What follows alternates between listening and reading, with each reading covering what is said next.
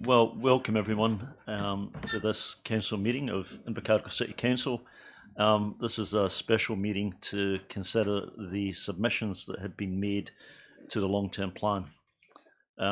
As we explained yesterday before we started, we've had 451, I think it is now, submissions to the plan, of which 37, is it, or 35 people were coming to present personally. So we're very pleased to see some of those in the room already.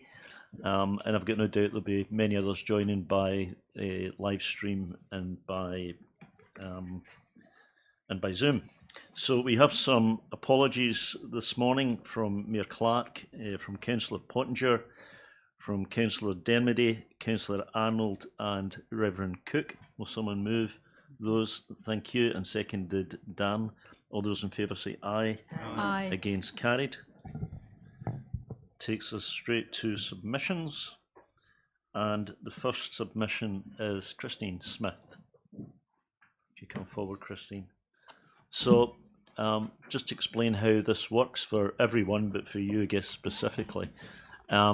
So you have 10 minutes, Christine. The idea is that you can either fill all of that time with your presentation, or if you fill part of it, then there'll be some questions from councillors. So, and at the end of 10 minutes, a bell rings. So go for it. Welcome.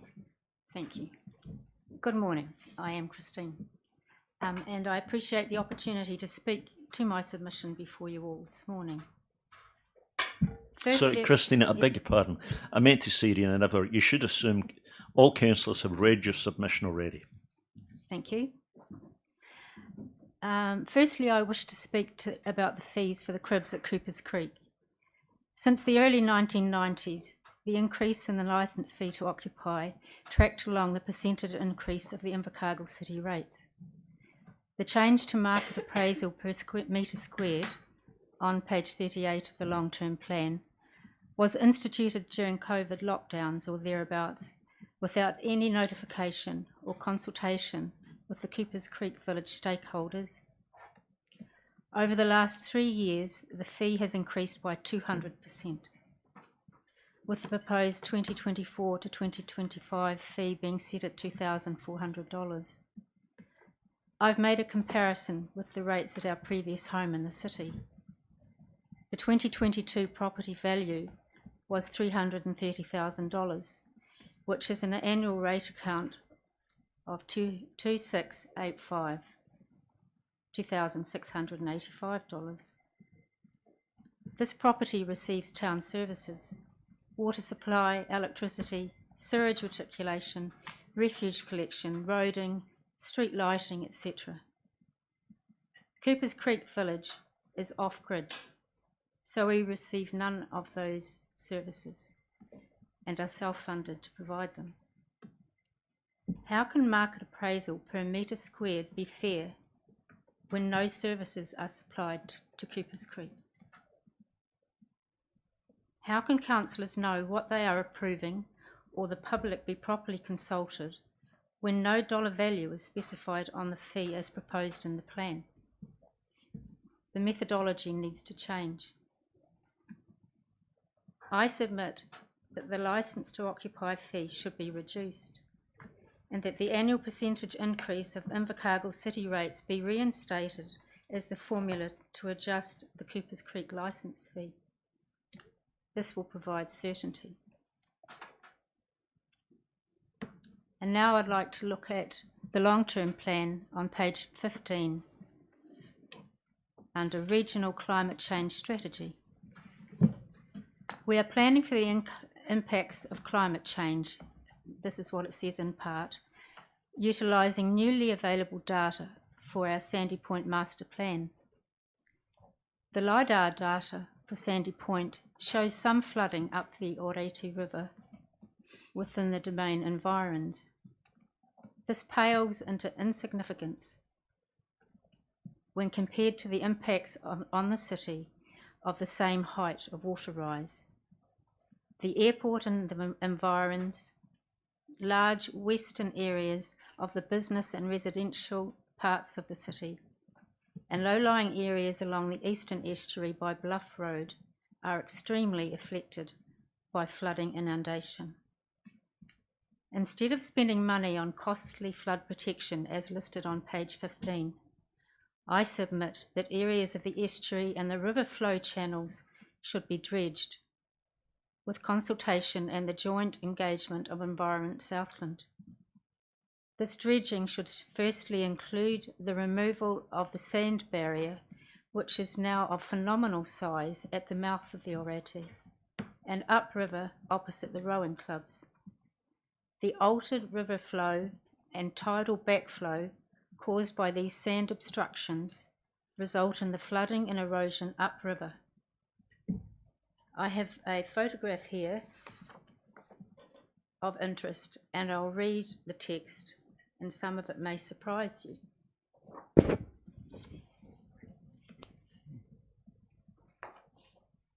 A view of the Invercargill jetty in the days when the New River Harbour was still used by a considerable number of coastal ships. The harbour served Invercargill for many years, but ships using it were always in danger of being held up by adverse bar conditions, that's opposite of Maui, or what was worse, of running aground in an estuary where silting up changed the depth of water. The upper picture shows that quite sizable steamers used to berth at the Invercargill jetty. They were not, of course, very big, but are far bigger than what seems possible today. When was that written? This is from this book, Invercargill Municipality, Right. 1871-1971. So that was in the, they were coming up in the 1860s, 70s and 80s. The harbour was ruined by the damage caused ravages of rabbits that were released at Sandy Point, approximately 1868, if my memory serves me. Those rabbits denuded all of Sandy Point, and the prevailing westerly winds blew the sand into the harbour to the extent that we see somewhat now. But there was also the forestry felling upstream, which led to the sediments flowing down as well as it was developed for farming, and there is still some of that happening today. The dredged sand could be used along the whole of the western aspect of the reserve, that's Sandy Point itself, to build dunes like they did at the beach in the early 1900s. If strategic pine plantation development was undertaken in tandem, this would provide shelter for the planting of native species and further recreational opportunities. With the dredging, the subsequent fall in estuary water levels would reduce the flooding risk to the city markedly. Healthy tidal habitats could be re-established. I'd also, as my third and last point, like to endorse the written submission by Nikki Broad, a long-term Coopers Creek resident. Any questions, please? Dan, you were probably on council when that decision about rabbits was taken. In the 1860s? Absolutely, it was my first term. Thank you, Christine, particularly for your comments around Coopers Creek. I'm interested in the points you're making about dredging. Are you going to be making a submission to Environment South and making the same points because they hold primary control over what happens with waterways? I should have thought of that. You still have that opportunity. Lovely. They're up for Then I consultation shall. now. Thank you. Thank you. Yeah, Peter. Thank you, Chair. Great submission and well presented. Thank you very much. Just for Darren's question, there was a cannery at Otatara once upon a time, used to can rabbits for human consumption. There you are. A bit more history. Are you a resident of Coopers Creek? I do have a license to occupy there. I've had health issues myself, so I come and go there. My son lives there Yeah, thank you. since 2004. That's all, thank you. Thank you. Just one question from me, Christine. Did you submit to the Sandy Point Master Plan I did. on this subject? No. I'm talking now about the Multiple building up the subjects. sand and so forth. Yes, Using sand from the estuary. Yes, I did. Yes, You did? it was a very large submission with multiple points, and I did suggest that Okay. it's something that the sandbar that now exists at the mouth was what caused the demise of this water ski club.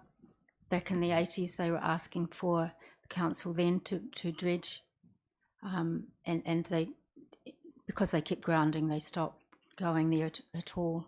But that sound barrier now is tremendously huge, Okay. and it puts pressure up. Okay. Upstream. Thank you. So we're going to have to move on. So thanks very much Yes. for coming, Christine. Appreciate that. Thank you for listening. Cheers.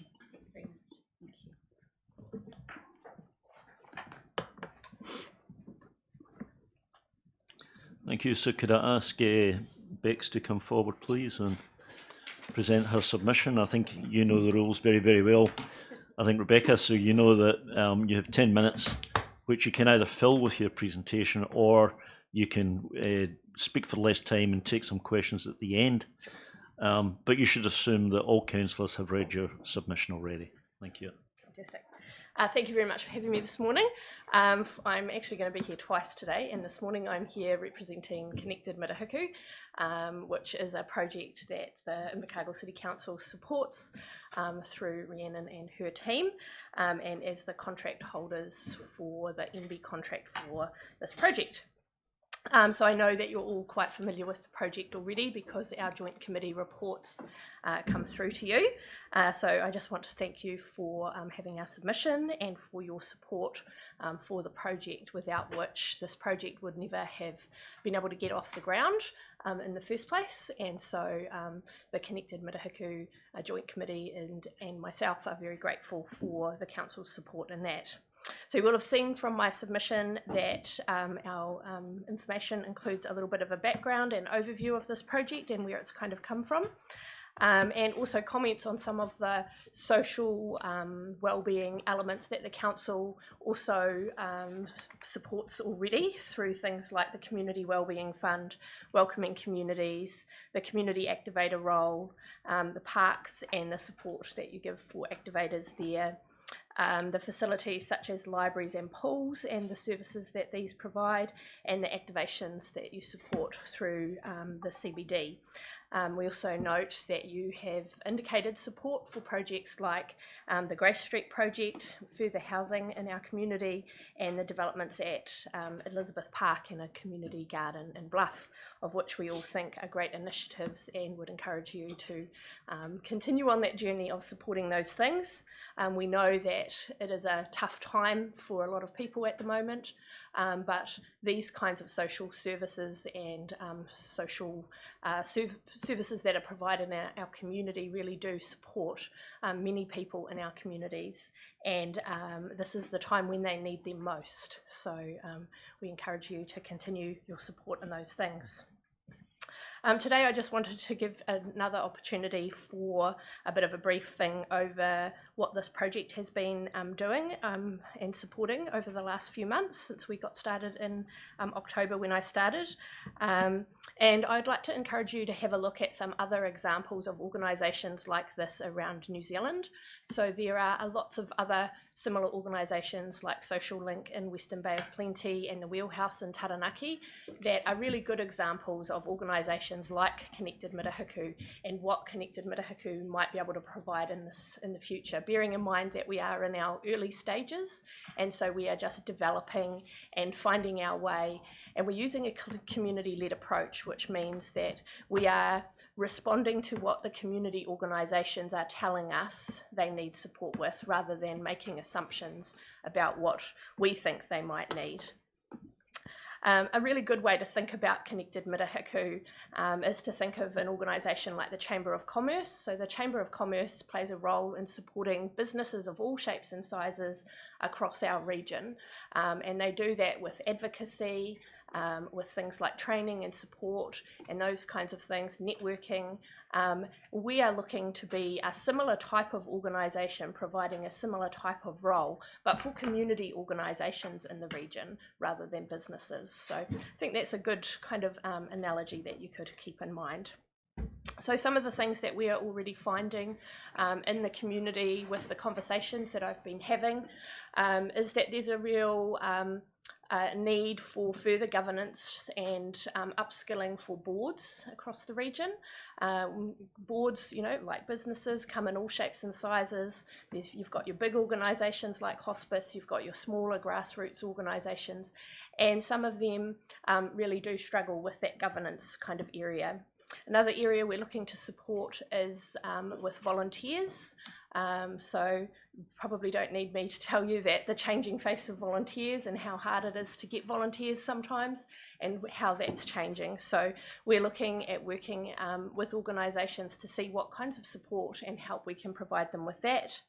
We're also looking at the funding area, so we all know there's lots of funds available, but for some people who've never applied for funding before or who haven't been successful in applying for funding before, that's a really scary thing. So how can we help and support organisations in that space?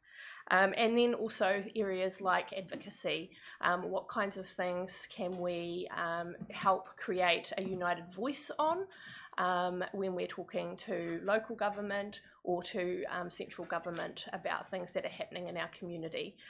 So for example, earlier this week I was out at Ototo and I was talking with the community workers from the region there, and again that issue of housing was coming up for their communities and those kinds of things. So how can we help make sure that the rural voice is not lost in the conversations about housing in our community?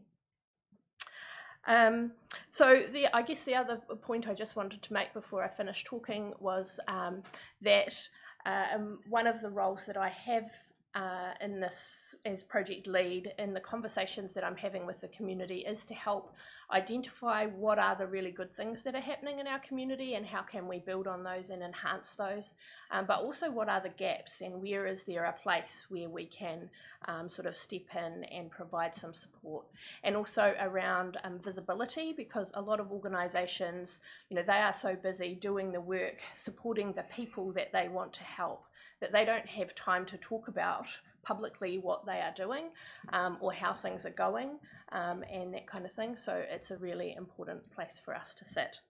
So once again, I'd just like to thank you all for your valuable support for helping get this project started, and I'm really excited to see where it's going to lead over the next 12 to 18 months in particular, yeah, happy to take any questions. I also brought, I'm not sure if Steve has been able to provide a copy of this, but this is just our little flyer that we have, so I've got some copies of that here for anybody if they would like it. Thanks, Rebecca. So we've got time, I think, for 2 questions, and I'll take Leslie and then Trish. Thank you, Chair. Rebecca, thank you very much. I'm interested in what you said about volunteering. Have you been liaising with Volunteer South, whom I know have made one attempt to set up an Invercargill? Yes, so I've been talking to Sue Russell, who's the CE, I think, from Volunteer South, and she's coming to Southland on the 24th of April, and we're having a community meeting with some other organisations who are interested in developing their skills and understanding how Volunteer South might support them. So we're having that initial meeting to get an idea about what services Volunteer South might be able to bring south. And then we'll take from there what we need and see what we can make happen, basically. So you're aware Volunteer South has already come south? Yes. Yeah. Okay, thanks. Absolutely. Trish. Thanks, Rebecca, and I appreciate the time and effort you put into our community. You discussed community Connected Mirahiku at length, and I know the work you do. Specifically, what would you like the council to do? Well, I mean, that's what a submission's about, isn't it? Yes, yeah. Well, I guess we really do appreciate the support that the council already provides. and that's through supporting the joint committee process and being the contract holder for the project. Of course, if the council had money available, we would love some additional funding to help us make some of these things happen, because whilst we have funding for sort of our operational activity over the next 18 months, we are going to be seeking funding for that continuing on. And also what I'm finding, and I'll use the governance as an example, is that there are some things like that that might actually need a project around them to help make a difference there for community. So for example, at the moment, you've got the Chamber of Commerce do some stuff with not-for-profit workshops around governance training and upskilling. You've got the Community Law Centre that do a bit. You've got some organisations like Active Southland that bring training to the region from time to time. But if you look at what the Wheelhouse does in Taranaki, they have basically a Governance 101 workshop that they provide on a continuous basis around their region, because there is actually a continuous need for training like that in the governance area. Because if you think of sports organisations, for example, parents are being on the committee for the netball team while their kid plays netball, and then their kid stops playing netball, so they move away and the next person comes, and so that's kind of continuously evolving and changing all of the time. So there really is a need. So we haven't quite got to what the solution for Southland might be on that, but something like that might have some kind of project that requires some support in the future. Thank you, Rebecca. I know that you could talk on this subject all day. I know. and some of us might even stay to listen to you, but we don't have that time. So thanks very much for coming in and really doing your appreciate presentation. your time, and I'll leave these here so you can have a copy of them. Thank you. So next we have Lisa Benson, I believe. Arts and culture, change is larger, change is larger. Put us in your long term, change is larger. Put us in your long term, put us in your long term. We all cry, we all cry. Arts and culture, change is larger, change is larger. Put us in your long term, put us in your long term. Arts and culture, we all cry. Invercargill, oh, you stand so proud and tall, yet your plans for the future, art and culture, fall. Why overlook the beat of our heart, the colours, the sounds, the creative part? It's not just bricks and mortar we need. Support creatives, plant seeds. We can be a city that shines with art and culture. We're more than fine. A city that sings, a city that dreams, a city where the future gleams. Be a council that listens and dares to dream, our communities united, a single team. Allocate, innovate, let the arts thrive. In their flourishing, we all come alive. Not just for the now, but for all time, a legacy of beauty, of rhythm and rhyme. So here's our plea, our beatnik dream, for a city that flows with a cultural stream. Invercargill, let's make this pact to cherish the arts in every act. Art has no barriers. Art is accessible to all. Art has its own language. Art can delight or appall. Art is subjective. Art has no right or wrong. Art can empower. Art helps communities get along. Art is a platform for self-expression. Art can be cathartic and healing. Art can right wrongs. Art can exercise ill feelings. Art can soothe and reduce pain. Art sparks the conversation. Art can literally save lives. Art helps overcome isolation. Art raises social consciousness. Art gives the silent a voice. Art can be powerful or gentle. Art can fill an empty void. Art unites and inspires. Art makes the invisible visible. Art is what it is to be human. Art's possibilities are illimitable.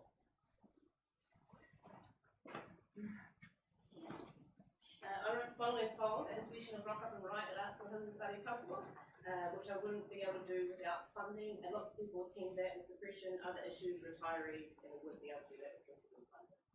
I am like the weather. I am like the weather, blind and blank. However, why do I give the weather the benefit of the doubt, but not myself? When the weather is blind, is unseen, thoughtless, unsighted, visionless. But the weather being blind like this, in this way, is good. It's indiscriminate. It's blind. When I see myself as blind, it is more negative in tone. I am visionless, sometimes indifferent, and morally darkened. I am blind. Does not feel as freeing as the weather. I am blank like the weather. The weather is clean and clear, expressionless. It is blank. When I am blank, I am unfulfilled. I am empty, muddled, unqualified, dull, plain, empty, void, lifeless, vacant. When people ask me about it, I am vain. I am blank. Invercargill, though, you stand so proud and tall, and yet your plans for the future, arts and culture fall. Why overlook the beat of our heart, the colours, the sounds, in creative art? It's not just bricks and mortar we need. Support creatives, plant the seeds. We can be a city that shines with art and culture. We are more than fine. A city that sings, a city that dreams, a city where the future gleams. Be a council that listens and dares to dream. Our community's united, a single team. Allocate, innovate, let the arts thrive. In their flourishing, we all come alive. Not just for the now, but for all time. A legacy of beauty, of reason and rhyme. So here's our plea, our beatnik dream, for a city that flows with the cultural stream. Invercargill, let's make this pact to cherish the arts in every act. Arts and culture, arts and culture, arts and culture, changes culture, changes lives, changes lives. Put us in your long term, put us in your long term. We all thrive, we all thrive. Arts and culture, changes culture, put us in your long term, put us in your long term. Put us in your long term, put us in your long term. We all thrive. Right, can we divide up here, please? You're the first, ready, go. Arts and culture, changes lives. Nice try, That's right. Sherry. Put us in your long term, put us in your long term. We all thrive, we all thrive. Thank you. Thank you. Thank you. Thank you very much, everybody. Well done. Not sure if you've got any questions for us. We have a lot of very creative brains here. Campbell is making a beautiful drawing that we will show you. You're welcome to use in your publicity for what we are hoping will be a bright decade for Invercargill. Well, Lisa and everybody else, and I don't know anybody else's name, so everybody else, thank you very much for brightening up our day. You have now set a precedent that from now on, every other submitter has either got to sing the submission or speak it in We rhyme. would love that. We do have a question from Leslie. Thank you very much for your presentation. Can I just ask you, as single artists and creatives, what is the best way to connect with you? To connect with us, or what would we like you to do? I don't know. To connect with us, email. Is that what you mean? Okay. No. What I'm saying is, what do we want? as creative individuals, Yes. apart from seeing you here today, how would we be able to know your emails and get hold of you and others like you when we wanted to connect? Do we go to the Art Society and hope that we will therefore be speaking to you? Would you like to see a list of artists kept somewhere in Invercargill that included your names on and was updated regularly? How would we connect with you as individual creators? Gotcha. I do understand the question now, so I'm going to answer the other question, which I thought you were asking, which is what we want, and that is that, like in Queenstown, there is a building which is called Te Ata Mera, which is a community hub, and I understand that the Invercargill City Council used to have in their long-term plan a beautiful big wish and dream for a similar kind of venue to that, where we would A, probably all have jobs, B, have studios that we could use, C, have venues where we could make music, do recordings, where there could be a community hub, and everything else that there needs to be to support a dynamic, vibrant, visible, valued community. But to actually answer that question, Arts Murihiku is working on their website, and in there is a opportunity for every artist in the region to put their names and details and information all in that one directory. Good, thank you.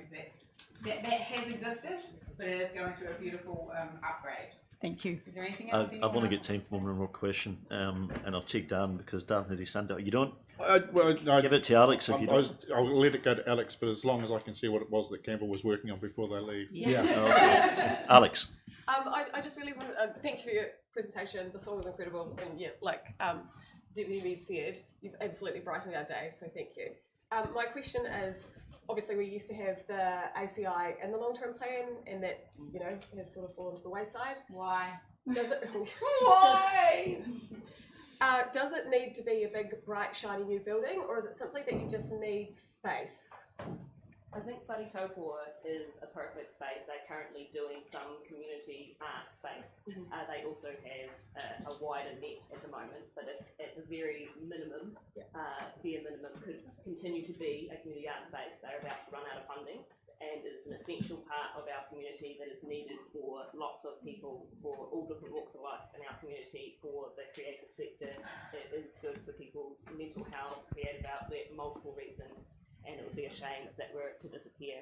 It's at the moment it's probably fit for purpose where it is, but they get running out of funding, and so we need more funding, not less funding. We're actually outgrowing Wharitopo, so our demand for Wharitopo and Arts Murihiku services, Lisa and myself work for Arts Murihiku. Full disclosure. Yeah, full disclosure for transparency reasons. We are finding that the demand for support from Arts Murihiku is far greater than what we can even provide. In our team, and we've got a team of 5 people, and it's starting to get bigger and needing more support. Yeah, I agree. Also, everybody wants a state-of-the-art venue. That would be fantastic. South Bermuda is a fantastic example. We haven't been there, but I absolutely agree with both of the other voices. So I'm afraid, Lisa, we have actually run out of time. So all that's left is to thank you for your rhyme. Campbell, thank you. We could auction this off with funding for the fantastic building that you can build. So are we going to see the drawing that was done? Yes. Nice. Well done. That's Good work. awesome. Are you going to auction that? Cool. I love how you got my bald spot. Totally scribble. Just to show that. So now we.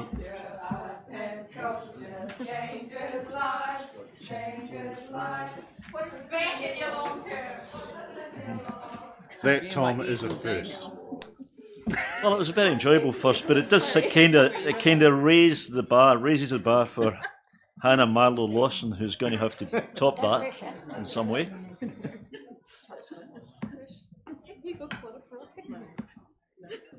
I know Lisa. I know Lisa.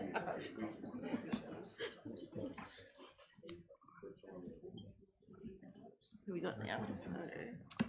So, Hannah, welcome. Do you intend to sing your submission? Or? I haven't prepared a song or an artwork. I apologise, I didn't get the memo.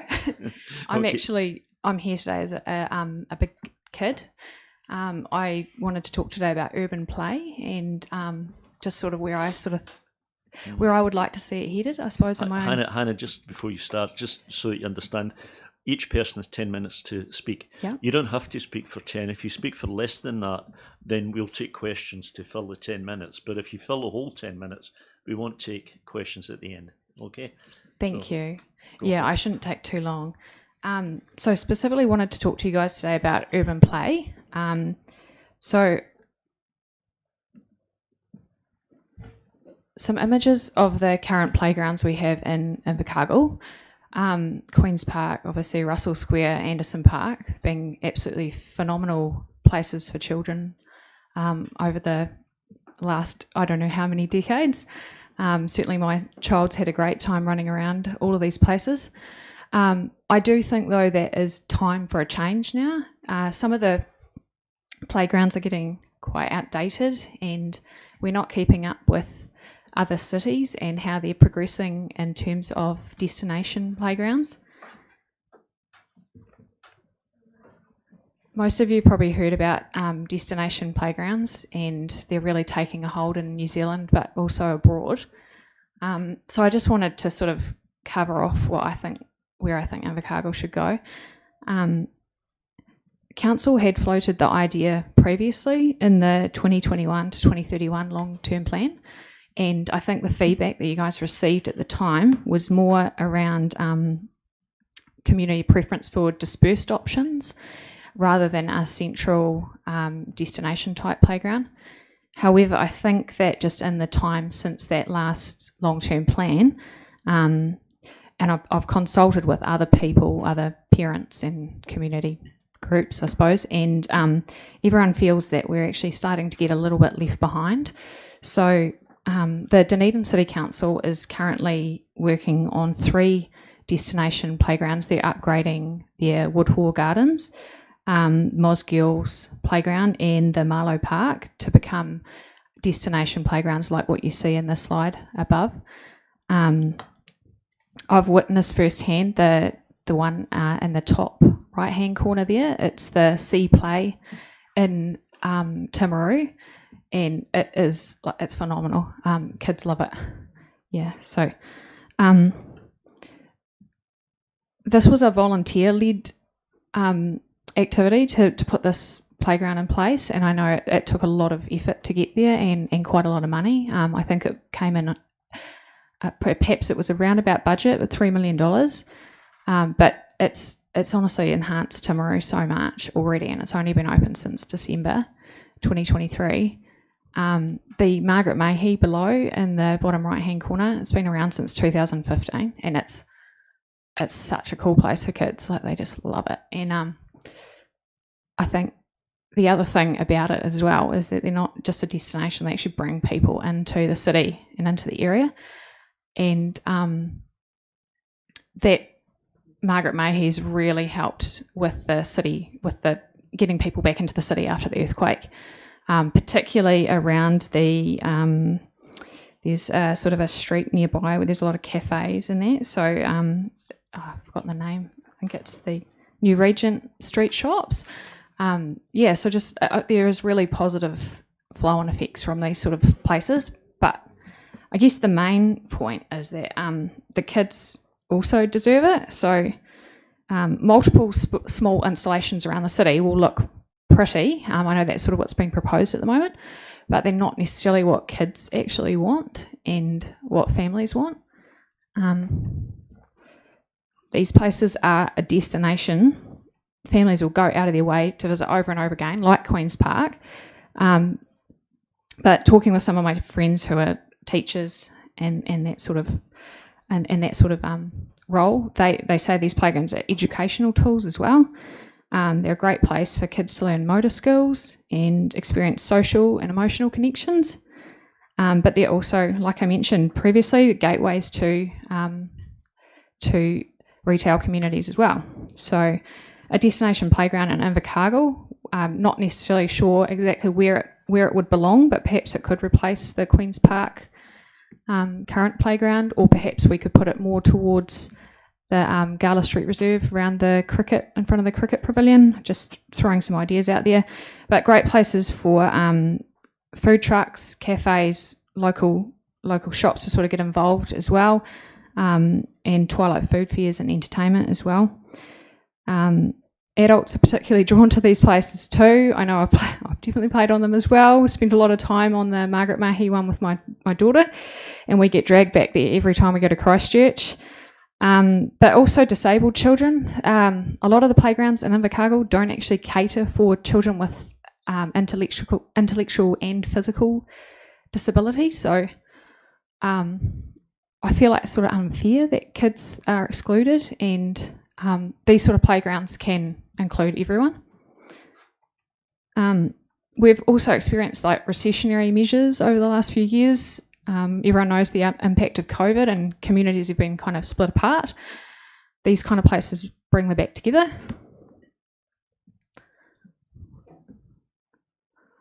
We've got a very ever-expanding migrant population as well in Invercargill, which is it's absolutely awesome. Really cool to see all the different cultures in our city. Community playgrounds is such a great place for all these different cultures to sort of form a melting pot, come together, and everyone feels included. So yeah, I just want to sort of, in closing, just please consider this submission and consider how you think about urban play. You know, it's ultimately a destination and a gateway. We're talking about inspired youth and families and friends coming together for free and not having to spend a lot of money to get a lot of enjoyment out of this, and inclusiveness for our disabled and our different cultures as well. And yeah, just make sure the kids in our community don't miss out on something they'll cherish for the years. Thanks, Anna. We've probably run out of time actually, but that's great. So we're only going to have one question. I'm going to award it to myself. So let's get. Okay. Am I right in thinking that what you're proposing is that you see that there is money in the long-term plan for urban play? We do have a budget for that. Yeah, but you're proposing that should be spent in a concentrated way on a significant. Yeah, 100%. I think rather than distributed around the. Yeah, I've seen it done in other places and other cities around the world, and it looks really great, but it doesn't have that long-term effect that these sort of adventure playgrounds have for kids. And I just think it would be like people will come to Invercargill if you build something like that. We've got a lot of outlying towns and Queenstown just up the road, Gore and Winton, and it will bring people into the city, and as well as serve the purpose of being a great place for kids to hang out. Okay, look, thank you very much for that submission. We have run out of time, so I won't take any other questions, but thank you. Okay, thanks so much for your time. Cheers. Okay. Thank you.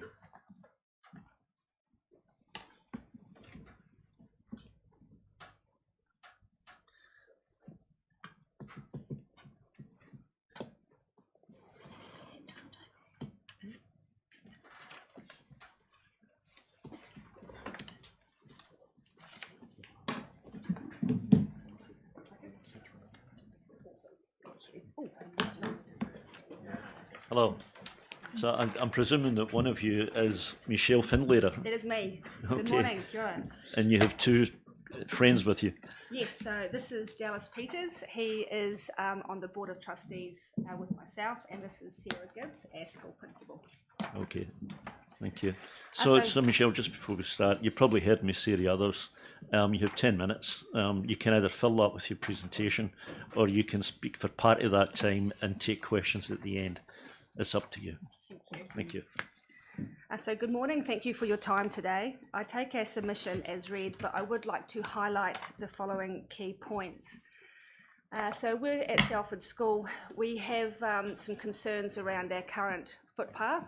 Tamariki feel unsafe using the footpath due to the vehicles parking there and having to walk around them. We do encourage our parents not to park there. However, this is used for our Ruru school, Tamariki, to access their classroom, as this is the closest park to their classroom, with making it easier for their accessibility.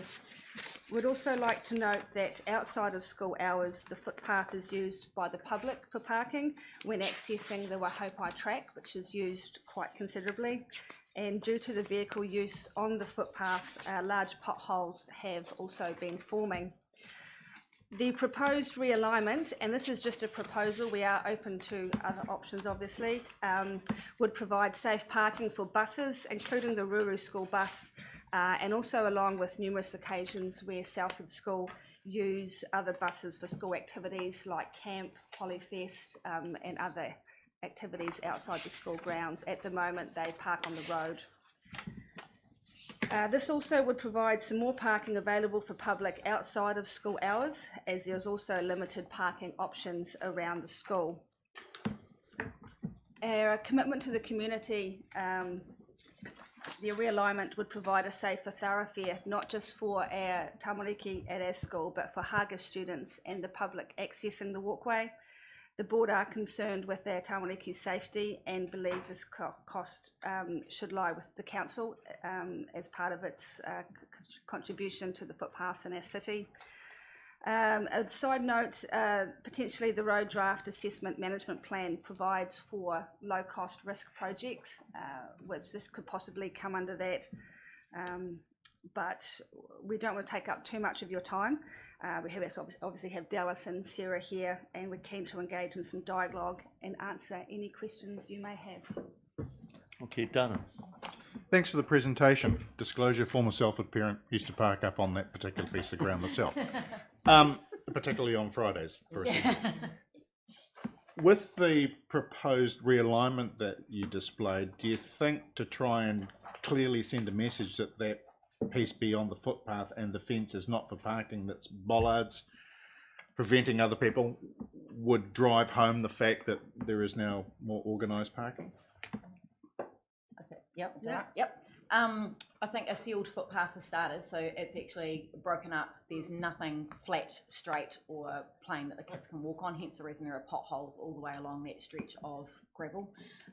So actually having a sealed footpath with a parking bay or some sort of bay that's pushed back would definitely let the community know this is for foot traffic and specific parking only.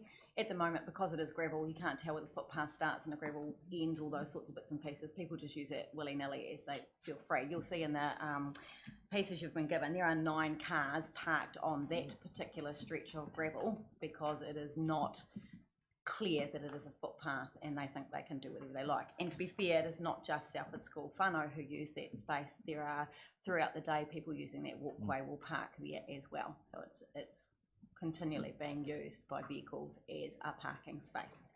Thank you. Thank you. Trish. So disclosure that I work for the Ministry of Education.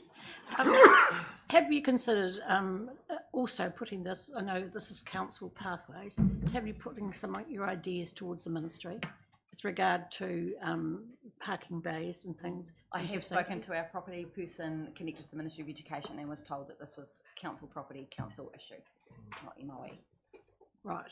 You may like to perhaps push it and discuss perhaps with other schools what they have, how they have solved similar problems. I'm not saying it's all the answer, but it may help.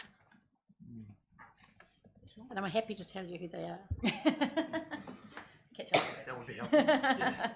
Because yeah, well, otherwise we'll just bounce back and forth. Yes. You know what I mean? So you're going to come to get a conclusion or get some kind of outcome. So that's the point here. So we have, that's just the point we have done that. So this is the next step, let's say. So from my point of view, I'm obviously a board member and a parent. So take a chance in the morning to go to Salford School and sit there and watch the buses pull up. The students that need to use those buses get out. And you've got kids walking in between the buses as they leave and come. And it's just the access way. And it's the way the school's set up. It's just unfortunate. It's on 2 parts of the road. There's the main entrance round where you do a drop-off zone. This is the area where a lot of the kids come from that end of town who are trying to enter the school. So unfortunately, it's just a little bit to set up as well, and maybe just an oversight when they've looked at the safety around the school, because I think there's been quite a bit of money being put into safety around schools through the past government, but this is obviously just been not really looked at enough level. Within the supplementary bits and pieces, you'll also have some student voice. I actually met with students from school to discuss this with them, the relevant children who come across Salford Street to school. And I was actually really surprised, and so were their parents, when they found out about the measures that 5, 6, 7 and 8-year-olds are changing the way they come to school. They don't just walk across Salford Street because they can't see, there's no visibility. With the crossroads not aligning in the blind corner on Moana Street, they simply can't. So we have children who come out of Crescent, walk down Salford Street, along Moana Street, quite some distance to cross the road to come back to Southwood School because they can't see, and that's because of the traffic layout around that area, and with people using it incorrectly and parking in places they shouldn't. You've got little people trying to see between big four-wheel drives, buses and other vehicles, and they simply can't see. So developing road sense in our children is really, really important in order for them to be able to get to school safely. They don't scooter, they can't scooter, the pathway's not flat, they can't, there's no point. In the submissions you'll see a wee girl mentions that she feels like the vehicles are chasing her when she's coming in.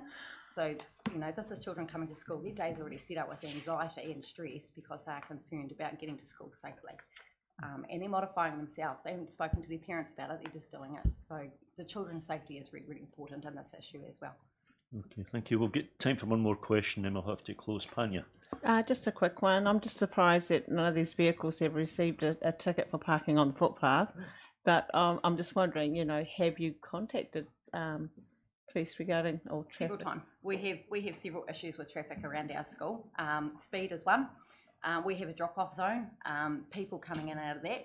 I end up being the police person at times. Yesterday I was out there making sure parents were moving on. If they can't drive in, they shouldn't drive in. So moving them on, all those sorts of bits and pieces. We've had police several times, actually I shouldn't say several, I should say many, many times, monitoring our areas around our school. They drive past with Haggis down the road, they drive past all the time. But of course, as soon as someone turns up, everyone behaves. It's when they aren't being seen that the behaviour becomes this. And like I said, it's not just our community, it's other people as well. It's the wider community, not just our school community as well. Okay, thank you. Okay, thank you. So we'll probably have to stop at that point, but thank you very much for your submission. You know, your point is well made. Thank you. Thank you. Thank you for your time. Thank you.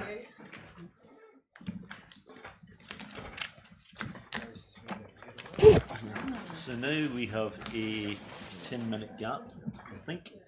So 10-minute comfort break, and be back by 10 o'clock.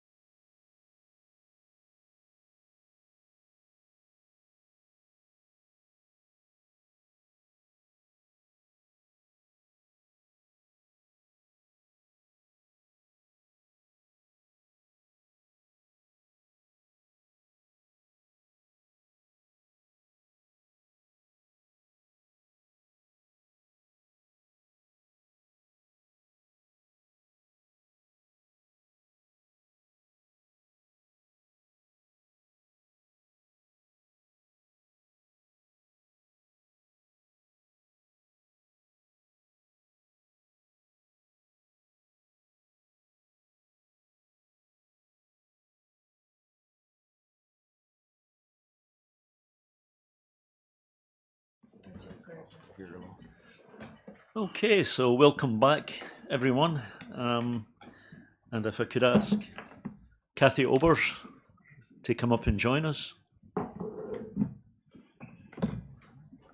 Hello, Kathy. Good morning. Good morning to you. Welcome. Thank you for letting me come. So how this works, Kathy, you may already know, but you have 10 minutes. You can either present for 10 minutes or you can speak for less time. And if you speak for less time, we'll allow questions. If you speak for the whole 10 minutes, we don't have time for questions. So it's up to you. But you should assume that your paper has been read. Your submission has been read by councillors. So you may just want to bring out the main points you want to make. That was going to be my strategy. I'd on the first part, the elderly person's housing. I don't like these things. I think that's a top priority for our city because our elderly are ageing, and also I think sometimes they might have owned a property there, but maintenance got in the way, so then they're looking at renting housing. So I think we need to look after them. And in there I also put my glasses on, about it'll be time to bring in like universal design. Has everyone heard of that?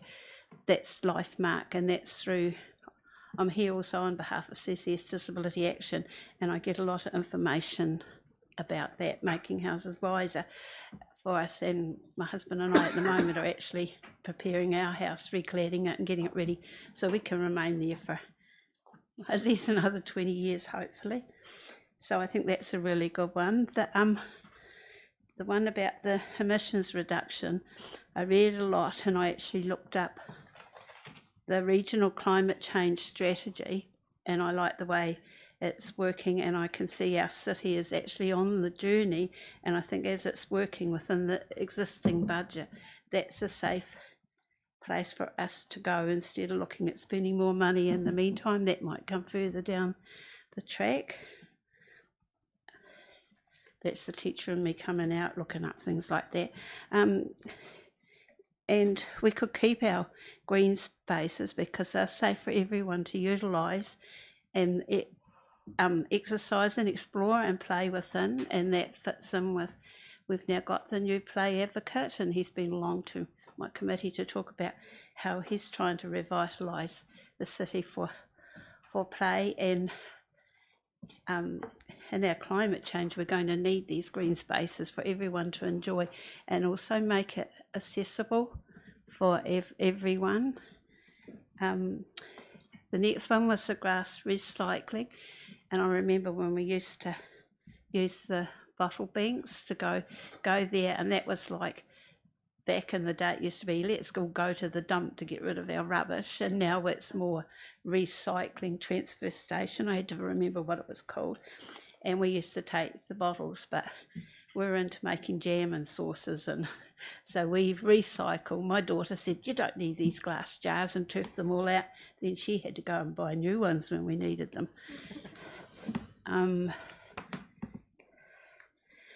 The cultural, economical and the social environment well-being in our city, I think it's a done deal for Wapna Place, but I would like the council to revisit that, because within my discussion with our people we support, they mobility vehicles used to drop them at the back behind the clock tower and the glass wall. There was a safe spot so people could exit and enter the mobility vans and that, and it was safe out of the traffic, and then you come through into Wapna Place, and that's a safe space for everyone. And what I liked was also the towers are for our forefathers, like the Celtic inheritance, because we've got the Maori statues further down. The towers I think need to stay, because that's a really safe crossing, because when I had play centre children there, it was safe area to take them across. It wasn't too far. They learnt the green man and the red man. So, and I think it works in well with Esk and Don Street, but if it's not going to be, then it's not going to be. But and like it could be an urban play site as well, because someone said to me there used to be a chess set in Invercargill, a big one, and I thought, oh, where could we put it? Because it would have to be put away. But you've got the public toilets there, where I'm sure there's a space to pop it. So that's just something to think there.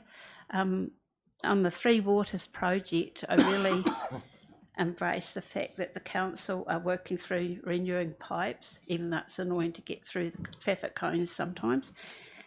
But I always knew, probably 5 or 10 years ago, it used to be that we had to look for somewhere else to get our water resources. So I know our city council, we're really sitting on our assets, and there's a good plan. So I like that there's a, is it a bouquet that you give you? And to perhaps continue on our financial strategy, how it's outlaid, because very mindful managing the debt. And I've always been prudent in my own things. Like my dad always said, if you want something, you save up and get it, or you get one thing at a time on hire purchase, and that's how it worked. And my daughters can't make out why I've got a nest egg in my bank and they haven't. Excuse me. And I know rates are always tricky, and I know the council's working hard to be mindful of how they set the rates. And we've also now, and when we first got a property in town, it was our rates, the Environment Southland come out of our city council rates, and now it's separate, and that's rising as well. That's probably all I wanted to say. I think that covers it all, because there was a couple of other things I thought I got to the end of it on the website, and I thought, oh, I didn't read up about that. So that's somewhere to return. But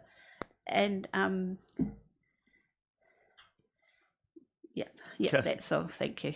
Thank you.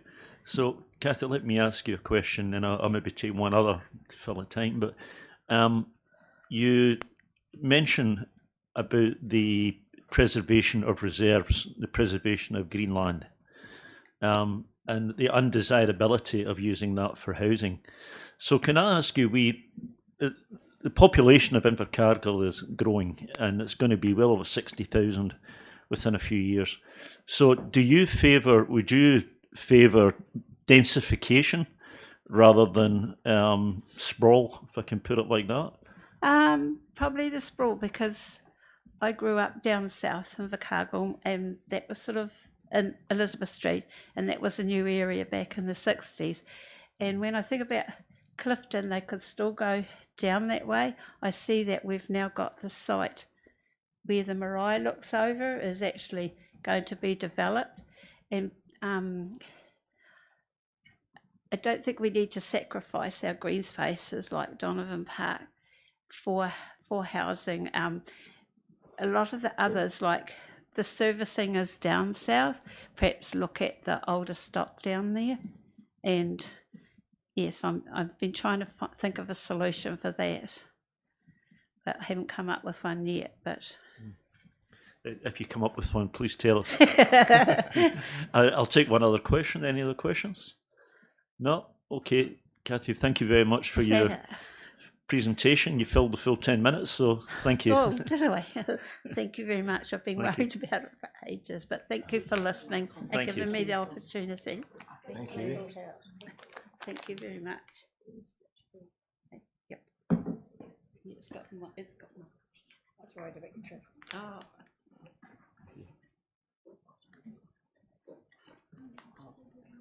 Thank you. Thank you. Thank you. So do we have Laura Pope?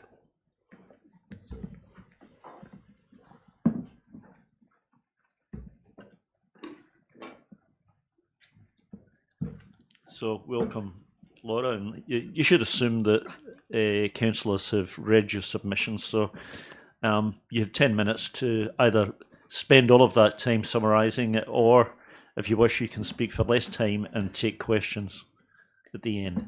Perfect. But we've got a timetable, we have to stick to the 10 minutes. So anyway. Great. So my name is Laura and this is my colleague Glenn. He's supporting me today. I am a Health and All Policies Advisor representing the Te Waipounamu region of the National Public Health Service. Today I will be providing a brief summary of our submission on the long-term plan. Under the Pai Ora Act, NPHS has an obligation to protect, promote and improve the health of all New Zealanders. This is hoped to be achieved by reaching equity of health outcomes among New Zealand's population groups and eliminating health disparities, particularly for Māori. Most of the influences of health outcomes are created by a wide range of factors beyond the health sector. These can be described as conditions in which people are born, grow, live, work and age, and they are impacted by environmental, social and behavioural factors. They are referred to the social determinants of health. These are responsible for approximately 80% of the population's health outcomes. As such, it is important that multi-sectoral collaboration takes place to promote good health, and is why we are here today. We would firstly like to commend Council on the engagement with the public and the level to which they've been able to consult prior to the release of the LTP. Overall, we are largely supportive of the Invercargill City Council's long-term plan. While the LTP discussed wide and far-reaching topics, there are three that we feel particularly important to highlight from our submission. These include housing, climate change, emissions, and smoke-free, vape-free environments. So firstly, I want to touch on housing. We are supportive of the option 1, additional $7.7 million investment funded from rates. Our homes have the ability to affect our health and well-being. There are direct impacts on health, like the negative impacts of mould, dampness, cold, which cause respiratory infections and disease, but also some wider indirect aspects, such as accessibility to services, universal design, security and safety, which can impact the psychosocial well-being. Older people spend majority of their time at home. For older people, approximately 90% of their time is spent at home. As a result, it is important that housing is understood and maintained to a sufficient quality by Council.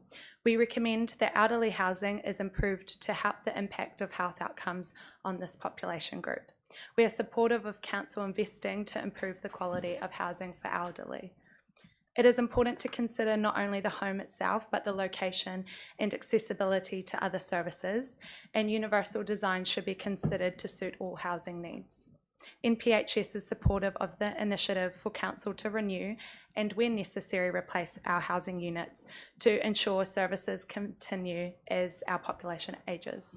We suggest Council improve elderly housing by ensuring homes are warm, dry, have accessibility to services or public transport nearby.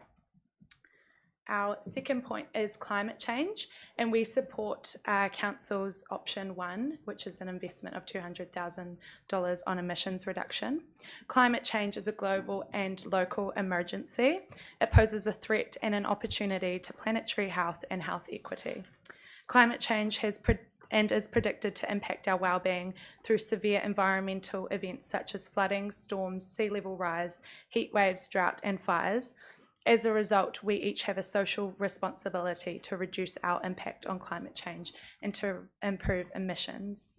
By addressing the threat, there is an ability to improve health and well-being outcomes, and investment is essential to reduce emissions and improve infrastructure. We are supportive of initiatives that will reduce the carbon footprint, and we are also supportive of Invercargill City Council and the other 3 councils in Southland creating a climate change strategy, and we look forward to the outcome of this.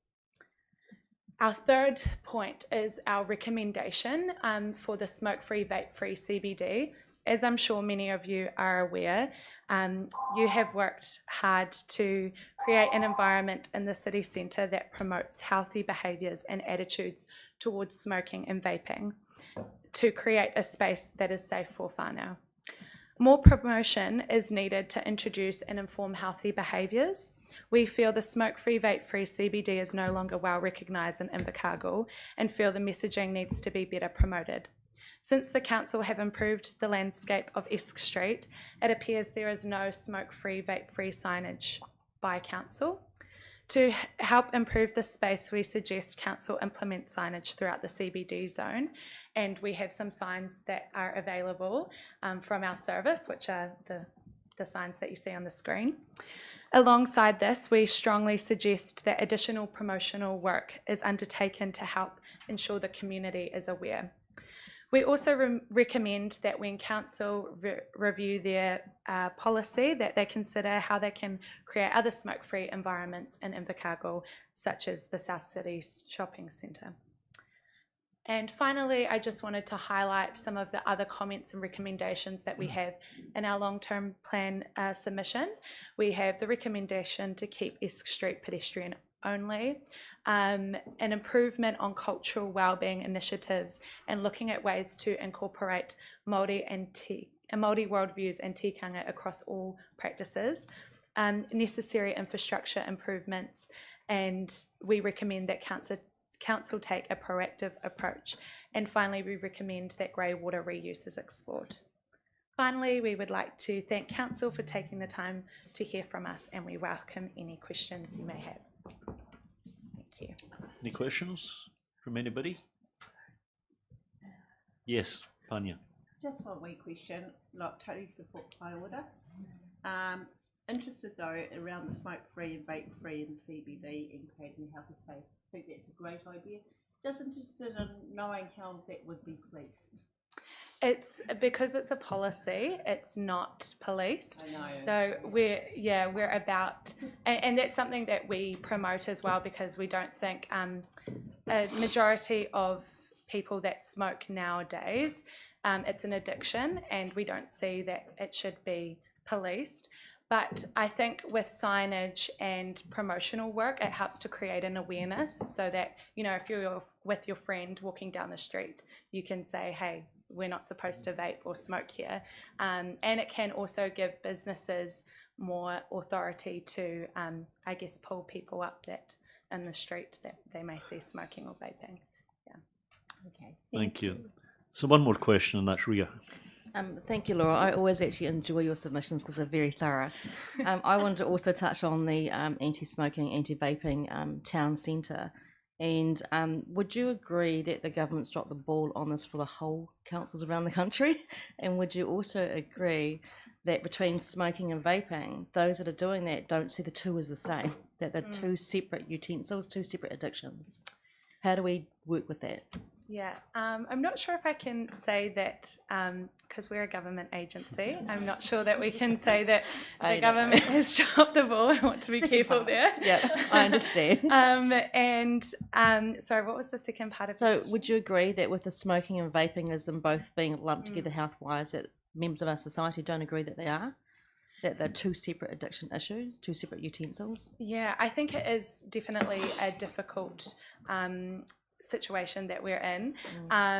I believe people may perceive it to be different, but I think the industry works in a very similar way, and I think even how we've seen an increase in vaping outlets, like, you know, we did with cigarette sales years ago, it's in a very similar pattern. I think people may have the misconception that vaping is better, and at the moment that is how we stand. Vaping is used as a quit tool, and that's our position, but though the problem is where people start vaping when they've never smoked before. So yeah, there's still a lot of work to be done in that space. Yeah, thank you. Okay, thank you. Well, I think we've probably used up our 10 minutes, so very much appreciate you coming. Thank you. Very, very thorough presentation. Thank you. Kia ora, folks.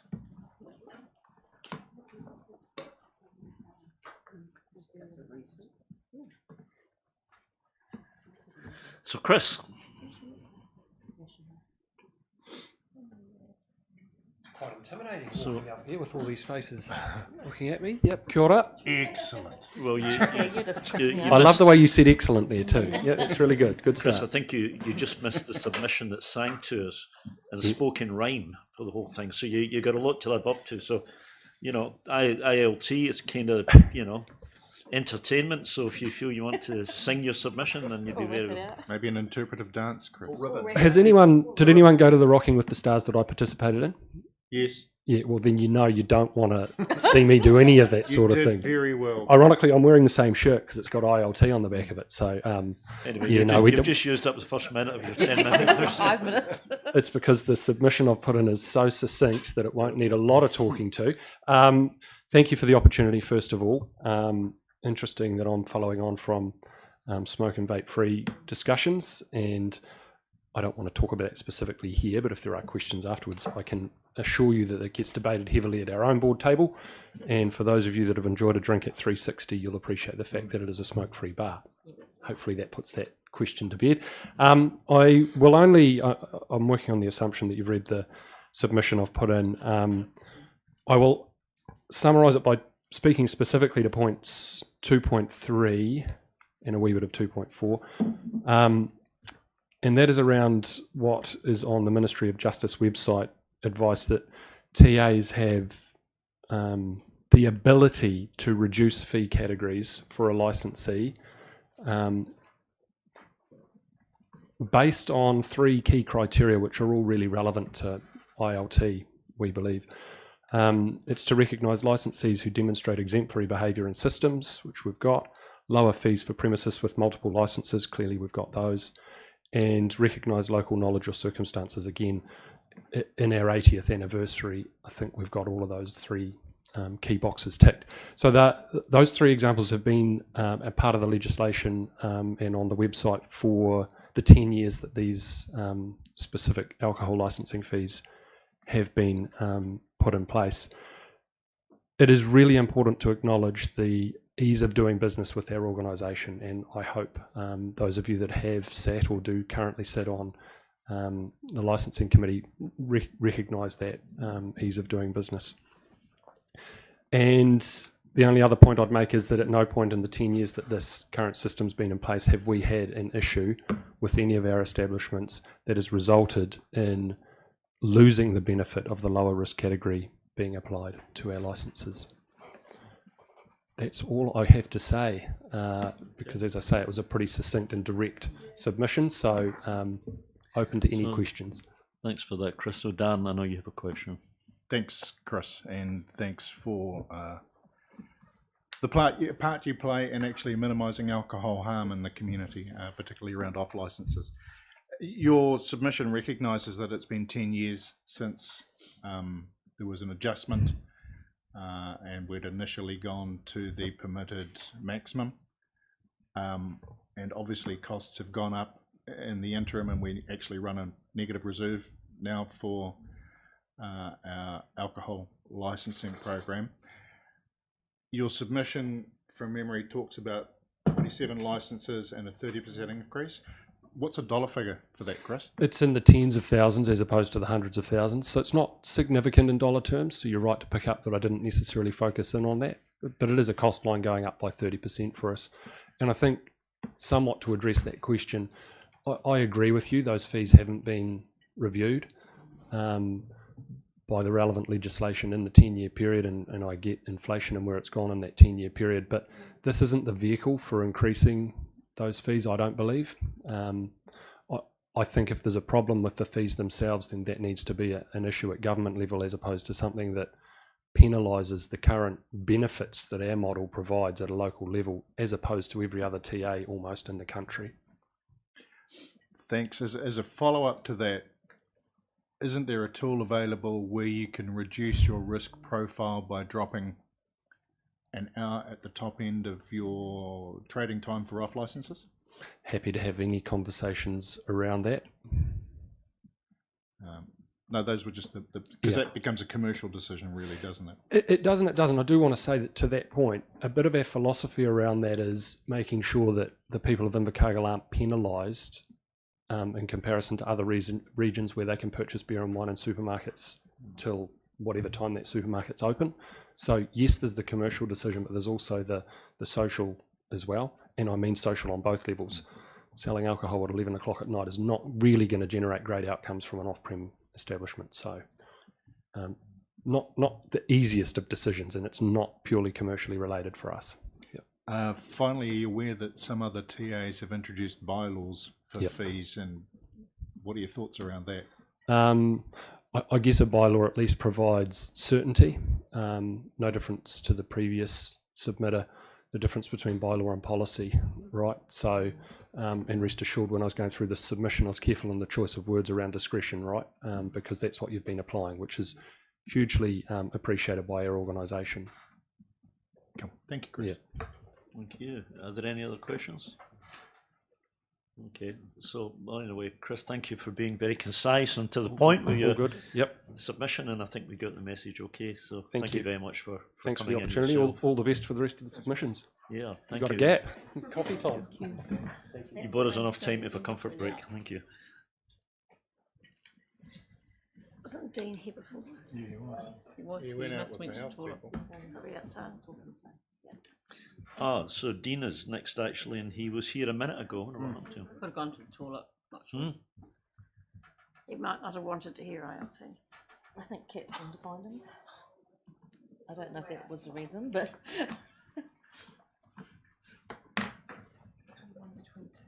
I've got one. I gave mine away. Like the March, is it the one I got? Oh, yeah. I got sorry. The last time I just yes. Okay. It's always nice to have a whole one.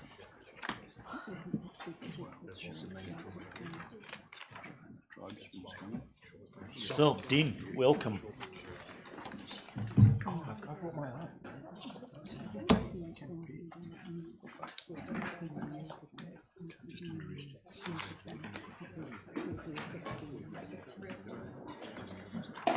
Nice to see you back.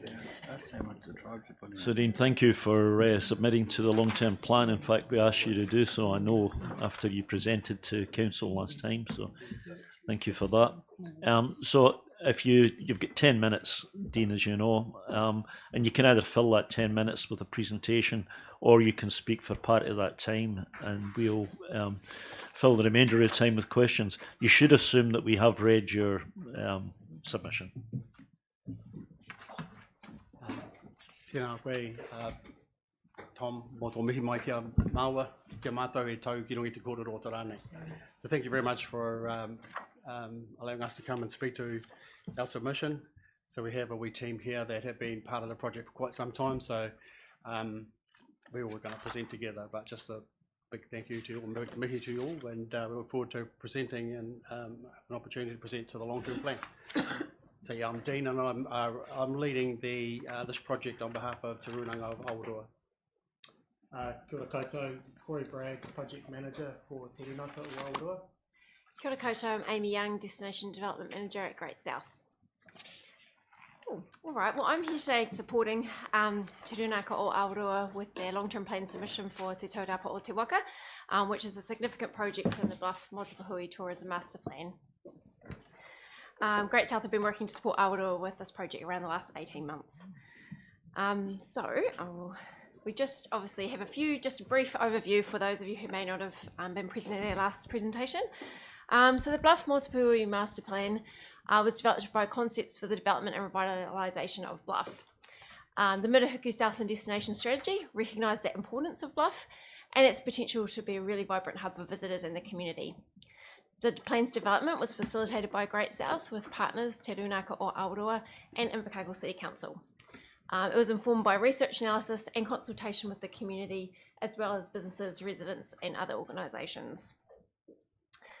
The plan identified 11 overall hubs and 24 projects to transform Bluff. And these will collectively transform the area and make it a more attractive place to live, work, play, visit and invest in. The master plan is a 20-year vision, and its level of implementation success will obviously depend on the stakeholder support that it does receive throughout that timeframe.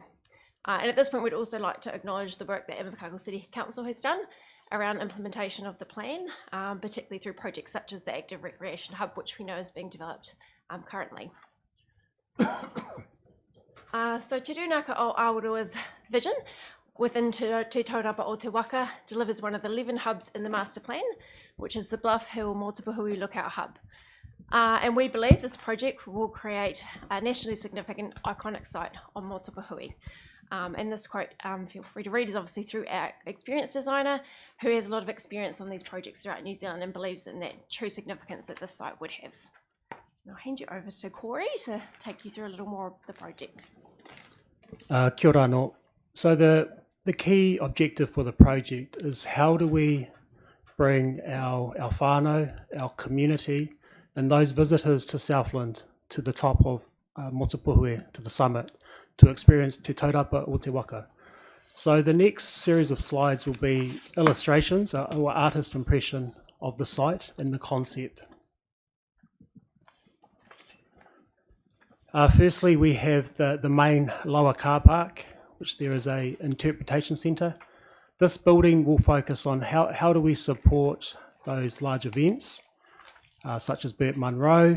We have Matariki events coming through, education and school visits to Bluff, and also our tourism operators that will be within the region.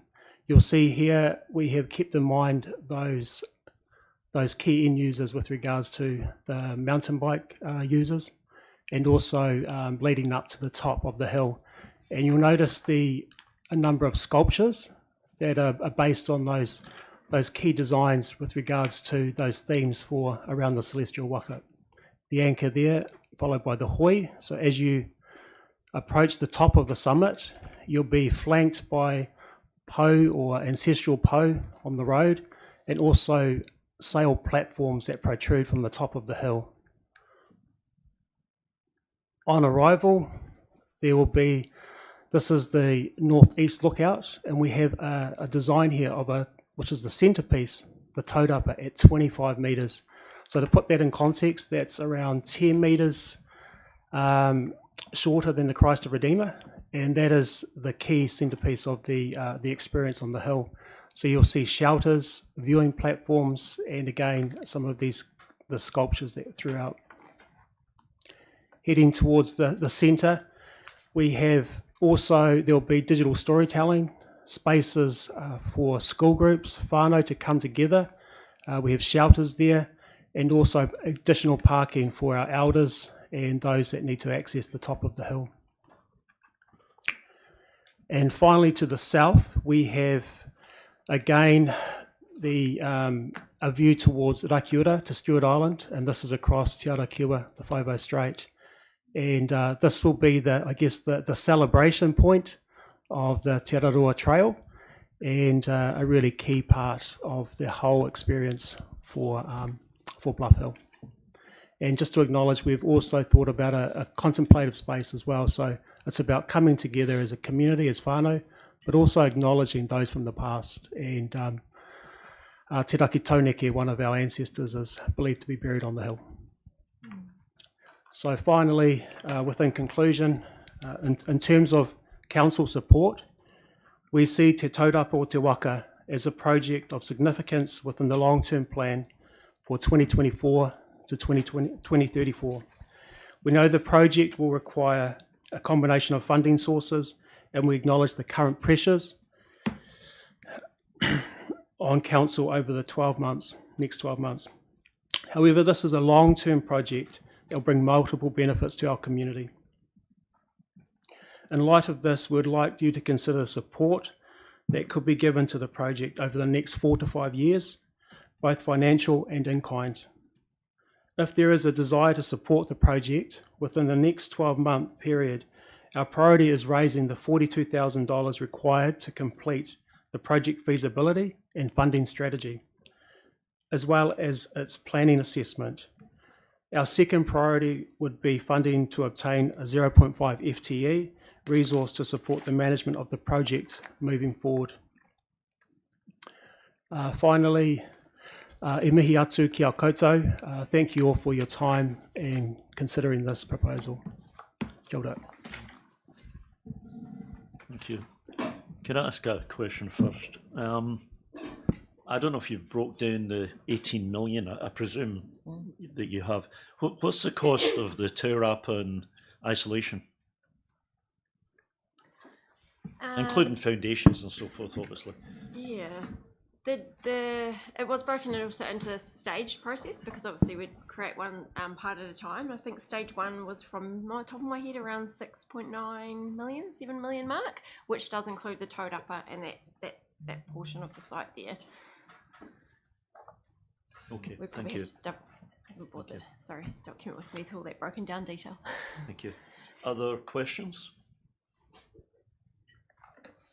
Yes, thank you. Barry. Yeah, I'm just interested with the main tribe of the South Island. Are they going to contribute to any of this, like financially? Keep on getting told that they've got billions of dollars. Yeah, absolutely. So would certainly be approaching Te Reo Ngai Tahu with regards to the feasibility strategy. Yeah. And also we did touch on that 0.5 in-kind support for a project role, coordinator role. So hopefully we can get the full amount for somebody with regards to iwi support and further afield. Great stuff. Thank you. Sorry, Ria, did you ask? Oh, I wasn't sure if you were doing your hair or putting your hand up. Both actually, multitasking. Thank you very much for your coming back and submitting for the master plan for Bluff and the Hole. Like Tom was asking, is like the breakdown of the costs of certain areas that we're quite keen. Well, I'm quite keen to know what they are. If we can allow that information to come back, would be really beneficial. In the supplementary presentation that we sent, there was a breakdown of the 4 stages and Oh, what the numbers were. Sorry. Okay. Yeah. So Don't have we've that already right got in that. front of me, Okay. but that is there. But if there's any further detail that you would like, we'd be happy to provide that. Okay, that's great. Thank you very much. I mean, just a comment. I don't think there's any other questions, so thank you very much for coming back and presenting. I mean, I think it's quite an inspirational project, actually. It very much reminds me of, some of you'll know the Angel of the North, if you've heard of that, which is in England, in the north of England, and, people travel hundreds of miles to see, just basically a steel structure. And this is a little bit reminiscent of that, to my mind, I mean, because I come from, around about that area. So I mean, truly inspirational, and you tough to think. I mean, we don't normally give feedback in these sessions, but you tough to think at some point this is going to get done, and it's a matter of finding the right economic moment to do it. So I really do appreciate you coming and presenting to us. Thank you. Thank you. Thank you. Thank you. Thank you.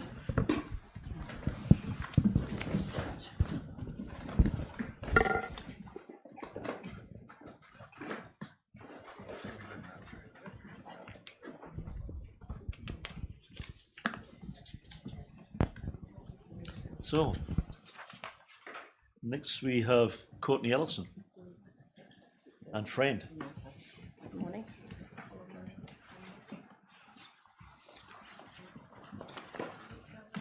From South Live. Kia ora. Kia ora. Yes, I'm Courtney Ellison, and this is our chair, Beryl, who's joining me today. And just want to first of all thank you for the opportunity to speak to our submission and advocate a little for the people of South Invercargill. We wanted to start by acknowledging those things within the long-term plan that we support, because we think there's some great things identified in the long-term plan document. So firstly, the proposed pump track in South Invercargill. We really support these kinds of additional assets for our community, and we want to offer our support with conversations with the community around where this would be best located. The second thing is the Elizabeth Park review, which was identified in the sort of projects on the horizon part of the plan. We're really supportive of some more detailed planning around this important open space in our community, and sooner rather than later, preferably. Alongside Russell Square, I'm sure you all know that this Elizabeth Park is one of the most prominent reserves in our South Invercargill area, and it really could benefit from some additional investment. We recently held a Children's Day event there with over 1,000 people coming along to enjoy this wonderful reserve. And while we had some great feedback about the event, there was a lot of conversation as well around what that park needs. So primarily basic things like, I know I say basic, but I realise also expensive, public toilets, drinking fountain, seating and rubbish bins. We acknowledge there's a toilet there, but it is permanently locked unless we get a key for an event. And having received the key for that event, we understand why it is usually locked. But it's such a significant reserve, miles away from any other public toilet, with a wonderful playground and BMX track, it really does need an open functioning public toilet there. And that would just be the starting point, really. And I think it's really important in managing the community expectations. So if this review is going to be done, we'd really love to see that there's some budgeted money in the subsequent years to allow for whatever the community identifies to be implemented. The last thing we want to see is some engagement and some wonderful ideas coming from the community, but no money there to actually implement it. So I think for that to be done in good faith, it would be great to have some money allocated at the very least for the basics like the toilets and the drinking fountains, plus a little bit of wiggle room for whatever the community identifies through that process. As an organisation, we obviously do a lot of extensive and ongoing community engagement. And so our submission, you will have seen, outlines some of the key themes that we've seen in the feedback we've received over the last couple of years where it relates to council activities. So we won't go through all of those things that we raised in our submission today, but just want to emphasise some of those key points. You will have seen that we still receive a lot of comments from the community about the equity of investment and that feeling of the South Invercargill perhaps not having the same standard or levels of service that other parts of Invercargill get. We know that some of this may be historic and may take time to change, but we just want to ensure that that remains front of mind when the asset planning is done. And I guess one example of this is the street beautification, which was another point raised in our submission. This comes up a lot in our surveys and public meetings, and one example of this is the green belt that runs from Queen's Park in the north to Russell Square in the south. So in the northern end of that whole green belt, there's a lot of beautiful garden beds and planting alongside the road. That ends from Tay Street south, and it's just grass. We acknowledge that some of that is sports fields, so we don't want to go taking over sports fields with planting, but there's other parts of that it's just grass, and it's not got that same level of beautification. That's a really important gateway into our South Invercargill area, and some of you may remember that one of the key projects South Alive did in the early days was the beautification of that roundabout at Rugby Park, or the Liquorland roundabout. And so that's had some regression, and we've left that in the past, but that's still beautiful, more beautiful than it was. But carrying that on down that green belt would really make a difference to that level of pride and that sense of care in that community. Another point that was raised in our ongoing engagement is around public toilets, and again that comes back to our conversations we've had about Russell Square, and we've been advocating for a toilet there for many years, but I understand that might be on its way. But yeah, and as I've already mentioned, at Elizabeth Park as well, we'd love to see one. But there is a real lack of public toilets in South Invercargill when you do compare it with other parts of Invercargill. So those are kind of the key points that we wanted to highlight. There was other points raised in our submission and other points raised by our community, but we just wanted to take the time to emphasise those key ones. We do want to thank you for your time today to share the feedback we've heard from our community. And we're really focused on building pride and rejuvenating the South Invercargill area. So we really appreciate the ongoing support from Council for our mahi and the working relationship that we have with a lot of the staff here that enables us to collaborate and work together to improve the South Invercargill area. So thank you. Thank you. Are there any questions? No? Okay, well, thank you. Well, look, I mean, just to acknowledge the great job that you guys do down there. It's certainly well known to council what you're doing, and it's well supported by council, if not always to the extent financially you would like. I can assure you, we give you as much moral support as we possibly can. So anyway, you do a really good job. Thank you for coming today. Thank you. Thank you.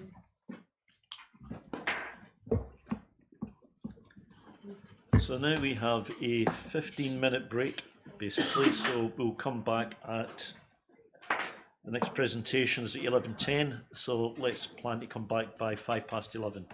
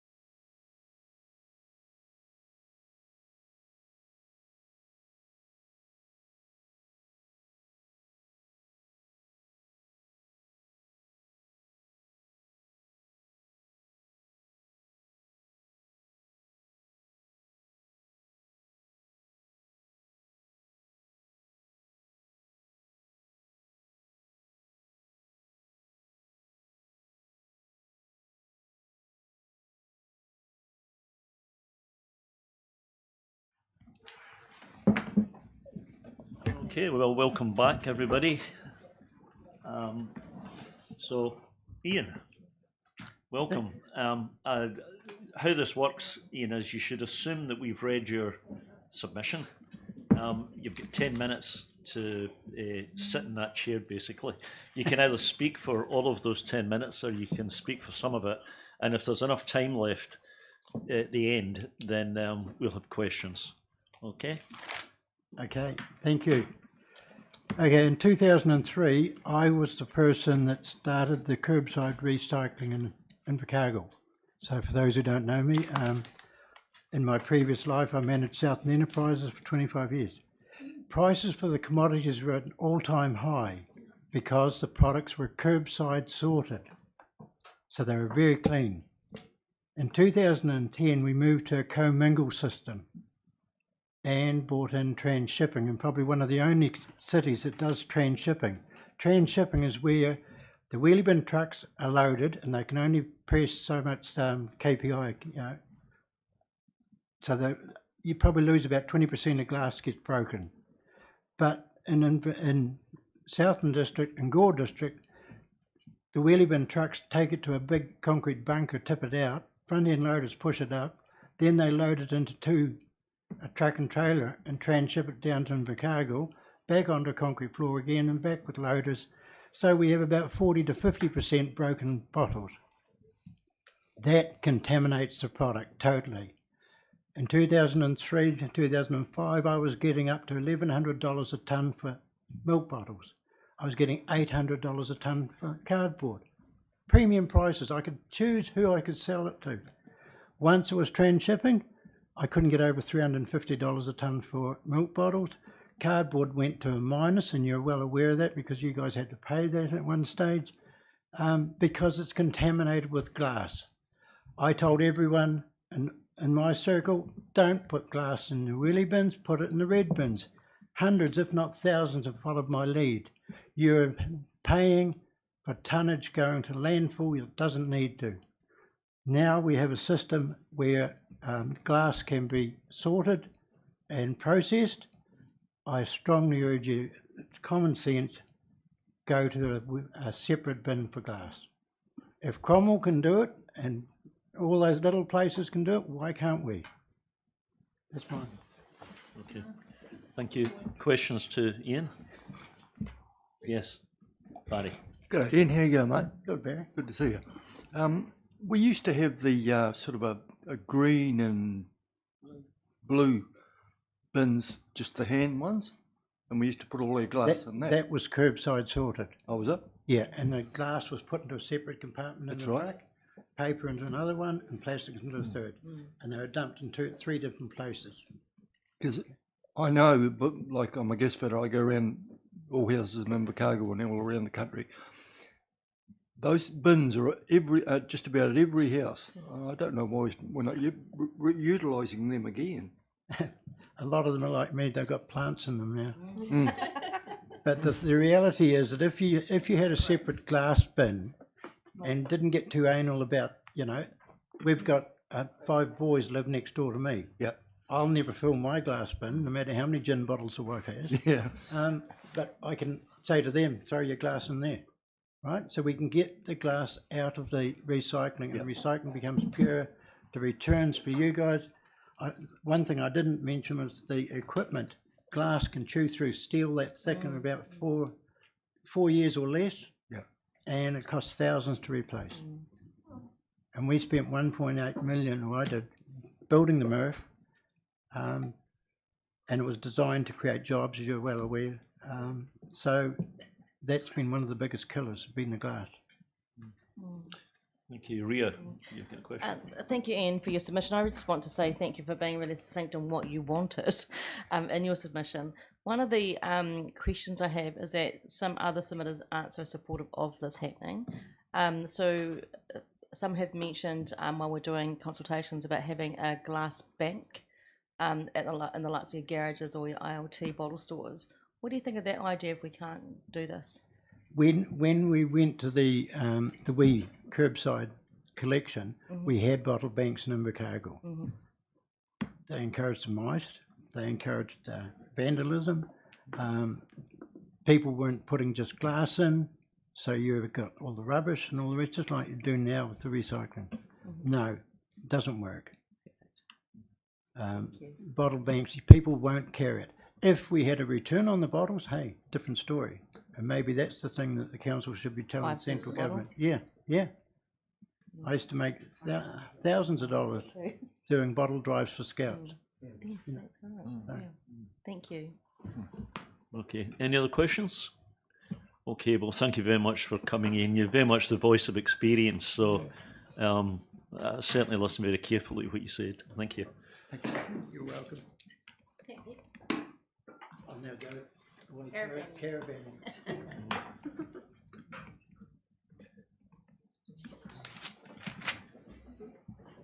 Thank you. Well, we finished a couple of minutes early there, so we don't have any other speakers in the room at the moment.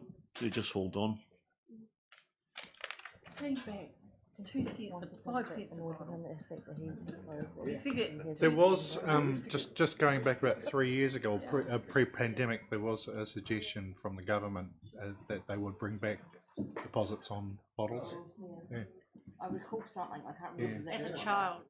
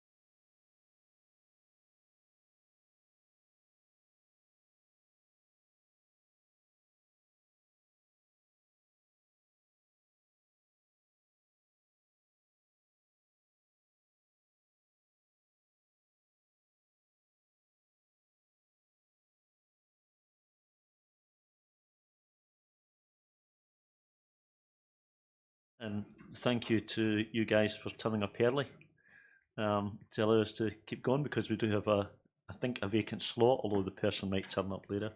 But anyway, would you like to come forward and you're presenting for Active Southland? Yes. Thank you.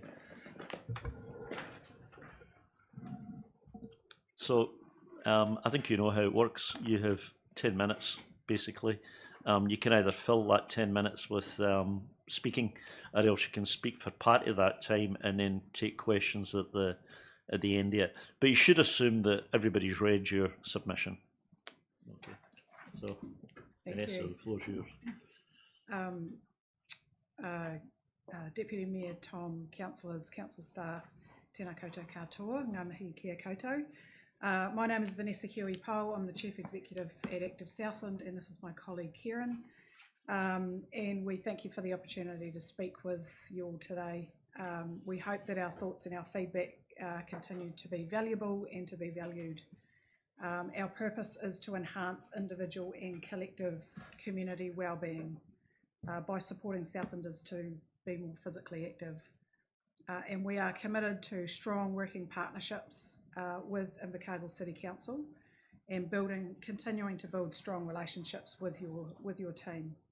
I guess an acknowledgement of the Invercargill Active Communities funds that was granted over to Active Southland, and to date we've granted just under $156,000 worth of funds to over 60 applicants over the past 18 to 24 months.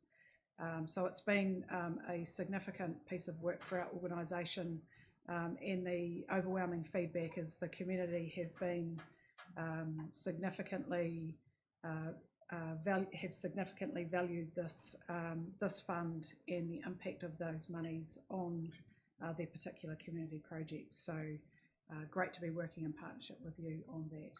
And I'll hand over to Kieran now for the other piece of the puzzle. Cool, thank you very much. Again, thank you for the opportunity to be here and speak to you today. It's yeah, really great opportunity for us to continue to lay out in front of us how we can work with ICC moving forward. Hopefully one of the things that you'll collectively appreciate is we haven't written a submission asking for lots of money, which will be quite nice for you guys, I'm sure. The key focus for us is really about building a better relationship with ICC and looking at where we can partner with you and lean on each other to really improve community outcomes. We would really like to see you collectively as a council endorse the staff from ICC and us going away and working on pulling together a partnership agreement. So that's probably initially going to be focused on the contracts and bits of pieces that are already in place, but also looking to build on that a little bit. How can we work together and collectively for the betterment of our community? How can we use our skills to support council and vice versa? We've also pulled out a few kind of key topics in our submission. So last time I was here, we spoke at length about disability, and I came in recently and spoke to some of your staff as well. And we've kind of pulled out things that we believe are going to be quite effective, easily-ish done, and can really start to raise the bar there. So it's just kind of looking at where we can tweak the dial a little bit. Can you guys collectively ask of your staff and your projects to include universal design, to go and do a bit of a deeper dive on aquatic facilities, for example, or looking at just making in the next short while one track universally designed, walking track universally designed and accessible, so that we can raise the bar from a lower level into that kind of, we can see the value of this. I know last time we spoke about universal design, some of the questions were, well, we've got so many parks and reserves, we can't do them all at once. So it's kind of the acknowledgement of that and going, we challenge you guys to ask your staff to really explore that.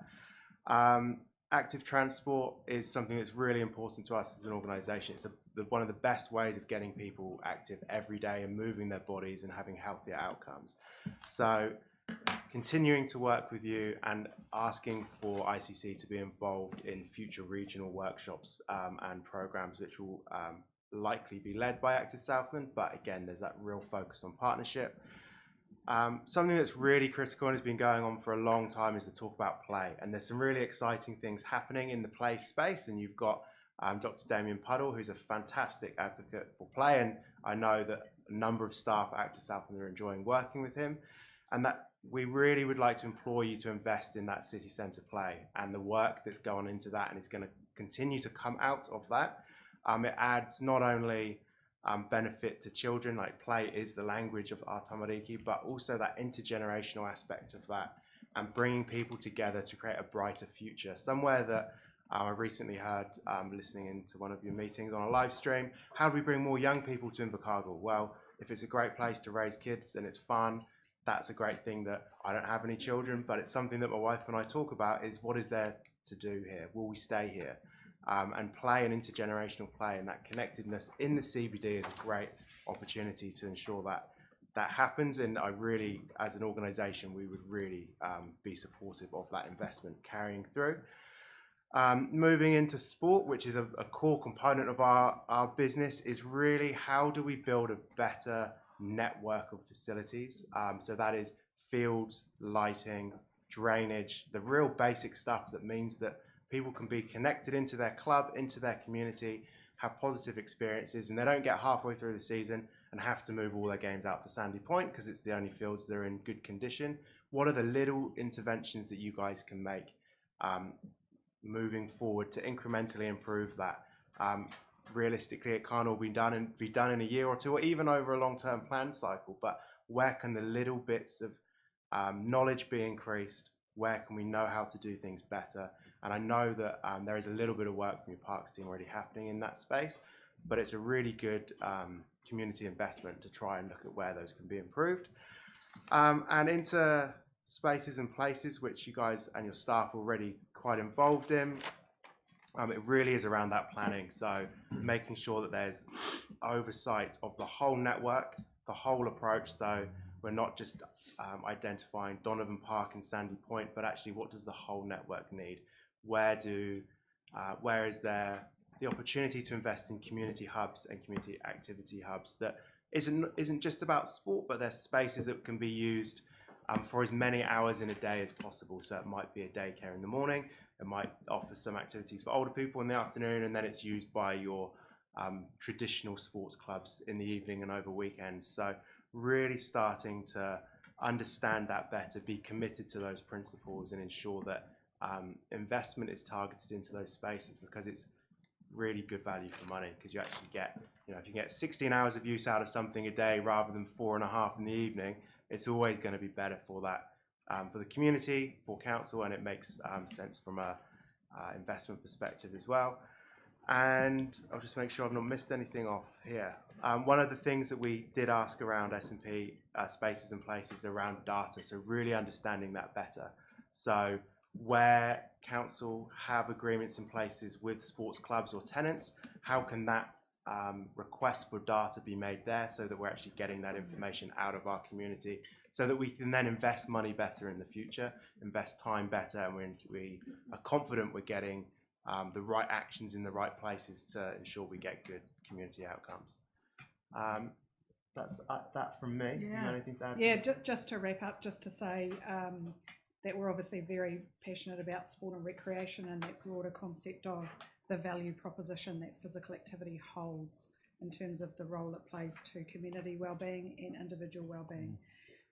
So there are a lot of topics that we can talk about, but to summarise, we are genuinely thankful for the team that you have alongside you, and we have really constructive, positive working relationships with your people, and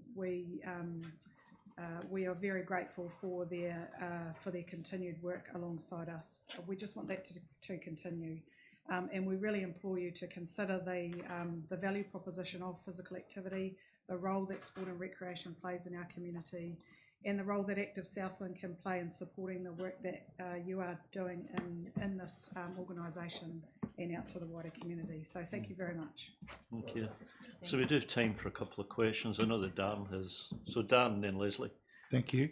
Still enjoying your role? For the time being. We had a presentation earlier this morning about the potential value of destination playgrounds as well. Do you have a position on that? Their value versus, say, some of the urban play nodes that we're trying to fire up? It's an interesting question, and it's something that we have spoken about, and there are varying perspectives and opinions on this. So I guess it's being careful that we don't too strongly advocate one way or the other, because there is benefits of both. One of the things I think it is important to consider with destination playgrounds is they can unintentionally be exclusive. So if all of your play spaces are destinations, if it's not in your neighbourhood, if you don't have a vehicle or there's no public transport to and from that place, you can financially be excluded from there, and potentially around accessibility as well. If that's not, I would hope that nowadays if we're building a new destination playground, it would be inclusive, and universal design and inclusivity were considered. But historically, you've got there's some amazing play spaces in New Zealand that aren't very inclusive or accessible. So I think that is a consideration, particularly that financial piece and the ability to access that space.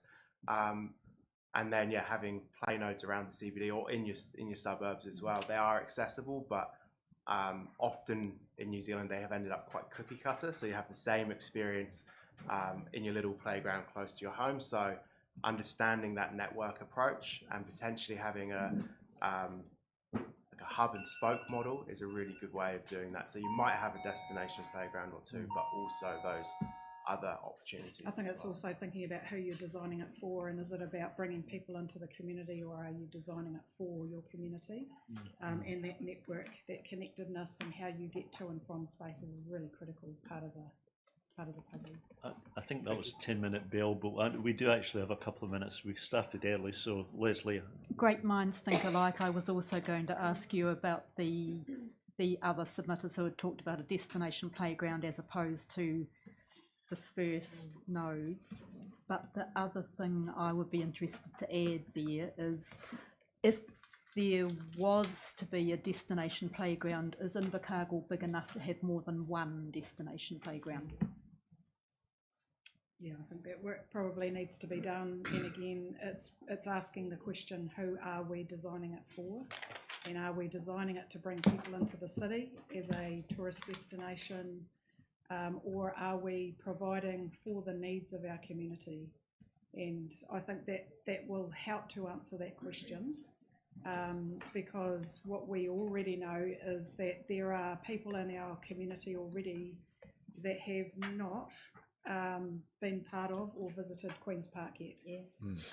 And you know, we hear that a lot in terms of we think that it's we know it's an asset, but we also don't realise some of the barriers that already exist for people in our community. So we want to make sure there's an equitable, accessible opportunity for all, no matter where we reside in our city, to take part in quality experiences, quality opportunities. Thanks for that. So, Kieran and Vanessa, we probably have to close it up. I'm going to give myself a last question, because I was intrigued by your suggestion that we identify one bushwalk and make it universal. Do you already have one in mind? There have been conversations with some staff around one of the tracks at Sandy Point, and potentially in Donovan Park as well. I think there may, just from personal experience, there may be others that are closer to being able to achieve that. But I think that's a piece of work that a little bit of a review of some of the most likely locations and understanding what the cost and opportunity would be, and where that's located, to ensure that the right members of the community are able to access that as well, would be really important. Thank you. Anyway, I encourage you to keep talking to us about it. Okay then, thank you very much. Thank you. Thank you very much. Cheers. Thank you very much. So, Colin here.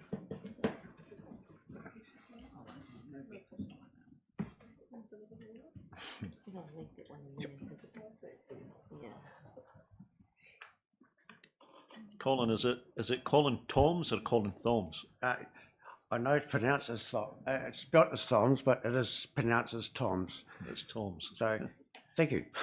Thank you. So anyway, welcome. You probably know how this works. You have 10 minutes to present your submission. You should assume that council have already read it, so you want to bring out the high points. What we do, if you use all of your 10 minutes for speaking, then we close at that point. If we only use part of that time, then we'll have questions. So the floor is yours. Right, okay. Now, on the screen behind you is a bin which is used in the Wellington City Council for curbside collection of glass in Wellington. It's made from recycled plastic, and I moved down with my wife January last year, and from living in Wellington for about 45 years, thereabouts, and they've been doing curbside collection for a long time, and they've had a wheelie bin for putting general paper, cardboard, plastics, cans, but they had the glass as a separate item, which is collected in these bins here, and which I thought was a jolly good idea. When I came down here and found everything all put in one bin, including glass, I thought, you've got to be joking. When I visited the site down here where they receive all the recycling things, you have the truck backing in, tipping it up, and you've got all the recycled materials pouring out, including the glass, and the glass hits the concrete floor, shatters, your glass splinters going everywhere, including getting mixed up into the recycled materials. One, there's a health hazard for the operators handling material which has now got glass slithers through it, and two, it's the glass itself is contaminated. Glass can be recycled indefinitely, and it's in Wellington. The glass is separated. Oh, sorry, at the curbside with these bins, you have a truck, which a specialised truck, which the operator stands on a platform on the side, and I can operate the truck and go from one bin to the next. He doesn't have to get in and out of the cab all the time. He picked up the crate, pours onto a little tray, and then from this platform we've got access to 3 bins, which has got clear glass, brown glass, green glass. So the glass is separated into the colours right from at the curbside, and then that's all collected and sent to Auckland and Visiglass in Auckland. They collect 512,000 tonnes of glass a year, and that's turned into 3.2 billion bottles of glass per year. Down here, the glass is it's contaminated, and it's basically used for it's at least it's given a second life of use for road material, which is better than going to the landfill. Fine, but it sends an utter waste of glass can be recycled, and I'd really like to see that if Invercargill City Council do what other councils have done, Wellington, Dunedin, Christchurch, Auckland, and others, I believe, and separate the glass from the other recycling materials and collect it separately. These bins, the $13, when you buy them in bulk, they're $13 per bin. But the end product is that you have a good product of green glass, brown glass, and clear glass, which is far more useful for when turned back into bottles than a mix range, which it's all mixed together, and it can still be used, but it's nowhere near as good as what it could have been used. Okay, I'll just leave time for questions. Not a question, but just an interest. When I was a student, I used to do that job of sorting glass into different colours. So I was that person that stood in and did that. I got to tell you, it was not the most exciting job. But well, anyway, questions. So is this, Trish, is this a regular weekly, 2 weekly? Right. Like down here, you have your recycling every fortnightly. But what they do is that the general recycling is done week 1, glass is done week 2. And so, yeah. Thank you. Other questions? Yes, Steve. Just from my understanding, you've spent a lot of time in Wellington. I'm just on their website now. It just talks about some plastic recycling bags and crates as well as bins. So is there a... That's the crate. Oh, so that's what they describe as the crate. So what about those bags? Is there opportunities created to choose what you want to use? The City Council have provided the wheelie bins, but if you lost a wheelie bin, or sometimes windy Wellington, they get blown over. Okay. So you can have the option of having your recycling in bags. Okay. Awesome. Thank you.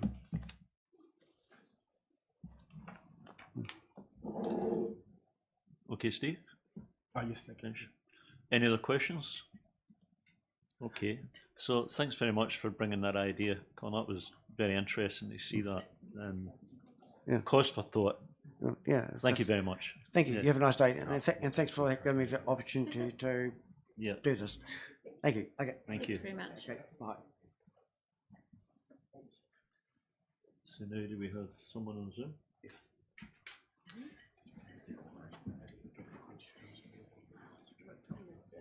So we may be a little bit early, but our next submitter is on Zoom. So yeah.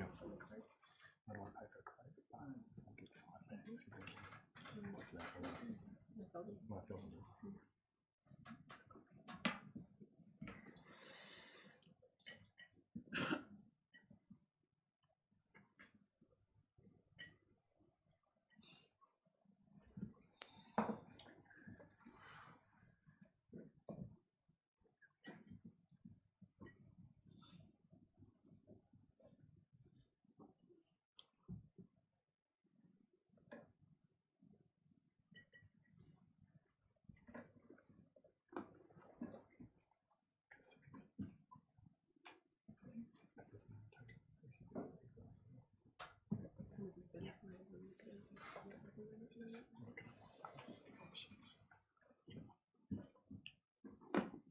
she calling in? Is she?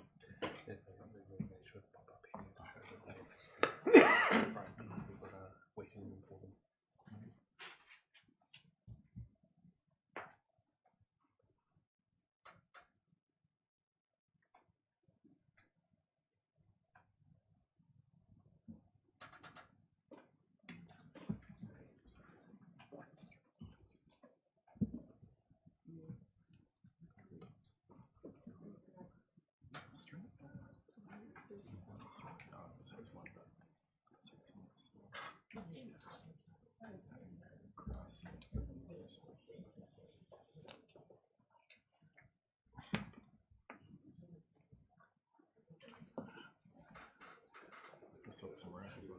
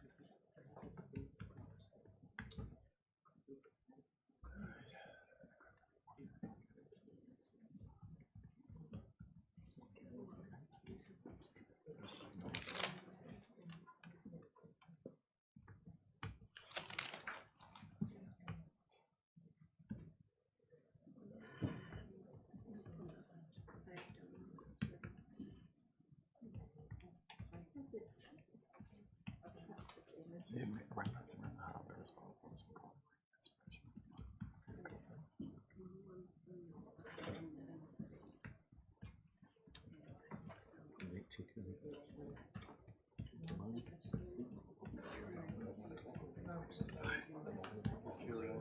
Yeah.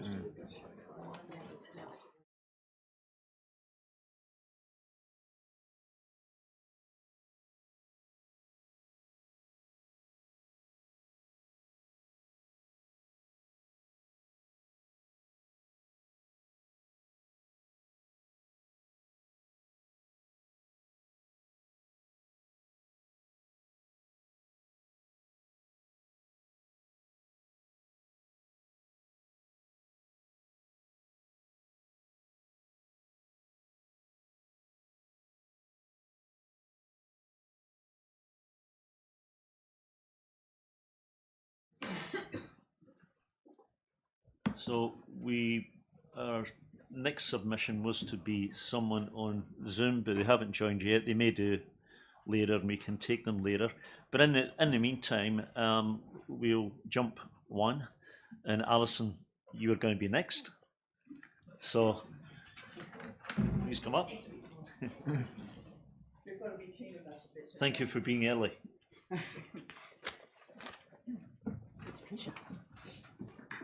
So these are working? So Alison, I'm sure you know how this works. You have 10 minutes to speak. You should assume that we've already read your submission, but you may want to bring out some of the higher points. If you speak for all of the 10 minutes, you don't have time for questions at the end. If you only speak for part of the 10 minutes, we'll use the extra time to take questions from the floor. So the floor is yours. Yeah. Kia ora koutou. I'm Alison Broad, representing the Southland Art Foundation, and with me I have Lyndall Ludlow and Anne-Marie Hamilton, all also from the Southland Art Foundation.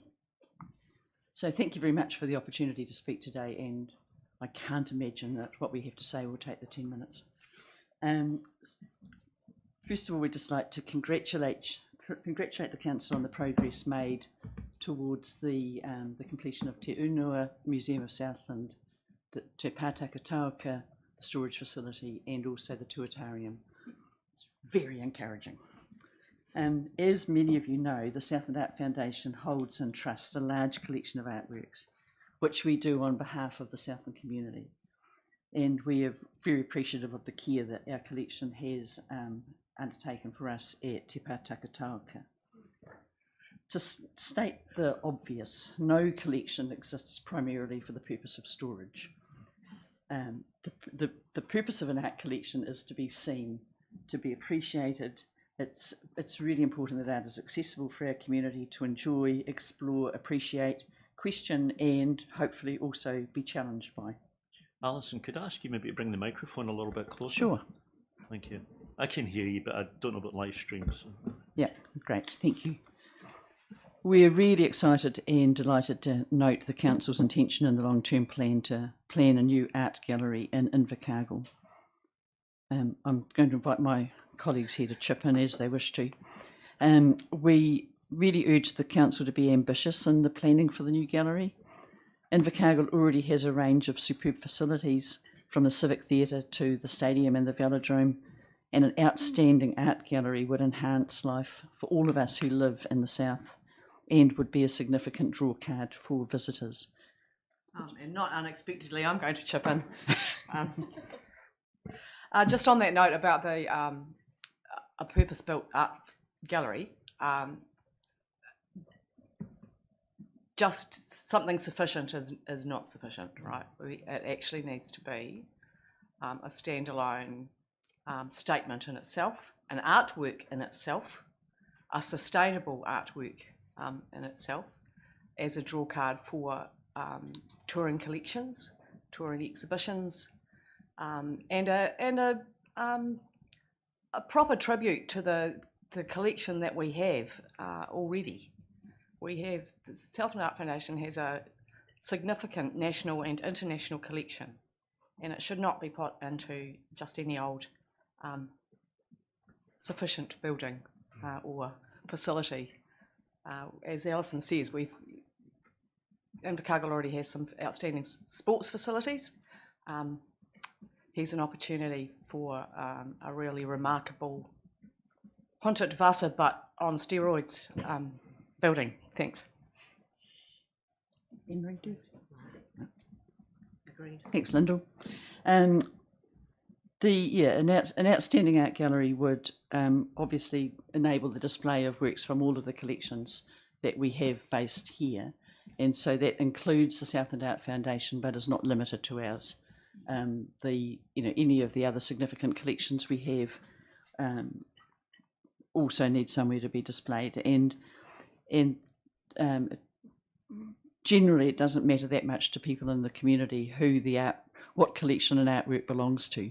It's the experiencing the art is the important thing, and so having I think there's a very collaborative approach being increasingly so amongst the different groups or the different collections, and we're all keen to have something absolutely superb where our community can enjoy those.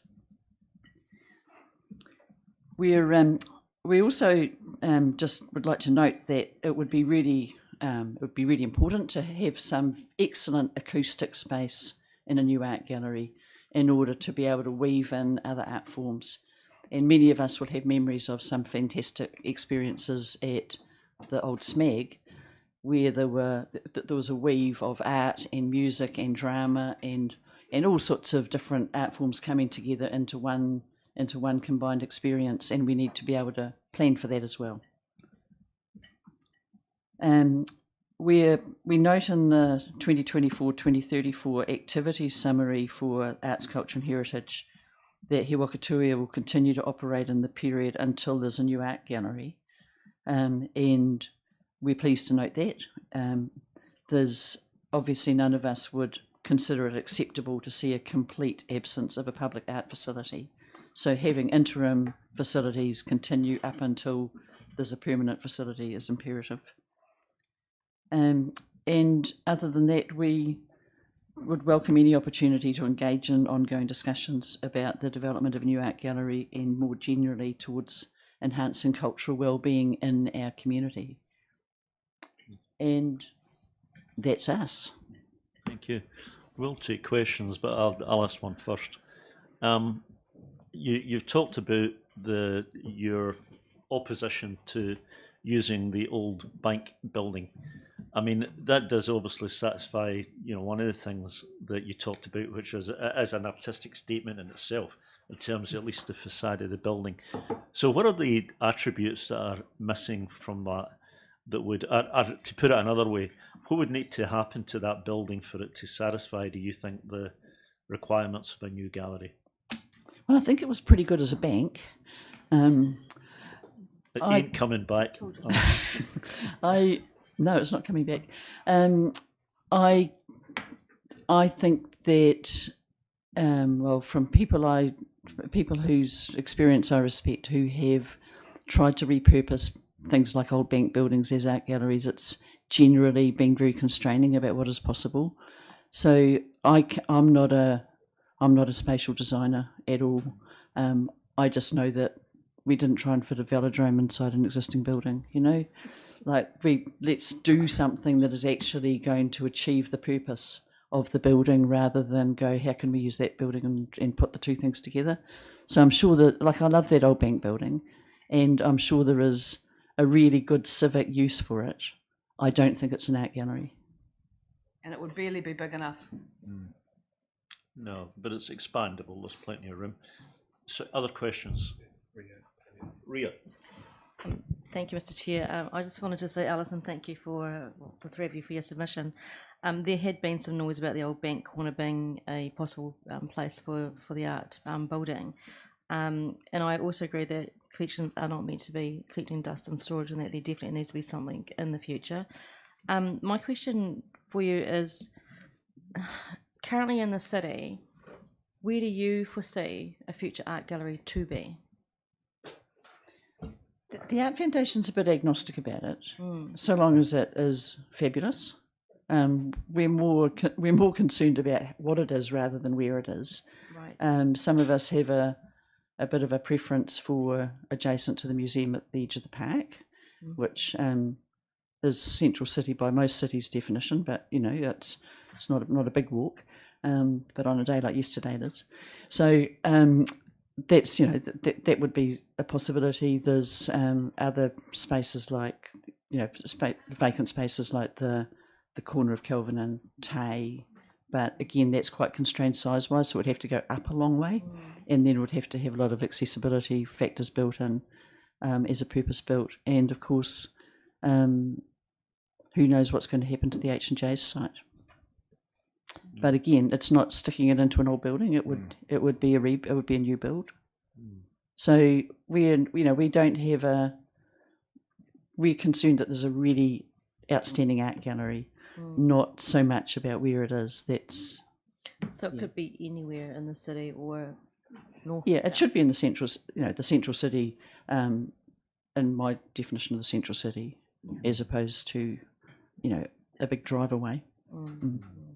Thank you. Panya? Actually, my question's actually been asked. Sorry. I was saying that I do have to agree that you need something standalone and something that looks like a piece of art and attractive. But you know, it would be really interesting in getting thoughts about what that could look like going forward. There's some pretty interesting designs and galleries nationally and internationally, and there's some outstanding architects in the south of New Zealand who, you know, would be worth looking at or getting ideas from. But again, that's not really so much our field of expertise. We're happy to have input and you know, be whatever use we can be around that sort of thing. But that feels like that's a different pool of expertise, Panya. But thank you. Thank you, Trish. So in terms of this amazing, this art gallery, it may take well beyond the next 10 years. Would you see another gallery in the meantime as a step up from Whakatui as a place to show the art? Or would you rather wait? Do you see it as waiting for the longer period? I think an interim would be well worth exploring. I mean, we're very minimal at the moment, and we've been very minimal for a long time now. And it's not, I mean, it's really frustrating for all of us, but it's heartbreaking for the kids who are growing up in this city without access to really good cultural experience. Okay, well, I think we've used our time. The bell has gone ding, so we have. So thank you very much, Thank all you. three of you, for coming. And all the best. Thank you. We had no singing. An interpretive dance. So, Himani Mishra.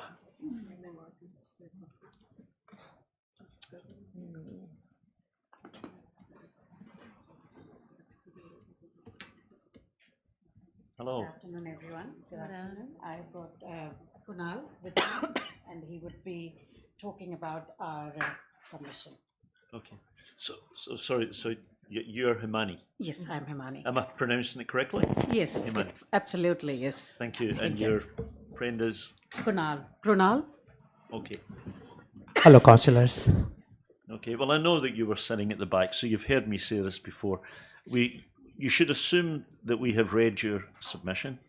You have 10 minutes, which you can either use to speak for 10 minutes, or you can speak for part of that time, and the rest of the time we'll fill with questions. So, the floor is yours. Thank you. Thank you, members. We are here on behalf of Southland Migrant Walking Together organization.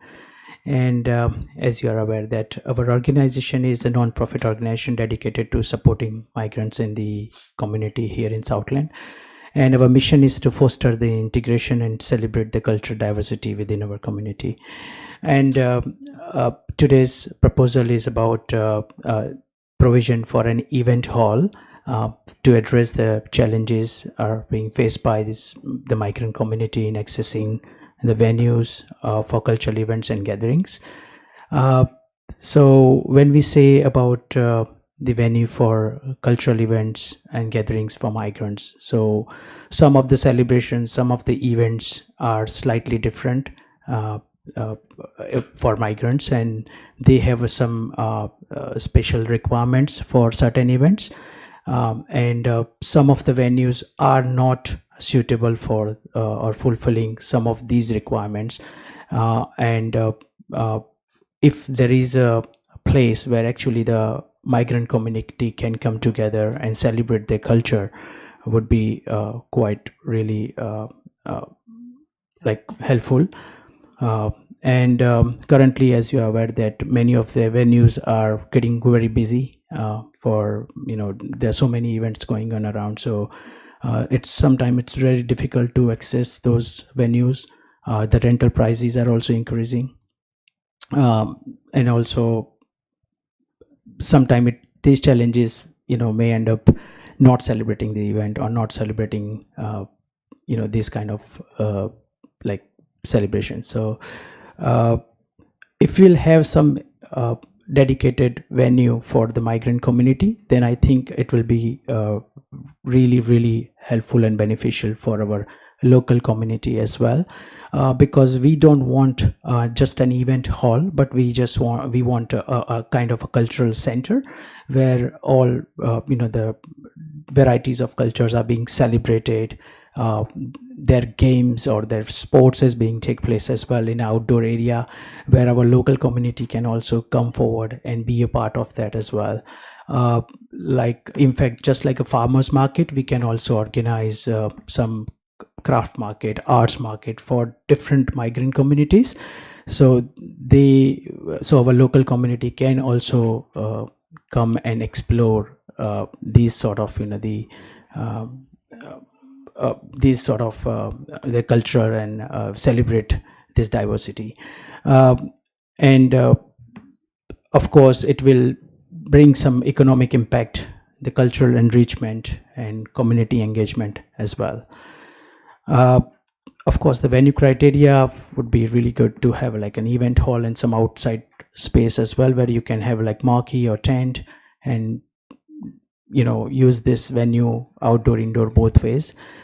And there will be a good partnership opportunity which will align the council's goals as well, and like objectives of promoting the community engagement and supporting the diversity initiatives.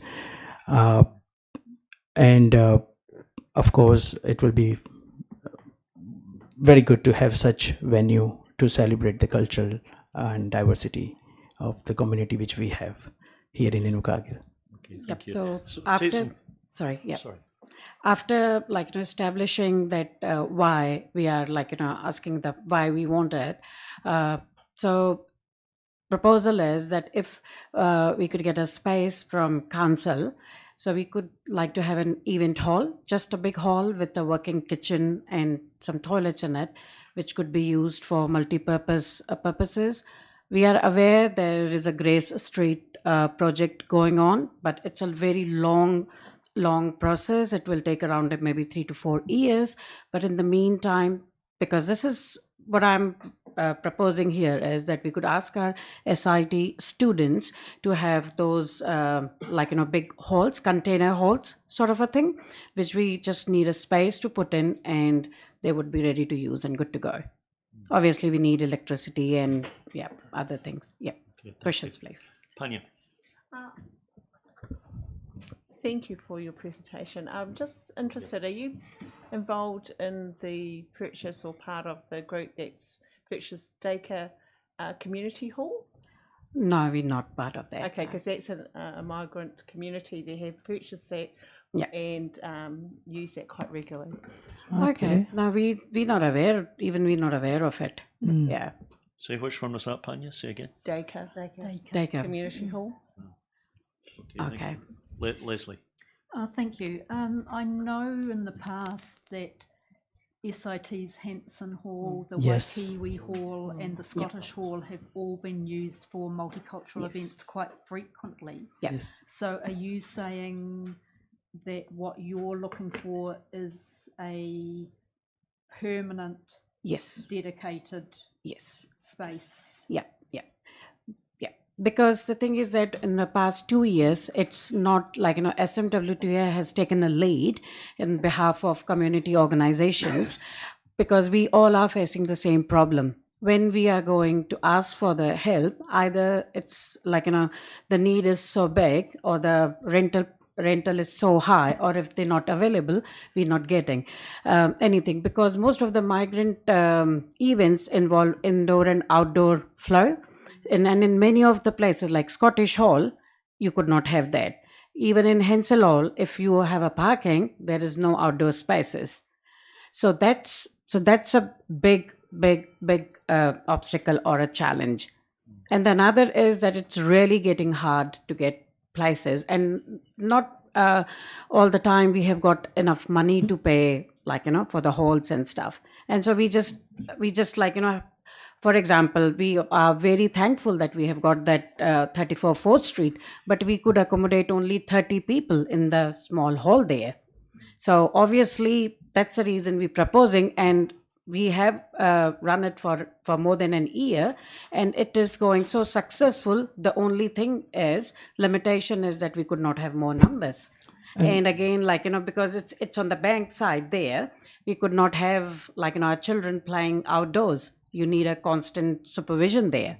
So that's what, and there are so many in outdoor games in migrant, all these different cultures, that if we will start having all those games, that would be really good for our youth as well, migrant youth as well, because that would be a way of connection. If I could mention few of Indian games which have now been included in Olympics as well, like Kho and Kabaddi. So these are all physical games, and you don't require much, because it would be very informal way. It's not in a formal way. We're not going to come and ask money for we need to have money for setup. It's just we need a space where if their parents want to sit inside, they could sit, and the children or the youth could come and play. And we could do a lot. Maybe we could have a music lessons there, they could just have their jams and bring their instruments. And in fact, this thought came into, sorry, I would like to add one more thing. Sorry, we have actually run out of time. I beg your pardon. I think we've actually got a queue of people waiting to ask questions, and we don't have time to take them. I will take only one. Alex, you had your hand up, didn't you? No, okay, No, so because we know, and we were prepared for that, and we could continue because So that was very, very interesting. I mean, we've actually had more questions, more people put their name up for questions than any previous speaker. Okay, so no, please, it yeah. created a lot of interest, but we don't have time to take. So, okay, Ria, if it's a quick one, I'll let you take it.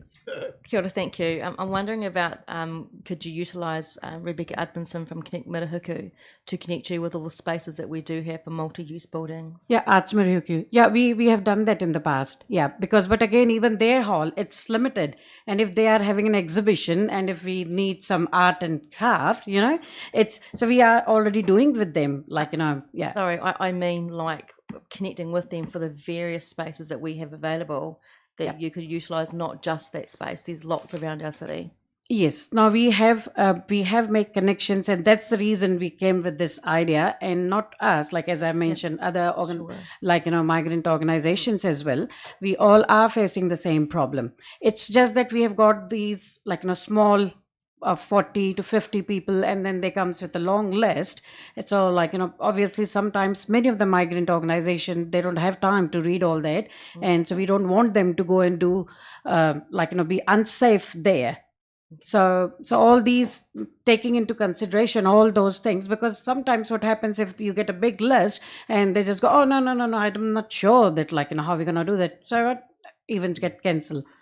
We could do, but it's only us. So we voicing here from all the other organization as well, like we're doing an event now with the Congolese, and you want like we're doing with Red Cross and SMT, a big event Harmony Festival.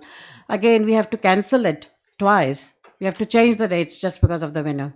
Himani, I'm sorry, I'm going to have to bring it to a close because we have a lot of people. So anyway, no thank you problem. very much. Thank you very much for coming.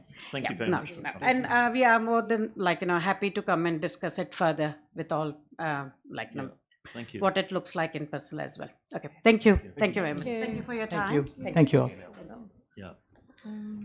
So we're going to go back to hearing number 24, which was in the name of Dot Wilson. Dot has now joined us on Zoom. So, Dot, have we got you? Yeah, you have, but I'm very confused because I've got lots of screens up here now, and for someone who has a brain injury, this is not what I call them. Anyway, welcome. We can see you and we can certainly hear you. So, Dot, you should assume that we have read your submission, but you have an opportunity to speak to that. You have 10 minutes, and you can either speak for 10 minutes or else you can speak for less time, and we'll fill the balance with questions to you. So the floor is yours. That's what we'll do. I've got my husband here too because we did this together, but the points that I want to just raise is that everything that I'm saying comes through a disability lens, and I would hope that people sitting around the table all understand what that means. Dot, excuse me just a second. Can we turn the volume up a little bit, or is it? Pardon? We're at full volume. Okay. Maybe you can just speak a little bit closer to your, because it's hard to hear. Just a little bit hard to hear you, Dot. I can just about hear you, but if you can make it a little bit louder, it would be better. Okay, I'm just about That's screaming better. points. No, that's better. Thank you. Okay, this is through frustration because I do have a brain injury. So everything that Neil and I have done this together, and everything that I've contributed comes through from a disability lens. So everything I think of, it comes through access about disability stuff. Okay, I'd like to think that everybody sitting around the table understands what that means. Probably not as well as you do, Dot, but we're certainly listening to you very carefully. Okay, because a disability lens is not a health lens. Okay. Sometimes they get to a place when you get to be 65, they assume that it all comes into being a health related lens. Well, that's not true, because when I come into my 65, I'd actually had 65 years of living with my disability as well. Okay, so what I wanted to point out to you is that it's a 10-year plan, and my big concern is that for access and for the consents department and how that works. How when people come for building consents and they get compliance to do whatever it might be required that has some disability stuff attached to it. How does it get sign off? How does it get to be to a point where it can't be changed? Who monitors it? Who says that it's okay? Who, and for an example, you know, recently what was the State Insurance Theatre? Okay, so the ramp from the front has gone. So I guess that would have gone with a consent to for that to be removed for whatever building is going on inside there, and then a consent would have been given to put a makeshift one around the side, which is hard to find and very not accessible. So I hope that people are aware of that and they know, and also too that if you happen to go to the theatre after you've managed to get there, that if somebody notices that you're in a wheelchair, then they will leave the gate open to let you out. But if they notice that you don't have a wheelchair, then that's where the access, that they've stopped. You don't need that anymore. So I'm just using that as an example. So I'm sure there are many, many more. So kneeling buses. Now, kneeling buses is something that we have struggled with over the years for kneeling buses. Not a hard concept. Most places around the country have them. I know we have one or two, but it's not an easy thing for people to access. Why do we have to keep asking if it is a kneeling bus, and can it be knelt? Why can it not be that it happens? Also, too, the fact that, you know, drivers, what is the disability awareness training that goes in? Who monitors it? Who does it? Where does it come from? Again, this comes down to accountability. It comes down to signing off, to really understanding what it's about. Because you may not understand it, why it's like that, but if you ask a disabled person why that is like that, they will tell you. You know, you've only got to talk to Mr. West, who walks around the town. Everybody knows Vic. Everybody knows about the tactile tiles now at all the lights and things. Didn't listen when they were doing the hospital. They didn't listen when you were doing it in town, and you put them in so they look pretty, or you didn't put them in at all. So we're still fighting for those things. So here we are, we've got a 10-year plan ahead of us. I'd like to think that if I am still here in 10 years, then I'm still not bringing up the same issues. Okay. Also, too, we've got placements of signs around the schools, you know, for the putting up the the multilingual signs, and that's really nice to have those there. But you know, putting them in the middle of the footpath, you know, and so I go along. I live in Windsor Way. Go along on my scooter. Oh, there's a sign there. Oh, I'll have to go around that. It's the same with the jumping off of the rubbish bins. Once upon a time, they used to put them nicely back on the curb. Now I can't go out on rubbish day unless I've got someone with me to be able to shift them so that I can get my scooter along there. So what happened there? Does that come down to disability awareness training that hasn't happened to those staff that do the dumping and the collecting of the rubbish bins? I don't know. I'd hope to think in 10 years' time it's still not the same issue. What else have we got on there? I'd also like to think that the placement of the curb cuts and the footpaths, you've got 10 years to be able to bring those up to par so that they are accessible. More and more people are going out there exercising our independence that we've fought long and hard for, and yet we still have all these issues. So I'm going to stop there, and I'm going to let you, my husband now, this is Neil, and he can talk to the other bits, and if I feel to come in, I will. Thank you. Thank you. Okay, Neil. Hello, Neil. Hello. I'll just briefly go through because I know we're running out of time, but I do a lot of work around the city on a voluntary basis, and I get a lot of people asking me questions regarding why are we in such a mess with our footpaths. I can't answer that, and I guess you guys can't, because you've got such a great a lot of people doing the same thing. But it does also get down to the access thing.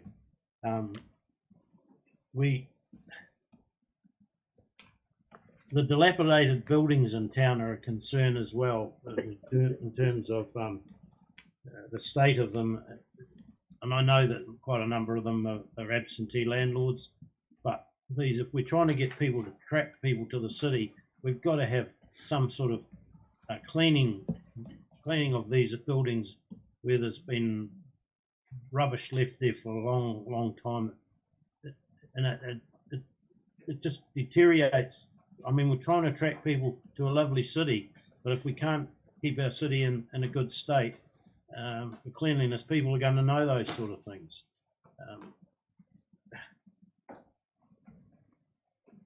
Toilets and playgrounds, seating and playgrounds. You know, for elderly people who take their grandchildren over to the playgrounds. You know, nice, lovely playgrounds we've got in town. Also lovely where we've put the statue of the umbrella. You know, it looks really great from the road. You try accessing that from a disabled perspective. You know, where do you park the car? Can you get out? How can you get there? Oh, can you sit on anything when you get there? No, you can't. You just got to look at it from afar. Great thinking there. Great disability lens. Where was it? Who signed that one off?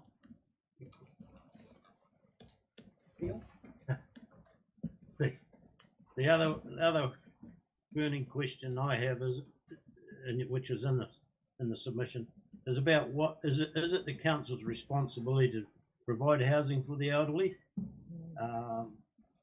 Is this not in our days that we're looking at now?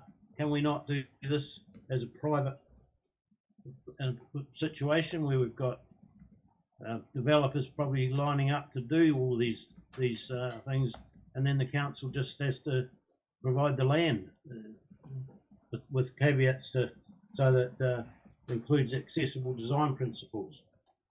Yeah. Don't get changed. Have you got some questions? So we probably have time for one question. Has anybody got a question you want to ask?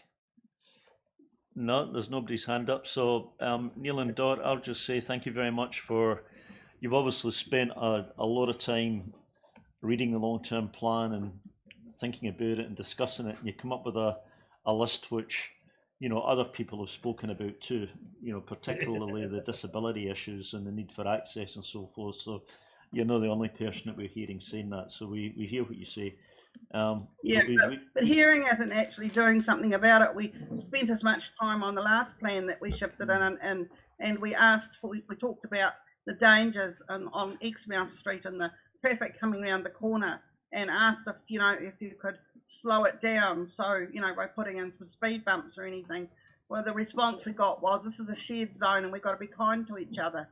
Okay, well, you know, in this kindness, you know, you have realigned the corner slightly, but it hasn't slowed any of it around, and I'm not seeing any of the kindness, and it's only a matter of time before there is going to be an accident, and I would hate to think that it's going to be children trying to cross the road to get to the ground, the football ground, where the dogs poo every day.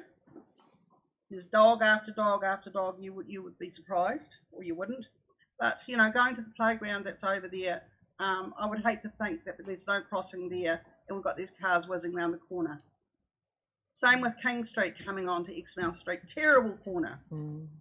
Anyway, that is it. I'll rest my case. Disability lens. You want some training on it? I can come and talk to you about it. Yeah. So, Dot, the nature of this is it's a submission process. It's you get the chance to say what you want to say, and, you know, you've got a good opportunity to get a lot of things off your chest, if I can put it like that. And we are, you know, very interested in hearing what you have to say, but it is not something that we respond to at these meetings. It's not the way they work. It's for you to speak and for us to listen. So thank you very much for your time, and we'll have to sign off. So thank you. Thank you. Thank you. Thank you for listening. Thank you.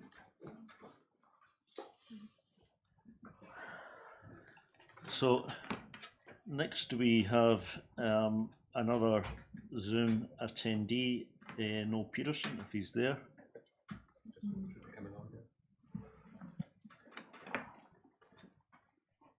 So next we have another Zoom attendee. Noel, have you switched on your camera?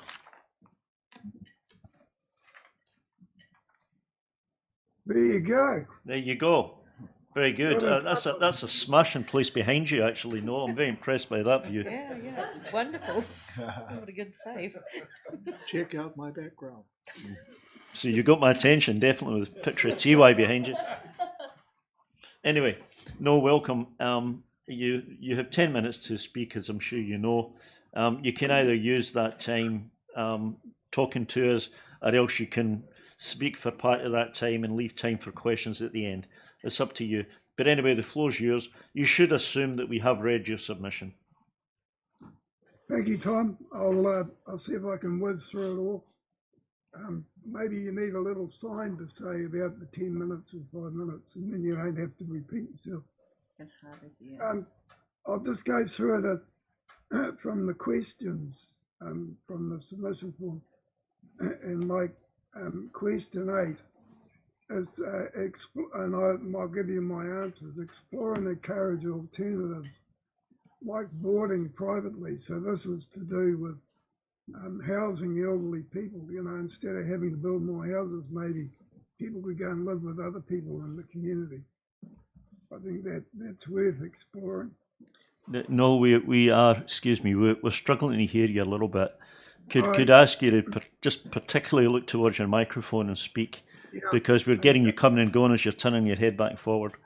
Okay, I'm sorry about that. I hope that you heard what I was saying. You know, you could have. I can hear you better now. Yeah. For elderly people, so you don't have to build lots more houses. They could actually live with people that already have houses.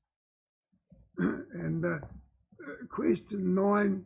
On climate change, I'll submit to Environment Southland, so I won't even talk about that here too much. Other than question 10, I think that you need to start exploring the possibility of an electric bus fleet.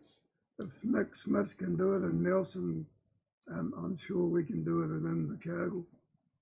And I'd like to congratulate Council for the low mowing exercise, but I think we need more, and you need to explore the idea of no mowing in some areas, and use your electric mowers more rather than equipment more. I still see lots of petrol diesel mowers running around the place. So if you want to, you know, mitigate or you know, reduce your climate change, there's an option. Now, when it comes to glass recycling, I ran a recycling centre that focused on glass for a decade in Mount Maunganui in Tauranga. Wound up recycling 90% of the glass. And I sort of looked, and I think we've got to look at future vision here into the 10 years and not knee-jerk reaction. I don't think the little plastic bin thing, we don't need more plastic bins, it's stupid. I think we need urban recycling centres, little centres that are secure within suburbs, so that people can take their glass there and stay, you know, forget about the convenience of curbside.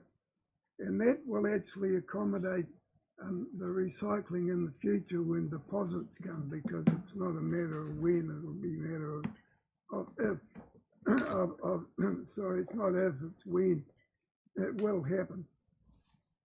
So I just think that's with, and also looking into the future, I think we've got an opportunity to start a glass industry, manufacturing industry in Southland, because you got all this glass and you recycle. What are you going to do with it down here? You're not going to send it to Auckland, so it's far too way away. And we've got an export port that's got export potential, and it's a got all the energy sources to do it here as well. So, and then moving on to question 13, provide more social support for the disadvantaged and especially the homeless. Like, you know, somebody homeless on the street, I met them when I ran for council, and they had nowhere to go. There was no options. There was no one to talk to. They just waited out on the street till they got arrested. Promote clean and green organic permaculture gardening, and I emphasise the permaculture and the organics. And stop spraying herbicides around the damn place, especially the waterways. The Otaputi stream, which I thought you got it right, I see it's just been all sprayed again. So question 14, carry on as planned, although you'll have to allow for changes in regulations. Question 15, 16, 17 and 18. Explore, fund and find funding alternative sources. And be sure to be fiscally prudent in this day and age, and I'm sure you'll do both, because I'm sure you already realise that central government is talking to you guys about funding alternatives, because the current rating system doesn't work and doesn't give us good outcomes for the community, and you all know that, but we need solutions for that. And I think that the ratepayers and the renters and the business people, they're really hurting at the moment, and many have reached their financial ability to pay. They can't pay anymore. So we've got to find new arrangements for sorting that out. And now I've got a little list of things here that include that weren't included in the questions, and I'll go to Matapahui Bluff to start with. We need security cameras in the village at Stirling Point and at the lookout area. We need live video of the Bluff Community Board so we actually know what they're doing, because it's all a mystery to me as to actually what they're doing, and I was actually part of the board, as you know. We need more public toilets. People are forever complaining about public toilets, and if you're going to have a community garden by the town hall, well then there's a connection already there. It just needs the toilet putting back, as people have been asking for years. And I think that you need to negotiate with the central government to keep the Bluff Highway up to standard. And I think you're already onto that. And it would be nice to start talking about having a new museum here. And I do remember a couple of years ago talking to someone, I think the manager of the museum, saying, yeah, well, that's a good idea, and when we built this one in Invercargill, maybe we can build one there, so maybe in the future. And we need to look at a train and bus link. I think that maybe the Real Journeys buses could be used in the existing train, just add a passenger wagon on the back of them. And you know, cut through all the red tape and the bumps that stops that happening. So, and I got a couple of other things here. Arts, we need more sustainable funding for year on year, some certainty for the artists, for the art groups, especially Arts Murihiku, the Attic Art Gallery, and the Southland Art Society. And then just moving on to there's been a poor response to submissions, and it's an ongoing problem, as you know. It's nothing new to you. And I gauge there's actually quite a lot of hostility out there. There's a lot of people just switch off, don't want to know, are not happy with the council. And I just make the point, if you keep on using the same methods, you get the same results. So you need to explore one-to-one meetings, personal meetings, like the drop-in meetings. And I'll go to the next drop-in meeting at South City and talk more about glass recycling if you wish.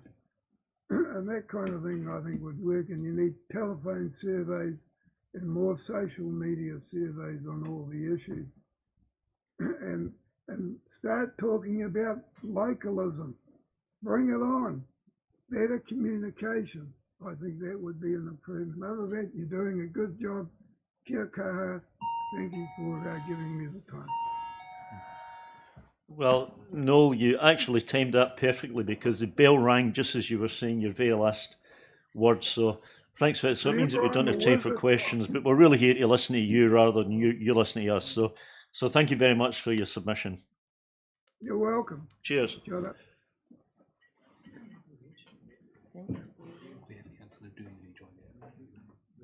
Yeah, it was on Zoom. Yeah.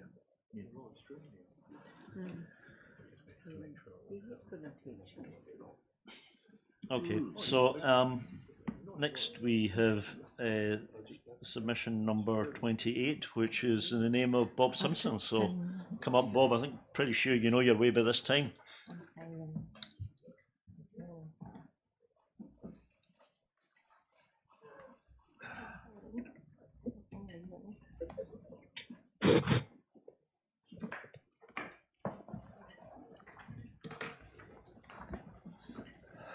So Bob, you're always welcome. Nice to see you. I know you know how this works, but you should assume that we have read your submission and that you have 10 minutes to summarise it if you wish, or if you want to use all of that 10 minutes to speak, you may. If you only use part of that time, then we'll have questions at the end. So go for it. Thanks, Tom. I'm just distributing 3 sheets. And thank you for reading the papers. As it happens, I haven't got what you've got in front of you because I'm not that well organised, sitting it safely at home. Yeah. Anyway. It's okay. Thank you.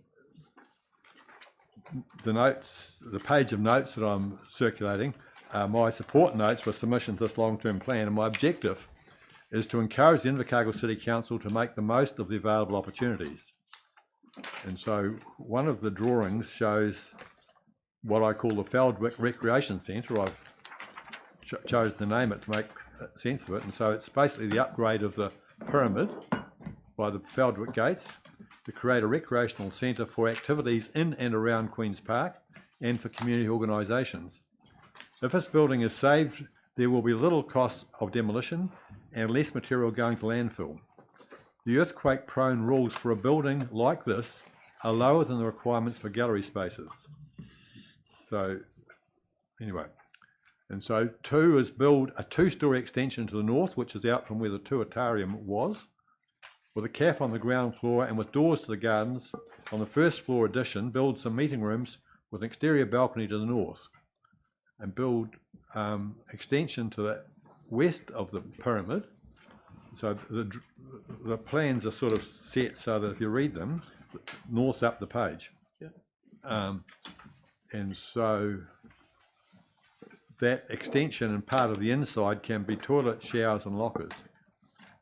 And then you need to create improved circulation in the existing building with a stair and a lift to make the building accessible.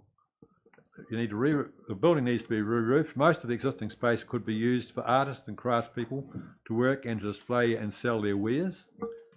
Musicians could have practice and performance areas. There is always a need for secure storage. And the next sheet's got 3 things on it. It's got what I've named as Smithstown Square, which is the northern portion of the Smith site. And I would suggest the council buy some adjacent properties. And so the drawing of that with the large pink area includes the adjacent UBS and other sites. The number 2 on the plan is basically the public square, or the Smith or town square.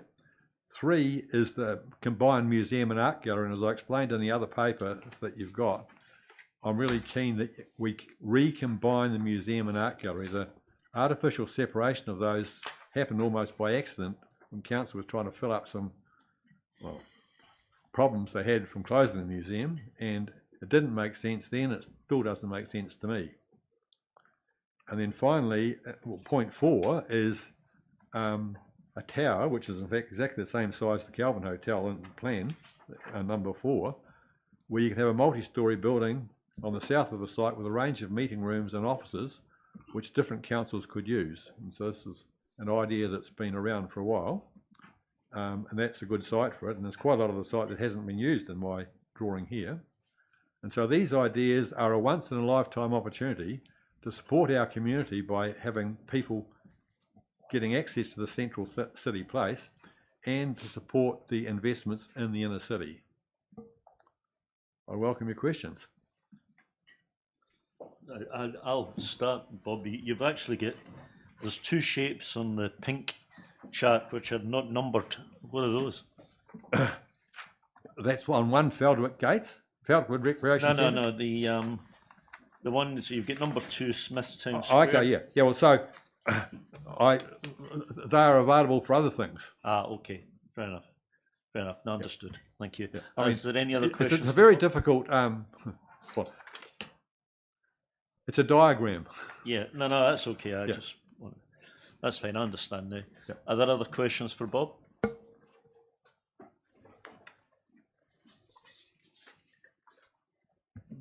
Bob, last time you came, I asked you this question, and you correctly said, look, I'm not a quantity surveyor, so I understand that. And you might answer it the same again. On the other hand, you might have given it some thought since. Have you got any feeling for what these might cost, one or the other? I have been in communication with a quantity surveyor. Right. Who you know well. Okay. And the time I gave him, he really can't do something useful. I believe that the cost to demolish the existing pyramid will be more than the cost to repair it in my style. There's a substantial cost to demolish that and to get it to landfill. And that was probably in millions. And my view is that to add that small addition to the north and to the west, and to improve the circulation and to put a new sort of roof over, just on top of the existing shape, would fit inside that budget. The budget to buy the Smith site is an interesting subject. So, sorry, so you're saying that the Feldwick Recreation Centre is cost neutral? I believe so. Right, okay. And then the Smiths one? The Smiths one, well, it depends how good a negotiator you are. And there are views that the existing buildings could be used, and I have spent some time with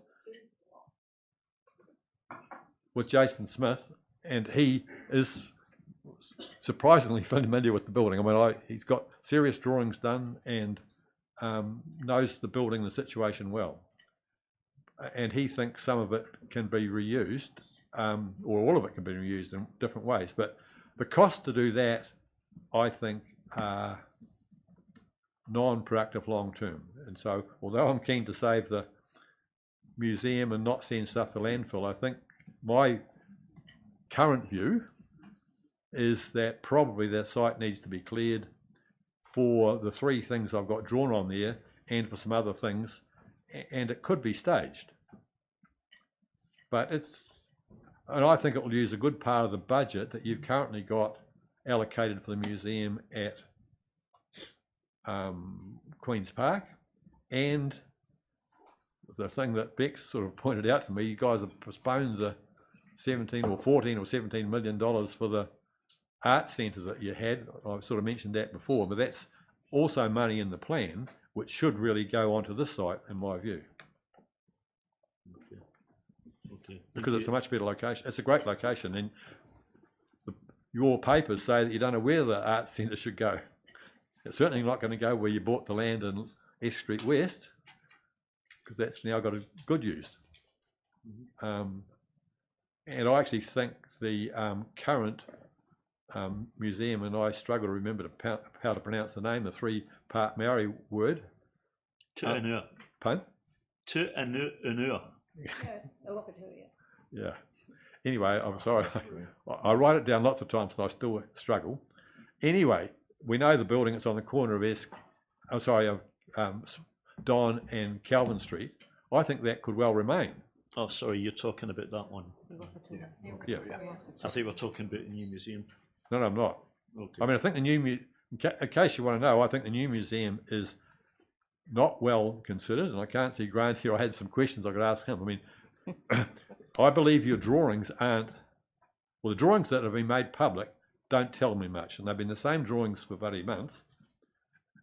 You might be able to tell me, Tom, is there a lift that goes up to the top of the sloping seating area?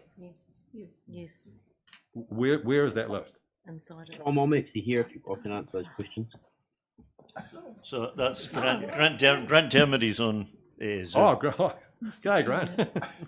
G'day, how are you? Mr. Chair, it's not for councillors to answer questions from submitters. That's totally against the spirit of the submission process. And I'm worried that if you're going to set the precedent of answering one submitter's questions, you are inviting every submitter to... Leslie, I wouldn't have taken the question, but Grant just spoke over the top. So Bob, the tradition of these... My observation about the building, so I'm allowed to have observations, it seems to me that the main building has a curved roof. That's fair enough. But it looks like it's got internal gutters on both the north and the south of it, so that the leaves will catch there and probably water will run down the inside. The connecting building between that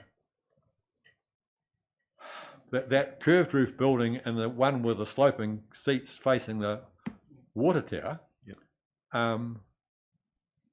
is basically a flat roofed entry for you, which will leak.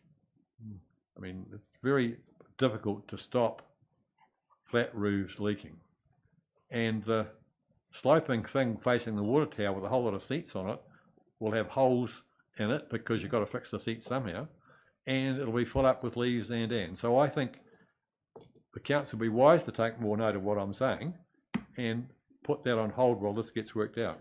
Okay, so we're here to listen, Bob. As Leslie said, we're here to listen rather than to talk, but look, that's the bell that signals the end of the 10 minutes, but we do appreciate you coming again and presenting this. So thank you very much. Thank you.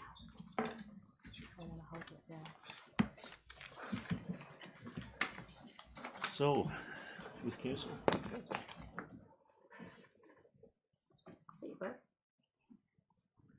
So now we have the Youth Council, not all of it, I don't think, but at least 2 members of the Youth Council come to talk to us. So, welcome. So, this is,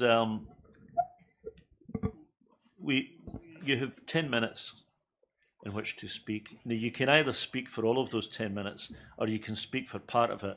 And if you only speak for part of it, we use the rest of the time to ask you questions. So the floor's yours, please go for it. Kia ora, I'm Alaran, and before I start, thank you for giving Youth Council an opportunity to talk about the long-term plan. We understand you have watched our video, and we are here to give you more information about it. Youth Council thinks a safe swimming zone and a pontoon and bluff would be a great idea because the bluff pool isn't open 24/7 when the sea is open all the time. Youth are currently swimming around the boats, but by sectioning off a small part of the water and having a pontoon will benefit everybody. It will get Bluff youth swimming more and may even get us Invercargill kids down to Bluff to swim with our friends. Not only will it benefit Bluff and Invercargill, but it will put Bluff on the map by getting more people to Bluff to see this awesome swimming place. Kia ora, I'm Olivia Little. On behalf of the Invercargill City Youth Council, we believe Invercargill has the opportunity to expand public transport options. This includes more bike lanes so cyclists can ensure they are safe. We believe this would get more people on bikes, which would be a great way to support a cleaner environment. We would also like to see bus stops in Invercargill upgraded and better maintained. We believe that this would create more accessibility for the members of our community. We would like to see more frequent bus trips to enable the times youth would use the bus and not just between business hours. In conclusion, as they said, Youth Council would like to see a safer and more accessible Invercargill. Us at Youth Council would like to see a supporting document to go with the long-term plan. A shorter, snappier version with titles and subtitles and brief description of what Council are asking will benefit a lot of people. Youth want to know what's happening to their city in the next few years because the changes will impact us. Also, Youth Council would love the roadmap online so it's more accessible for everyone. By having a shorter supporting document, more people will want to read it and more people will understand what's happening to their city in the next 10 years. Youth Council believes that we should have a separate bin for glass recycling. We acknowledge that rates will have a minimal increase, but we believe in the long run it will be beneficial for our environment. At the moment, so much of our recycling is unable to be recycled due to just one glass item being smashed in your recycling bin. Council has been thinking about implementing this anyway, so we say, why wait? There's no time like the present to do the right thing. Thank you for listening. We will now be open to questions. Thank you. Just a quick one from me. I'm very interested in your suggestion of a simpler format for the LTP, and I'm wondering whether the Youth Council could be involved in developing that, whether that might be a good exercise for you to do. The nature of these documents is that they have to be audited, so they've got to be very precise. So you've actually got to put something out which is absolutely accurate. So it would not be able. You wouldn't be able to just do it and put it out. We'd need to be involved in it, so to make sure it's. But I just wonder, Rhiannon, whether that'd be a useful exercise. It's maybe next time rather than this time. Well, it is next time rather than this time, but it would be a useful exercise with maybe even a dummy run to have Youth Council help develop what they think would be a good summary document, and then next time you can do it for real. You going to comment, Rhiannon? I think that it would be a great exercise for us to do, especially just to give us some experience. I think that it would be really great, just because at least then I think we would all, like, there's lots of different age groups in Youth Council, so if we can take it and suit it so that everyone sort of understands, I think that would be great. Do you have anything to say, Ella? No, I think it would be great too. Yeah. Thank you. So I've got Ria and then Panya, and then I think that'll be us using the time. It's always so great to actually hear how things can be so simple and easy to use. I agree with Tom, but I also want to push a bit more further with your comments about the public bus transport system and the route could be online to make it easier. Yeah. And I wonder if it's worthwhile that we have the Youth Councils intervene with Doug to talk about what that potentially can be. Do you know how many of your Youth Council use the bus services? Not many of us use it now, but I feel that if it was more accessible and we knew the bus routes, and especially having them online, because we all use phones now, I think that it would make us use it more. Okay, thank you. Tanya. I'm really interested around the safe swimming zone and Platoon and Bluff, of course. Gone are the days we used to leave school and go and jump off the bridge and have races across from the bluff to the harbour. Great days. But do you have an idea on where this could be located, given that we've got a platoon happening down there with boats and things like that, given that that was originally the space that we swam? So, got some ideas? Yeah, I think somewhere near the bridge, like somewhere that people can see it. Yeah. Would the other side of the bridge be sort of like suitable, or? I think we would talk more specific, but this is just more specific later on in the future if it is implemented. But at the moment, we're just sort of seeking yeah, definitely support for it. It's definitely been a community. Yeah, 100%. Yeah. Okay, well, I think we've run out of time, so thank you very much for coming Well and done. Thank you. presenting us. We Thank will you. definitely follow up on the that question of a summary paper. Thank you. Thank you. Thank you. Have a great Thank day. you. So Marion Miller, I think, is next.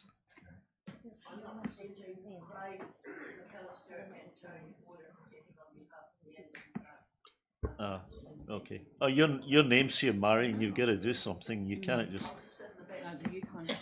And criticise. Well, we had a group earlier on that sang to us. If you feel you want to sing to us, that would be. Or tap dance. She's good at delegating. So Craig, welcome. So I know you know how this works, but just to be consistent and tell you, so you have 10 minutes. You should assume that everyone has read your submission. If you speak for all of the 10 minutes, then that's the time used. If you speak for only part of it, then we'll fill the rest of the time with questions. So welcome and go for it. Thank you, Tom. So just for everybody's benefit, I'll introduce myself. I'm Craig McAllister, and I'm accompanied by Tony Ford, and we're members of the Anderson Park Trust, and we are currently running the Anderson House for the benefit of the wider community. The submission is quite straightforward, and that is that we're going to need at some stage a little bit more funding to A, achieve the objectives we want to achieve, which is to make the place more available to the public, but B, also to make the place more accessible to the public. So we've been running the house now since I think it was November 2022 when it got reopened to the public, and again that was support from the council in terms of the strengthening of the house. But the house is subject to two key drawbacks. One is access for disabled. There is a ramp, but the disabled people that come up the ramp end up in the toilet space, which isn't that welcoming, as you can imagine. And also, it only takes a certain sort of wheelchair. Anything that's a larger wheelchair just doesn't get through the door at all. And then when people are in the house, they can't go upstairs or in some of the areas of the house. So it does need to be thought about from a disability access point of view. The other thing is the toilet facilities in that place are still circa close to when the house was built, which was 1925, and are getting to the end of their use by date. And whilst we can cope with them now, going forward, the more numbers you have in that and are using that house, and that we want to use that house, the more old and awkward they are. For example, there's no real change facilities if people have young children or babies along, etc. So those are things that are obviously going to require funding from the council. The third funding point of view that we really wanted to emphasise is we're a group of volunteers. We're all passionate about the house, passionate about having the house open, but we want to get some assistance in funding for a part-time person to have the place more open and accessible to the public. And the final point I want to make is on the Wharapuni. Is what, sorry? The Wharapuni, the little Maori house out to the side of the main house. That did have a bora issue. I don't know if it's been treated. We don't have access to it, but we do know there's some concern over the bora in that house, and it would be good to understand just what is being done to maintain it. So those are the points I have to make. Tony, I don't know if you want to add to that. Yeah, just a few things. My involvement with the house and the trust was back in the days when it was closed up and there was no real future that we knew of for a reopening. And I got involved to add weight to the wheel to campaign to get it reopened, which was subsequently done, and which was a very pleasant surprise to see the completion of that job, and then it was open to the public. At that stage, I considered, well, that's it. So we've got the place open and it's fit to be used again, and I thought I'd glide away. But around me, my colleagues on the trust were pretty enthusiastic about getting the public involved in events and things like that. So I stayed on just to see what I could contribute to that. didn't have a clue myself, but there were plenty of us, or some of us that did. And my message, I suppose, is that very surprised at the uptake virtually from day one. On a voluntary basis, we open the house in the weekends through the summertime, and the through traffic is pretty consistent and from all parts of New Zealand and beyond. And the uptake also of the meals, the high teas and the lunches surprised me just how involved that has become with no real advertising or anything. It's just happened. It just seems a logical place for people to participate. So I'd certainly like to see us get to another level along the lines that Craig has just said, to have a full-time coordinator, because we're a little bit disjointed, something of a dad's army in some respects, but we're trying to get the even flow of people that want to use the place to do their thing. But of course there's a lot of screening and involvement before those events can happen. And if we had a part-time coordinator, we could smooth out those things, and just the volunteers could do their job, and a coordinator could do theirs, and we could all combine pretty well, I think. Okay, some questions? Questions? I'm going to ask a really leading one, right? So don't take it. I'm just asking because I want to know. Is it impossible to expand that building in any way because of its heritage status? Yeah, good question. Because it just so severely limits what you can do with it, doesn't it? Yeah, I mean, the house looks large, but actually when you're in it, it's quite small. So for example, if you want to have a function, there's pretty much a limit to 100 people, but if you want to have people seated, you're talking 50 in that main room area. For example, if you're having a wedding. Earlier on in the piece, prior to it being opened, there was plans afoot to have a dining room structure put out onto the eastern side of it, which, you know, again looks fabulous, and it would benefit from it, and the place would be a much better place for it. But I mean, it's just really, it's always been a cost issue that has been the main stumbling block with that. Yeah. Okay. So I have a question from Barry and then Panya, and that'll use up the time. So yeah, as far as the kitchen goes in Anderson's Park, is there any thoughts of doing that up? I know it's only got, I think it's only got one electric range. So it's pretty basic. Yeah, like I'm quite willing as a guest fitter to give you a hand with that. Oh look, we'd welcome any input that's available. So the kitchen's very basic, as I said. We've been very lucky with the support from our caterer, MASH, who comes along. They of course have their own truck and gear and come and go, and that works really well for them. But anybody who's catering there is pretty much it's either going to have to be bought all in, apart from the basics like, you know, there's a hot water urn and there's an oven to keeps it warm, but that's about it. So that again is a limiting factor, but talk to you after we're finished. Yeah, thank you. Yeah. Okay, thanks, Panya.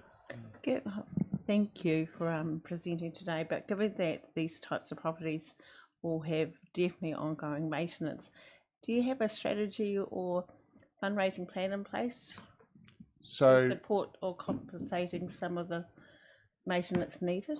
So look, we have a very good engagement with the council through various people, and recently through Rex Capel. We as a trust are happy to take on the responsibility for sort of minor maintenance assets issues within the house, but it's more the larger structural issues where we rely on support from the council. But you know, if something needs painting or repairing or whatever, then we're more than happy to put our hand up for that. These are issues that we're still sort of trying to feel our way through with the council. We're still in new territory and working out what sits where. But to answer your question, so yes, we are to a point, but some of the issues I've raised are a bit beyond just repairs and maintenance; they're more structural in nature. Our involvement tends to be towards the utilisation of the house. It would take a lot of firepower to raise funds to, you know, maintain a building of that size, but well, more than a bit beyond the scope of what we do. Thank you. Maybe time for one more question if there's any. No. So okay. So thank you very much. Thank you, everybody. Gentlemen and Cheers. ladies at the Thank back for you. coming.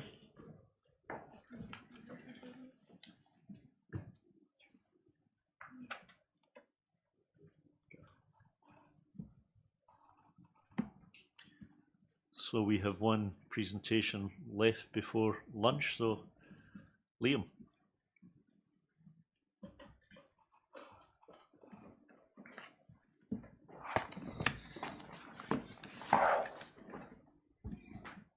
So Liam, this is a personal submission from you, isn't it? Yes, that is Yeah. correct. Thank you.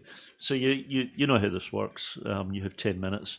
You can speak for 10 minutes or speak for part of that time, and we'll take questions at the end if there's still time to do so. But you should assume that your submission has been read. Thank you. Ahi ahi ahi ahi Marie, good afternoon, councillors. As Chair said, to make it clear, I'm here as an independent citizen, not a youth councillor, and I may cover some things not disclosed in my submission. My name is Liam Calder, and you are deciding on my future here in Invercargill, in particular on glass recycling. I'm here today not just to represent myself, but to my uncle as well, who works at Recycle South, doing a job I know we would all struggle to do. Glass recycling is such a crucial aspect of waste management. Introducing fortnightly glass recycling bins presents an opportunity for Invercargill to enhance its environmental sustainability efforts, promote community engagement, and contribute to a cleaner, healthier future for all. I urge the City Council to consider this proposal and to take proactive steps forward in implementing a comprehensive glass recycling program. For my uncle not to come home after recycling all day, which is contaminated with glass. We are now in a society where we need to separate our recycling and actually recycle and reuse. But there are a few uncertainties. How are you going to educate and control what the public puts in their bins, in the yellow or the blue bin? And will the glass recycling be solely glass, so no lids and stickers off bottles? And will coloured glass be allowed? Initially, I thought bottle banks were a great idea, but I didn't know what would encourage people to put them in there. Regarding the rest of the long-term plan, I believe the city has made some great strides forward in infrastructure and community well-being, but we are only just beginning. When our museum opens, we need to celebrate our cultural heritage and the diversity within our city. But Council has missed one key point in this long-term plan. As I understand it, some councillors have been involved with high schools and local government and shown the power of the youth voice. But more needs to be done. Think of the submissions you've heard and seen. What is the general age of the submitters? To ensure young people stay in Invercargill, why not engage with them on their city and their issues? Go to the youth groups, engage with the high schools and the student councils, and most importantly, listen. I asked some of my friends at school, do you know what the long-term plan is? These are 17 to 18-year-old students. They did not know about the ICC long-term plan, so I showed them. I showed them what the road to renewal was, what long-term plans mean, and how they can have a say. One student wanted to write a submission to council on the environmental plans outlined in the long-term plan. In the end, he never wrote a submission to council because he was too confused by the LTP and felt that the council wouldn't take him seriously. And that's what gave me fire to write this submission today. Some of us may not be able to vote yet, but we still have ideas and opinions. If young people aren't engaged at my age, what's the chances of them being engaged with the council in the future? For my submission, I recommend that the council adopts the blue glass recycling bins and to seriously look in youth engagement. Whether that be a pocket-sized LTP or relating the LTP to how it's relevant to young people. It doesn't have to be difficult. I was fortunate enough to go to Careers Fest last year at the stadium, And right when you walked in the door was the ICC stand, where students could vote for their favourite animal in Queen's Park. Now think, what if we could do that with the long-term plan? What if in this poll, where rangatahi could drop a token into a tube on what issues are relevant to them, you could gauge young people's opinions on the roadmap or see priorities that they want done. Show that the council will be willing to work with young people rather than to create the future that they want to see and a future where they want to live in Invercargill. At the 2022 Youth Council Electoral Forum, a Southland Times article quoted two people around the council today, and I'll read you the quotes. Nobby Clark, who was running for the mayor's job, wasn't convinced about the current youth council setup. He did not believe it created a wide enough scope in engaging with the youth. He was keen for public meetings to be introduced where those only aged 15 to 30 years old could attend, quote, and ask them what they actually want, end quote. It goes on. Another mayoral candidate, Ria Bond, also backed the call to have youth representatives around the table. Quote, we need to make sure the youth are sitting at that table. I've seen too many times youth want to do things, but no one listens to them. So that's why they have to be around the table, and that's why they are the young leaders in the first place, end quote. And quite recently, Tom Campbell, and the title in the Southland Times goes, it's crucial we need to listen to the voices of youth. You clearly all think the same, so why has nothing been done? If I didn't happen to have ties here at ICC, I wouldn't have known about the long-term plan, and a lot of my peers didn't know about it either. You may think young people don't care, but that's not true. Everyone has an opinion. Teach us, but more importantly, show us. Show us the plans for our future.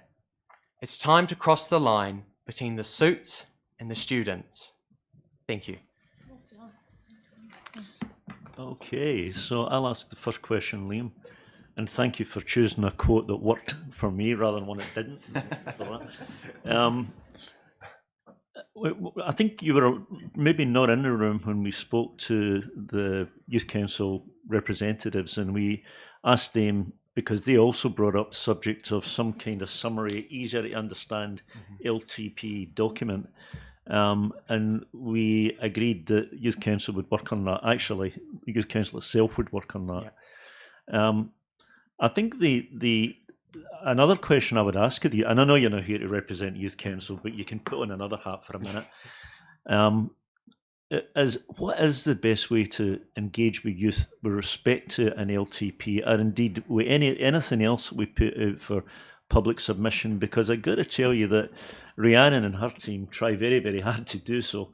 I mean, there's a lot of events where, so if that's not sufficient, and I mean, it's not, right? So if that's not sufficient, then it would be really useful if the Youth Council debating and maybe bringing back to Council some ideas on how we might do it differently. So I know if you put on that Youth Council hat, then if you take that away, then I think that'd be helpful. Yeah. So other questions to Ria? Thank you, Liam. I just want to congratulate you on finding those quotes, because they are as true today as what they were back then. We can't answer your questions in this process, but the way that the long-term plan goes out to the community, and all of us being part of going out there and consulting with the public, has been actually rather interesting on this side of the fence. You do see the different interactions with young ones, and actually across all ages. But seeing, and I know you're here independently of your youth council, but seeing the calibre of strength and ideas from your youth council and even yourself, you know, that's where it starts from. And you're here today submitting, that's where it starts from. Sorry, Chair, what was the question? Sorry? What was the question? Yeah, you got to finish with a question to make that valid. Oh, we can't answer his question, so yeah. I was just basically saying that it's as relevant today, those quotes, as what it was yesterday. So I guess the question would be, do you feel that this council needs to change or introduce a policy to allow the youth council chair to sit here? How do we do that? As they're not elected by the public, I'm not entirely sure on that, but just more youth engagement with the decisions at the table. But that is for the youth council decision. Mhm. I'm here representing Right, myself. yes, So, sir. yeah. I think we may be drifting a wee bit too far away from the submission. But Panya, you had a question. Yeah, I just want to say, you know, most of us actually have children or rangatahi and are part of a wider big whānau. But in saying that, I do like the idea around dropping a token into a tube of interest. I think, but where could we locate these types of, you know, these things would be of interest to me. Yeah, well, you need look at the events where young people go to. So Careers Fest last year at the stadium, lots of young people were there with all the different job opportunities. But that could be something that engagement team could look into just to see where is the high population of youth. Could even put one at the mall. And if be, someone might steal it though. Thank you. Thank you. Any other questions for Liam? And if not, then thank you for coming and thank you for wearing two hats as you spoke. But anyway, we appreciate your personal submission. Thank you. Thank you. Thanks, Liam. So that brings us to lunch. Yeah.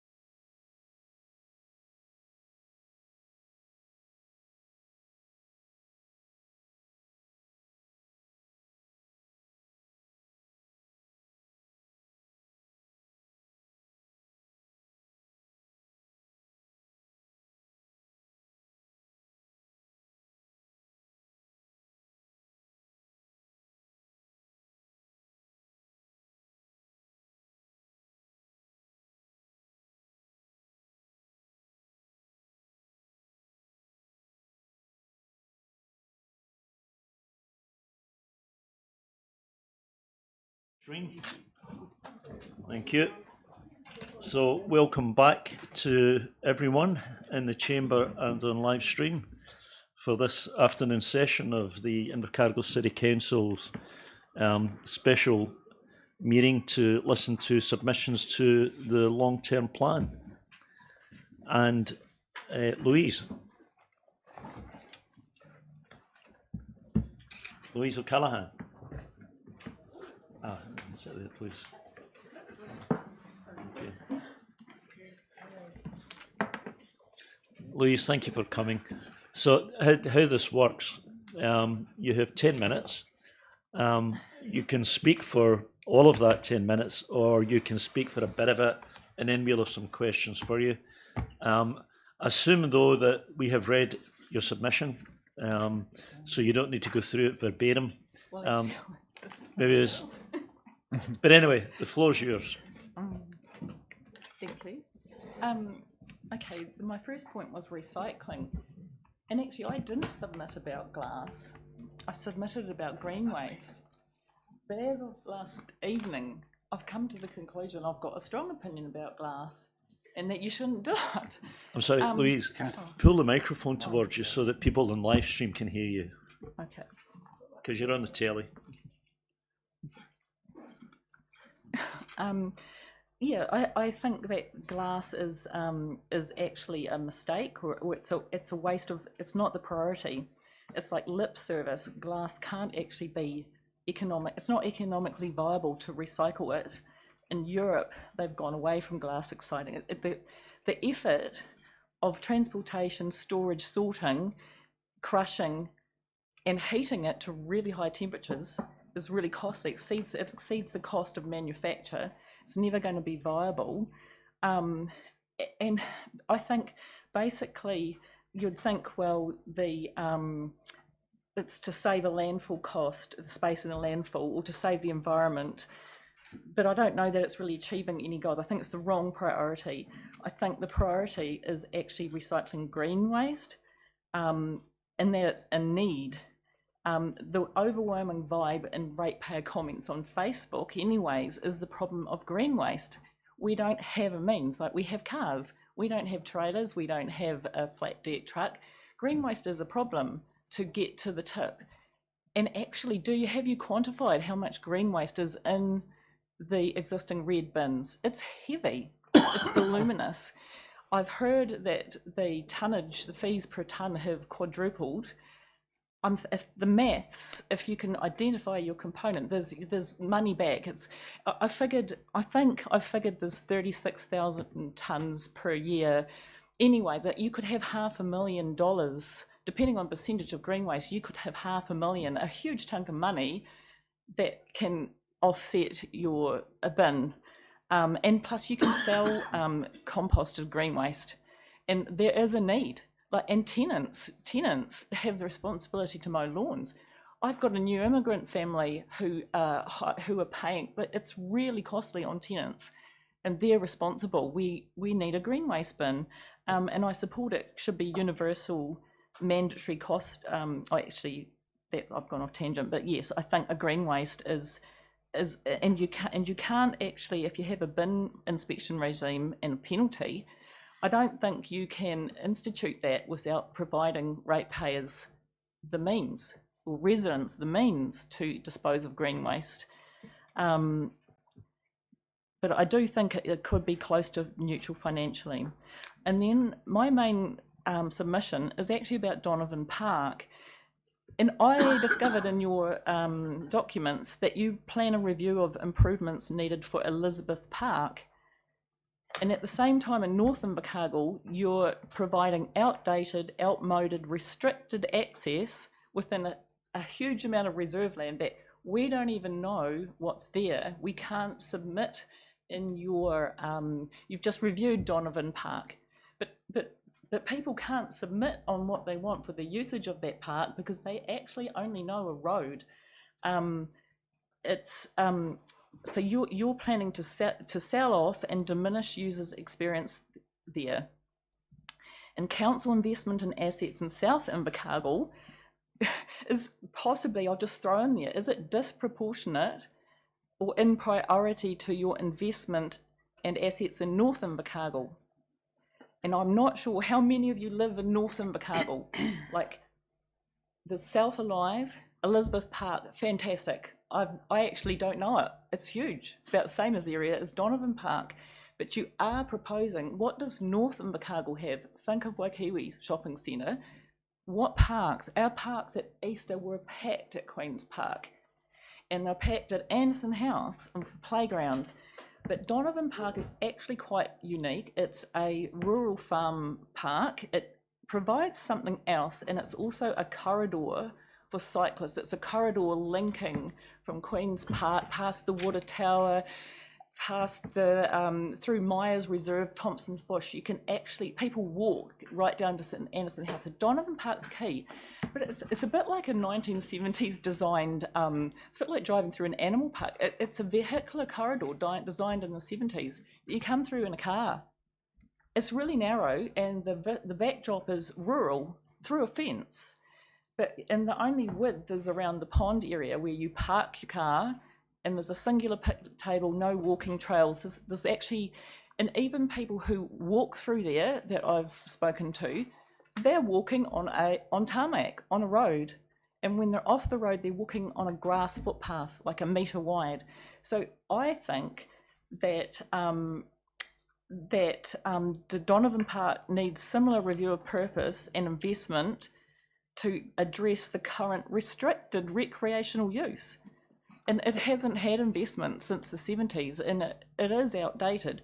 The public access to the reserve land, that's ours, so there's basically thousands of people that live in the streets adjacent and have the need of proximal recreation without using their cars. And the Mayor has justified Invercargill as one of the highest number of parks in the country, but actually highest area, I'm not sure if that's true relative to the likes of Christchurch, but it's not the same as having the right park in the right place. And Donovan Park deserves equal funding, as does Elizabeth Park. So, but back to the sale, Donovan Park is a rural park with rural views and characteristics, but yet it's within the urban boundary. The sale of the reserve land outside that publicly accessible corridor and potential future housing on the flanks, it would diminish the experience of park users. The whole point is it's open space and rural. The rural is key to the user's experience. And even though the public might not have access currently to certain areas, they're the backdrop and the essence of the park experience. Sale is short-sighted. There's high need now and ahead for increased expansive recreational amenity within the urban boundary without great travel. Donovan Park's a different need. It's a significant importance to meet amenity needs in this community times of uncertainty and change. Council cannot make more land, and long-term gain and control over it is a far better position than a short-term sale. I think that there's need for redesign and extension of the boundaries. Middle of it, where the actual council parks infrastructure is, their composting and their buildings, that area to the northern side in the middle is actually quite roly-poly. There's poplar trees. It's actually quite interesting. I don't know, because I've never been able to walk in there. So yeah, we can't submit on what we don't know.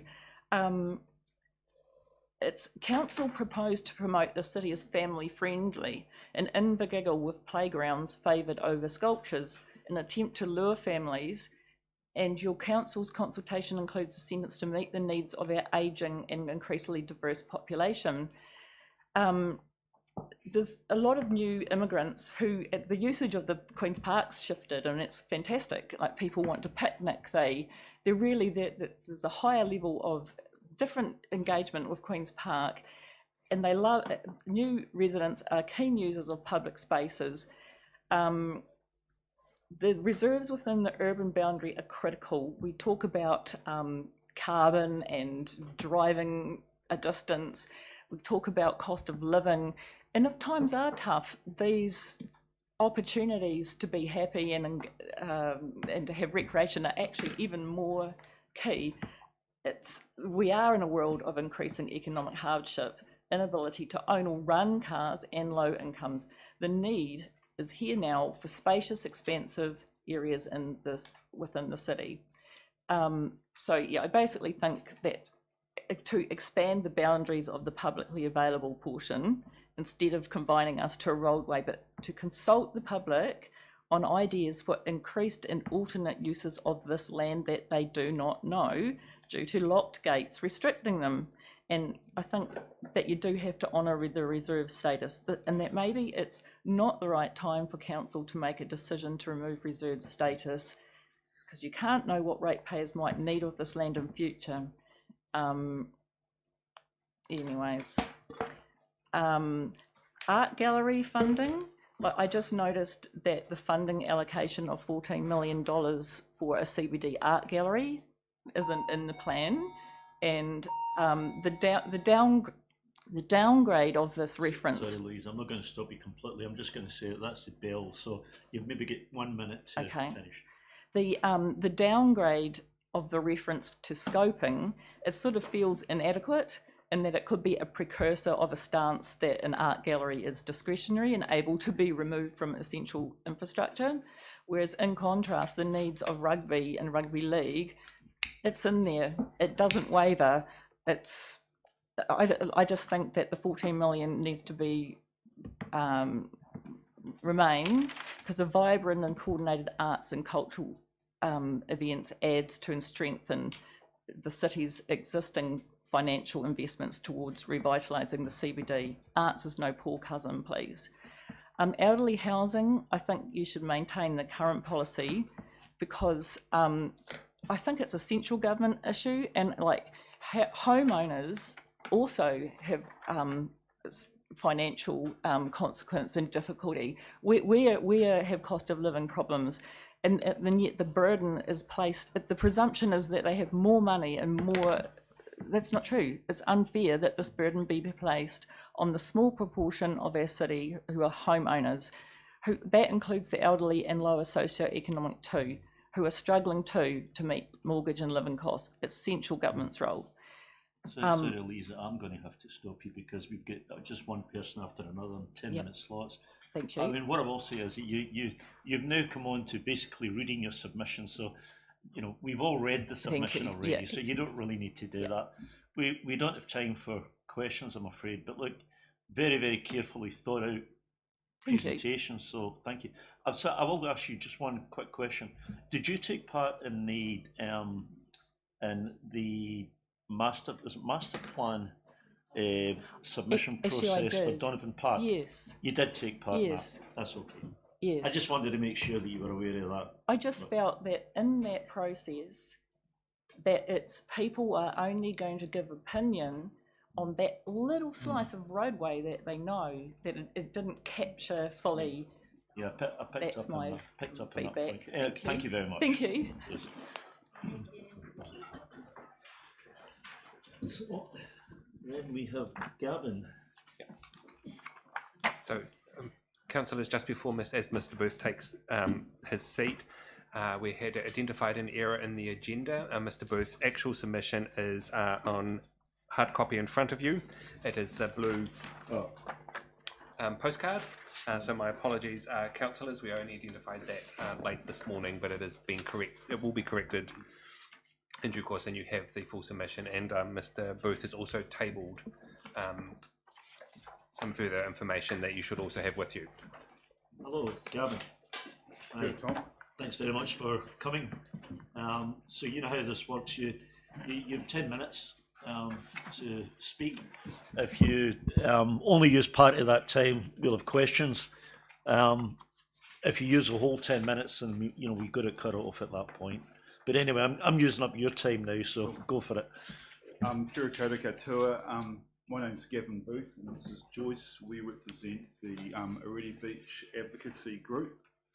And today I want to bring to your attention Areti Beach. We see Areti Beach as the jewel in our crown. Like Anderson's Park, Queen's Park, the Mall and the Future Museum, Already Beach is visited regularly and experienced by young and old, families, couples, individuals, tourists, and New Zealand visitors. It is a place where we can relax, refresh, recharge, do recreational activities, and admire.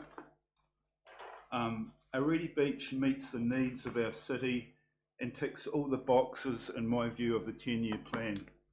Socially, brings people together, strengthens relationships.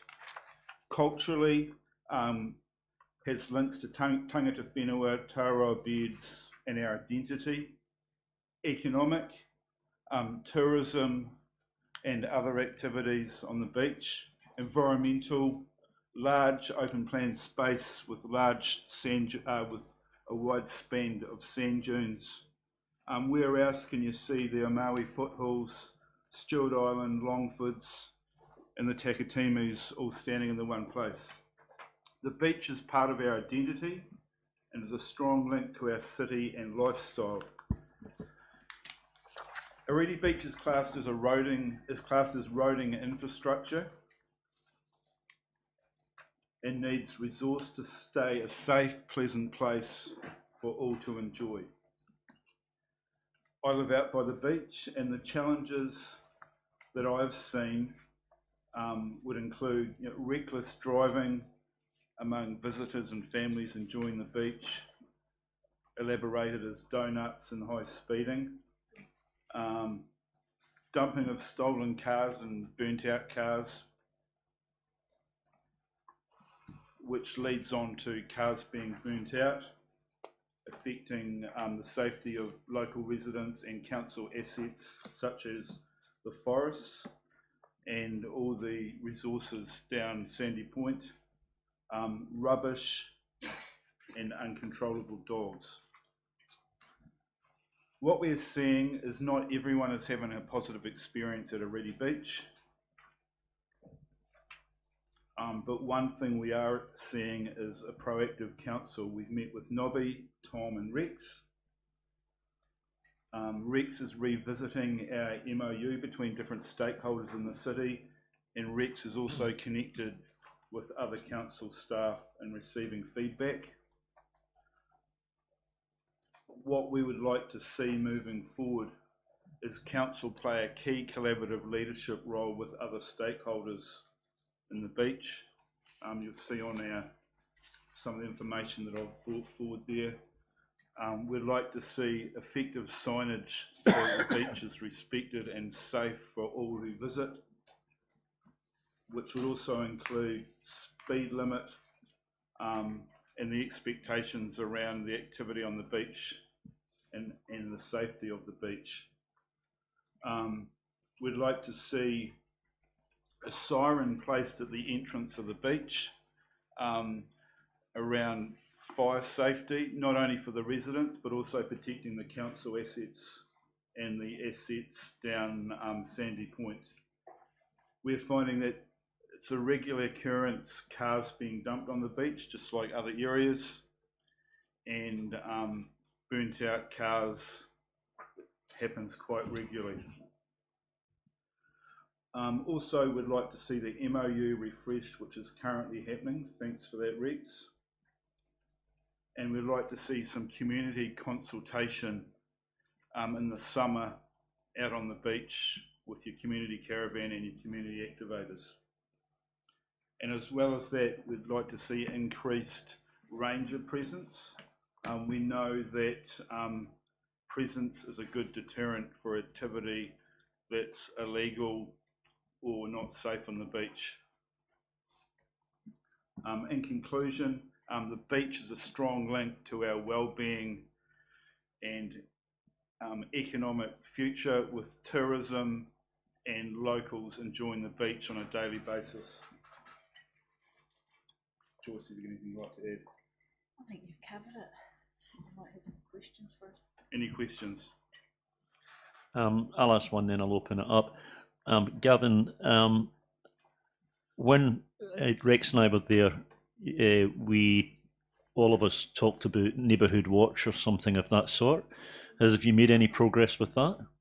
Yep, so we've met with Neighbourhood Watch, Right. and they're going to put it as part of their patrol plan on a regular basis. Community patrol. Yeah, community patrol. Oh, community police. Yeah. Community patrol. Yeah. Yes. Yeah, okay, Community good. Trish? So Gavin, what would you consult with the community about? You talk about summer consultation. What specifically are you looking for? Good question, Trish. I guess for me it would be really good to get some good feedback from local Southlanders around how they feel about using the beach and how we could be proactive to keep it a safe place where they could enjoy. Challenges that we have on a regular basis, you have families out having a picnic and you've got people zooming through on their motorbikes at 80 k's an hour. I mean, if we did that on Queen's Park, all hell would break loose.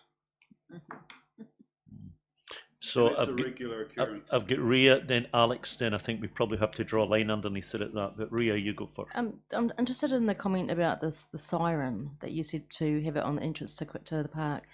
Can you just elaborate more on that?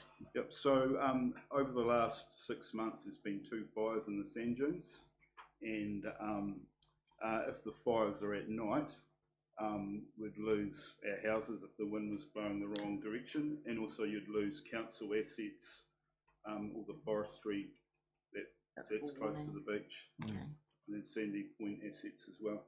Yeah, Alex. Ria actually stole my question. I was going to ask how often and how frequently the fires were occurring. There was one 2 days ago. Someone dumped their rubbish and set it on fire. Fire brigade had to come out and put it out. There's been 2 massive ones since November that helicopters have been in use. And there was another one that must have put itself out. Another ute.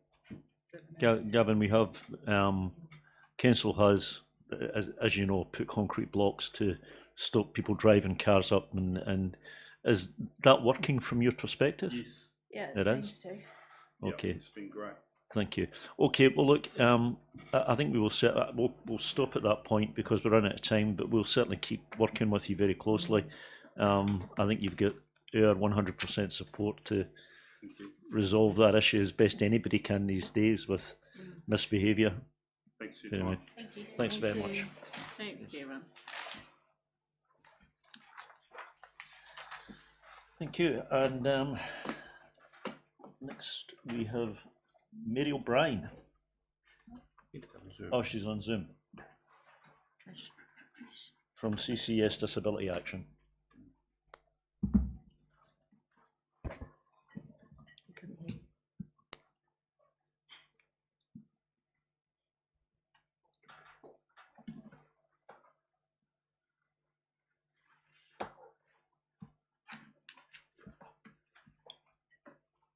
Is she actually? Don't have her present at the moment, but we've got Kieran back for Healthy Families. Okay. We'll be able to So what we get might to jump. so what we might do is jump forward, and we'll come back to Mary if she joins in a little while. But Kieran is with us. So Kieran, can you speak on behalf of Healthy Families? Good to see you all again. Long time. Well, that hardly seems any time at all. I hope you had a good lunch, if you managed to squeeze one in. Thank you for having us back. So you would have heard from myself and Vanessa this morning on Active Southland related issues. I'm here with Wendy, who's the manager for Healthy Families as part of Active Southland. So I'll let her kind of kick off and get us started and help where I can. Hi, thank you everyone for hearing us out today. Healthy Families, for those of you who don't know, is a health prevention initiative that is run through Te Whatu Ora and has been happening in 11 sites across the country, and Invercargill is one of those. And if you have any more questions about Healthy Families, then ask Darren, because he is more of an expert about it than me.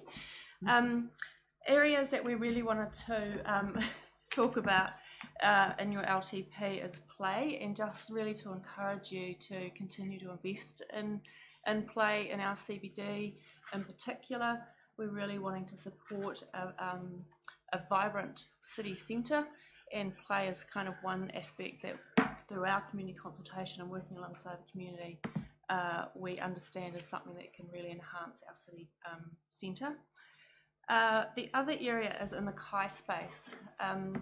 huge issue at the moment. Food sovereignty and security is a big issue for Southlanders. And we're just about to launch a huge report that's been pulled together by the community around food security and sovereignty in Murihiku. So I would, once that comes out, I would recommend that you all have a wee read of that. It's an action-based report, and it really does talk about what some things that we can all do in the community to increase our food sovereignty. And one example of that is we've been working with parks and recreation team and talking about putting edibles in our community gardens and using our land in a way which produces food for our community. And to do that, we just need to make sure that we're doing that in all areas of our city centre. A lot of those resources are going into the North Invercargill. We've already got annual beds in North Invercargill. They're replacing their annuals with edibles. There's not a lot of annual beds in South Invercargill, and in a community that needs food security more than anyone at the moment. And so there is not a lot of planting of those edibles happening in South Invercargill. So we just encourage you to really look at where is the accessibility issues happening in our community and where we're putting our resources to enable that to happen. What have we missed? I think really around, we're talking about community well-being similarly to this morning, but it's kind of a little bit more nuanced and specific around open green space, play, intergenerational connection, and Kai. And I think your point, which relates to some of the questions you asked this morning around where should we be putting play infrastructure, it's very similar with Kai, ensuring that we have an equitable spread across the city. And I guess it means that not everybody needs the same. We may need to have more infrastructure to enable healthy, active futures for our whānau in South City more so than in the North City potentially. And it's really using data and insights which you guys have gathered through Good Food Roadmap and other pieces of work to be intentional about where investment is put and where rules are flexed. I think it's something that's really interesting around permission and enabling community to take control over what they're doing. And I think that's a really important role for council, is actually going, where can we enable these things to happen? So it's not necessarily council dollars being put straight into these beds or into edibles, but it's actually going, where are we restricting communities from taking ownership or from trialing some food initiatives? So it's kind of trying to look at that legislative perspective and going, where can we be different? Where can we think outside the box and enable communities to do things for themselves? Not too much more from us. I think one of the things that's important to add around green space in general is that there's some really interesting statistics around well-being of Southlanders, and Southlanders have a higher rate of mood and anxiety disorders than elsewhere in the country, and green space and access to green space is a really important part of ensuring individual and community well-being. So making sure that we have spaces that people can reach, they can play, they can connect across the city is really important. Anything else that you want to add? No. Cool. That's any questions? Thank you. Questions? Yes, Steve. Oh, just out of interest, have you got examples of any other cities or councils that are doing really exciting things in the food security or food initiative space? So we've modelled our Good Food Roadmap of South Auckland, and so they've been working along this path for quite some time. They're doing a lot of work in developing food hubs, so that's kind of a place where we can, Southland growers and producers can actually sell their produce and have a more sustainable market for that.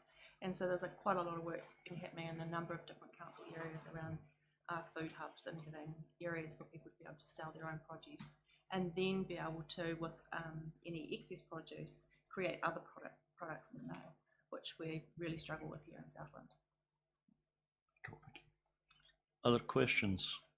I have one, and this might sound a little bit cheeky question. I don't mean it to be. I'm just trying to understand. When you have community gardens, they obviously use up space that would otherwise be used for recreation or whatever.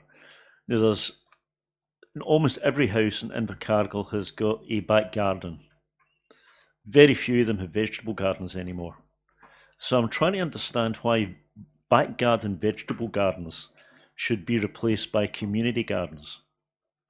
So evidence suggests that the size of the backyards are getting smaller and smaller as we have more built up developments in our city. Sorry, pull the... Yeah.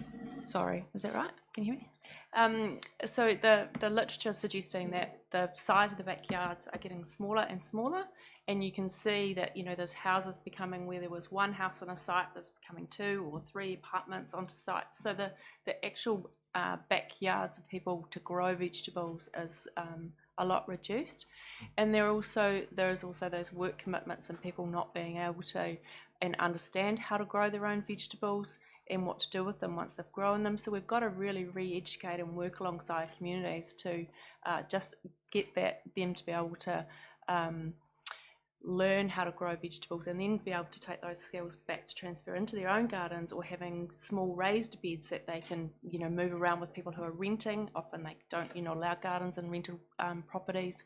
So there's a lot of issues that people have to work through. And community gardens, they do have their own issues, but it is a way of using land that is already available out there, like the annual beds. That's a fantastic initiative, and replacing annuals in our parks and reserves with edibles. And we just would encourage more of that to happen, but do it and allow that to happen in places that are not just in North Invercargill. So putting that food in places where people who don't get to this side of town can access them. Okay, thank you. Any other questions? Anybody?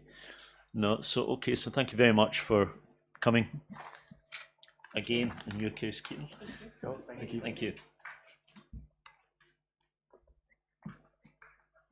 So did we ever find Mary O'Brien? No.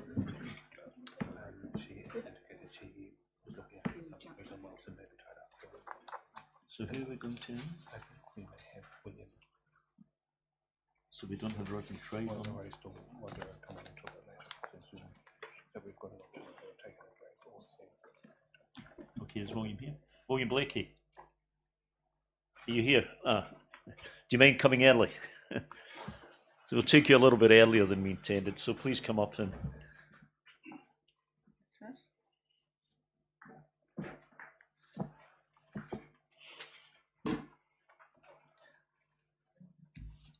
So William, welcome. You probably know how this works. You should assume that all councillors have read your submission, and therefore what I'll ask you to do is, you know, summarise it as you know, you've got up to 10 minutes to do that. If you spend less than 10 minutes speaking, then we'll ask you questions. If you fill your whole 10 minutes with the speaking, then we won't have a chance for questions at the end. So it's up to you how you use that time. But anyway, welcome, and please go ahead. I'll give you 5 minutes. I'm here to talk about Invercargill streets and planning for the future. I'm thinking of providing for alternative transport that is other than cars. The recent visit of Janet Sandek-Khan, who was New York Transport Commissioner from 2007 to 2013, puts it in perspective. Streets are for people, not just cars. And changes she made in New York were highly successful. Now London, Paris and others are implementing similar improvements. We don't suffer congestion like them, but here cars, our prime mode of transport, do choke up the city and cost a fortune to provide for them. I note the bike stands in Eskendon Street. Now we need more cycle lanes to get people into town on bikes and quash the perception it's unsafe on bikes. Invercargill being flat is an ideal cycling city, and I have been proving that for the last 25 years. Skateboards and scooters, which were once kids' toys, now with electric motors, they become popular means of transport. And then there's the e-cycle. They are the top of the pops. But our changeable weather can be a problem. But wait, there is more. I've been working on four-wheel e-cycles for years, and now with an all-weather canopy, it becomes an ideal commuter bike. With pedals and electric, it's a pedal car, suitable for use with suit or skirt, male or female. I see a photograph there of what I do. This bike is a top-of-the-line e-bike, and I'm convinced its time has come. I've been using it for 5 years and am hooked. Its advantages include cruising at 25 k's an hour, has a comfortable seat, undercover storage, and no EV charges. And some healthy exercise is also included. The average commuter with a few minutes pedaling to work would arrive invigorated, ready for the day, and going home can work off any of the day's frustrations. It's a win-win and could only cost about 10 cents in electricity. With global warming and climate change as the forefront of your thinking, this must form part of the effort to mitigate its effects. More bikes mean less cars, and as an aside, has the council considered the cost of providing paved streets to allow cars to park, first on the outskirts of the city centre for all the office and shop workers, and then in the suburbs so a resident can park close to home? Finally, going back to the original request, please consider providing space for the cyclists in any roading decisions. Thank you. Okay, thank you. Are there any questions for William? Yes, Alex. So does it charge by plugging into the regular wall outlet? Of course, yes. Like a regular e-bike? Yes. Yeah. Well done on the innovation. It's cool. So, William, are you manufacturing these yourself? I've developed them, but I'm a bit long in the tooth as far as manufacturing. So yeah, I'm looking for input from others. I see in the paper this morning they're not going to reach our 2030 emissions targets unless there's something innovative or technological, and here's a start. All we need is a push. Okay, so Barry. Good on you using your e-bike, mate. I've got one at home. I use it all the time to get down the workshop. They're really handy. Saves me starting the car up. So good on you. Yeah, I'm all for it. Okay, so I think we've probably used time, William. So thank you very much for coming along, and I'll watch for your announcement of a manufacturer for your e-bikes, and challenge Tesla or something. It's cool. You've got to start somewhere. Well, exactly. I'm not joking. I mean, Yeah. So thank you very much. Thank you. Thanks very much. I don't know how that would work going to. Okay, everybody. So we will take a break. Thank you, just for 5 minutes.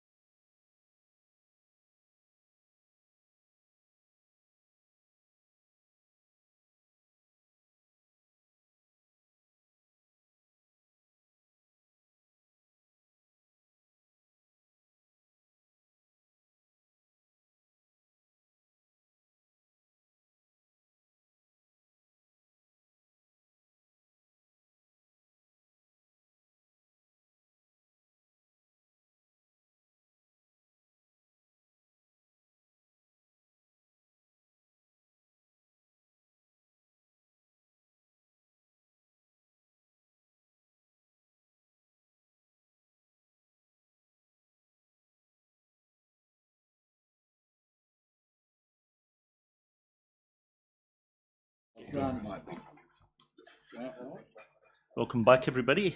The next submission we have is from Rodney Tribe, who is joining us on Zoom. Are you there, Rodney? I certainly am. We can't see you yet, but we can hear you. So, Rodney, I know that you... Let's try that. That's fine. That works.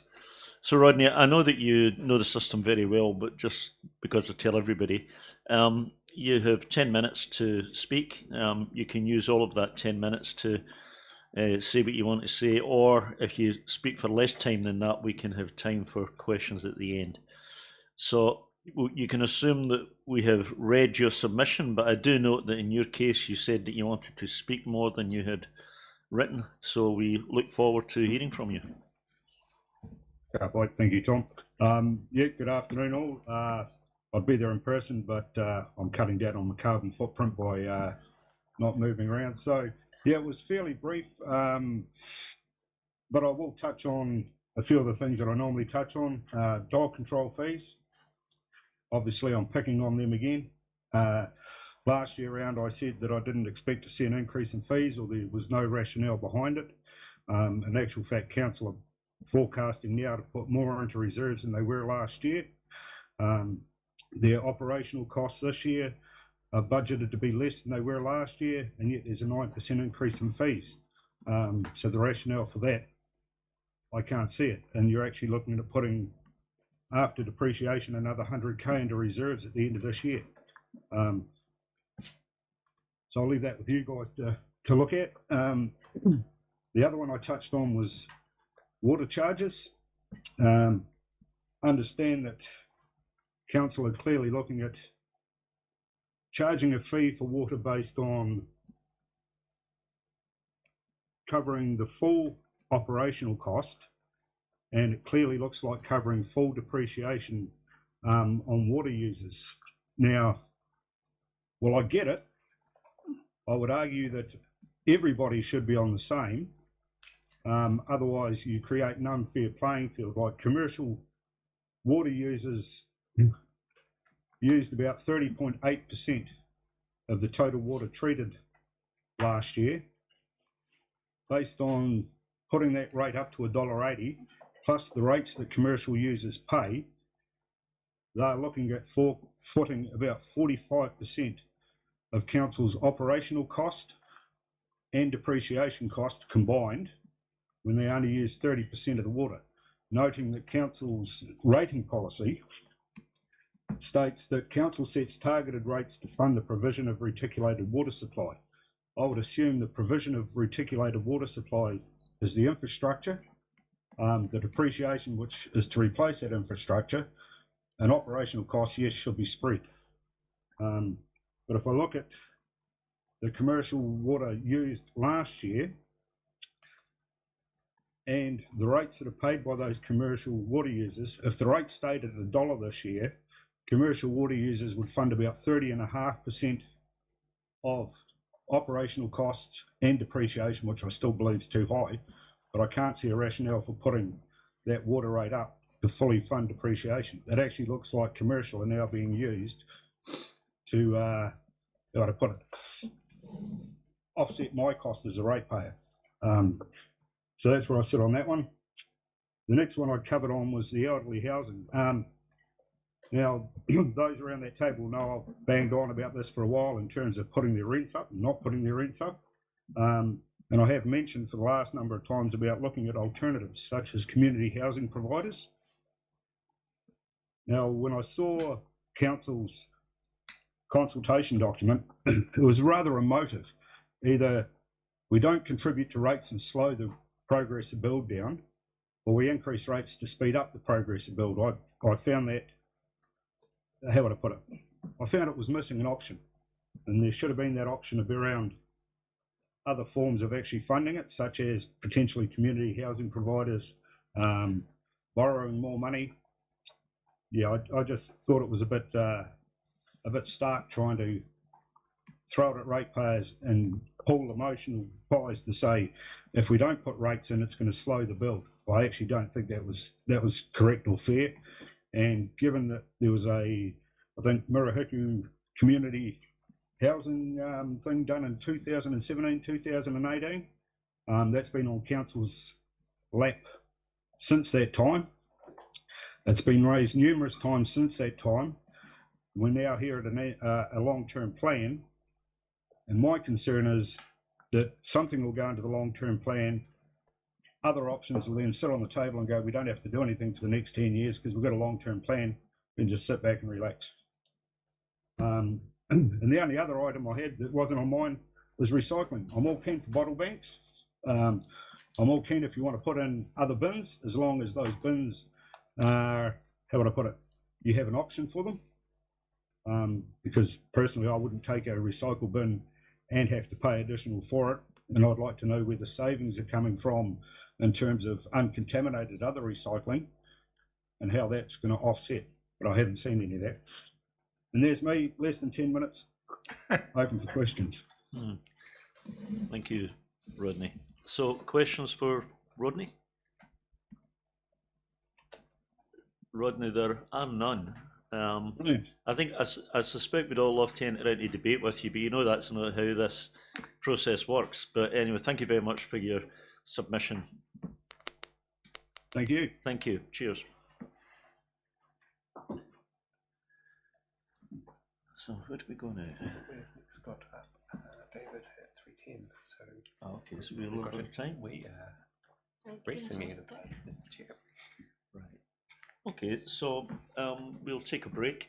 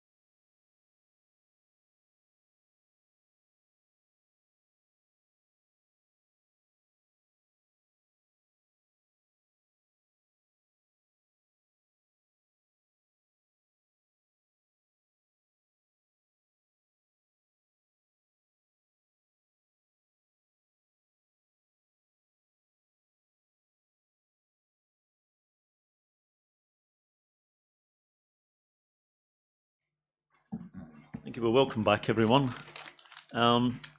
Dave, you're next up.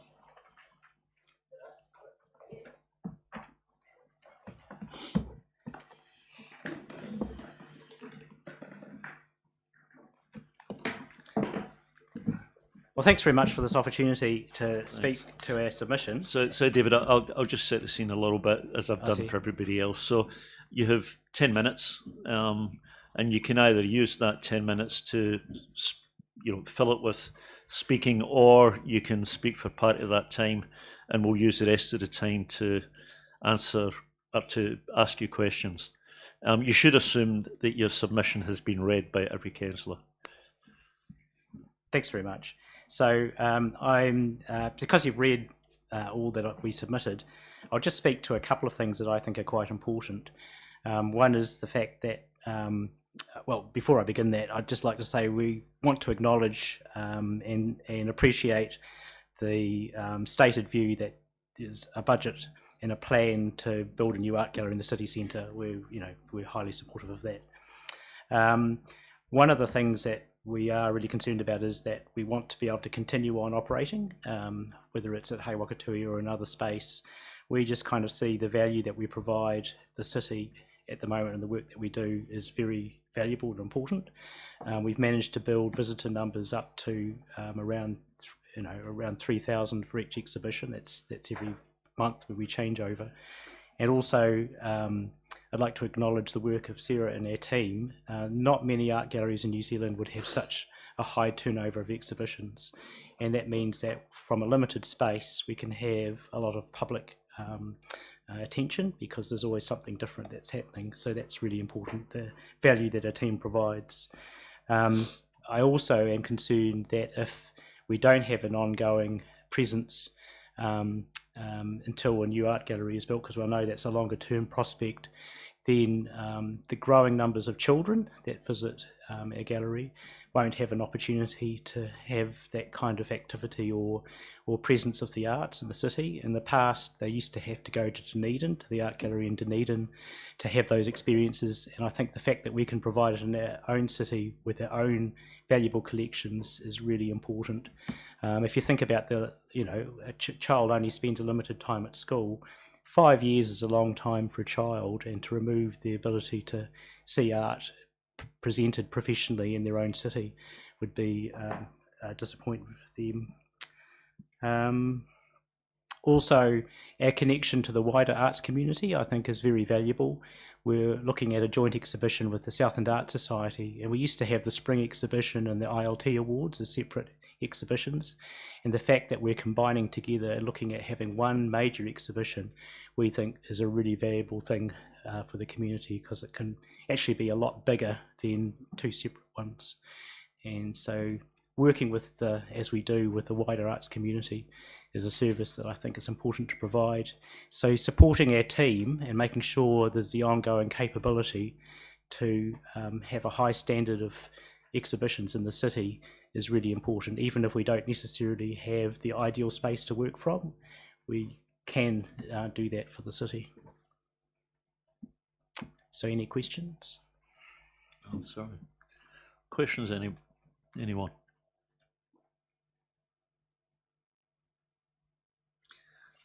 David, I'll ask you one. So it's been, we have spoken, in fact, I think probably literally, we have spoken about the use of the old bank building as a potential art gallery, and there are various views on that. I mean, I would just invite you to give yours. We have looked at it, and the potential of, I could see it could have possibilities if we were allowed to expand at a later time and have a connection to it, like the Auckland Art Gallery is an old building with a modern purpose-built facility beside it. That could work. The actual exhibition space in it is probably less than what we have at the moment at Hei-Wakatui, and the expense at converting it to an appropriate space with climate control may be prohibitive. So that would be our only concerns. If we were shifting from where we are to that space, it would have to be an improvement to what we have, and I just wonder whether the expense involved in providing that may be too great. But we're actually open to any potential ideas, as long as it is fit for purpose and our team can do great things in it. We'd be open. Okay, thank you.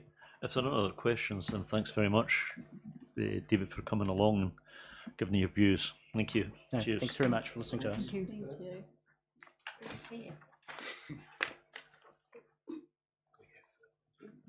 Right. So our next submission is submission number 40, which is from Philip McMillan, and Philip is joining us on Zoom, and I believe he is already there. Can you hear us, Philip?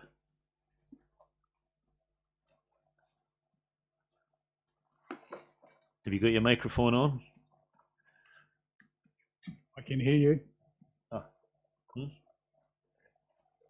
Yep. Radio check, mic check. That's him. We can hear. Oh, that's we can him. hear him.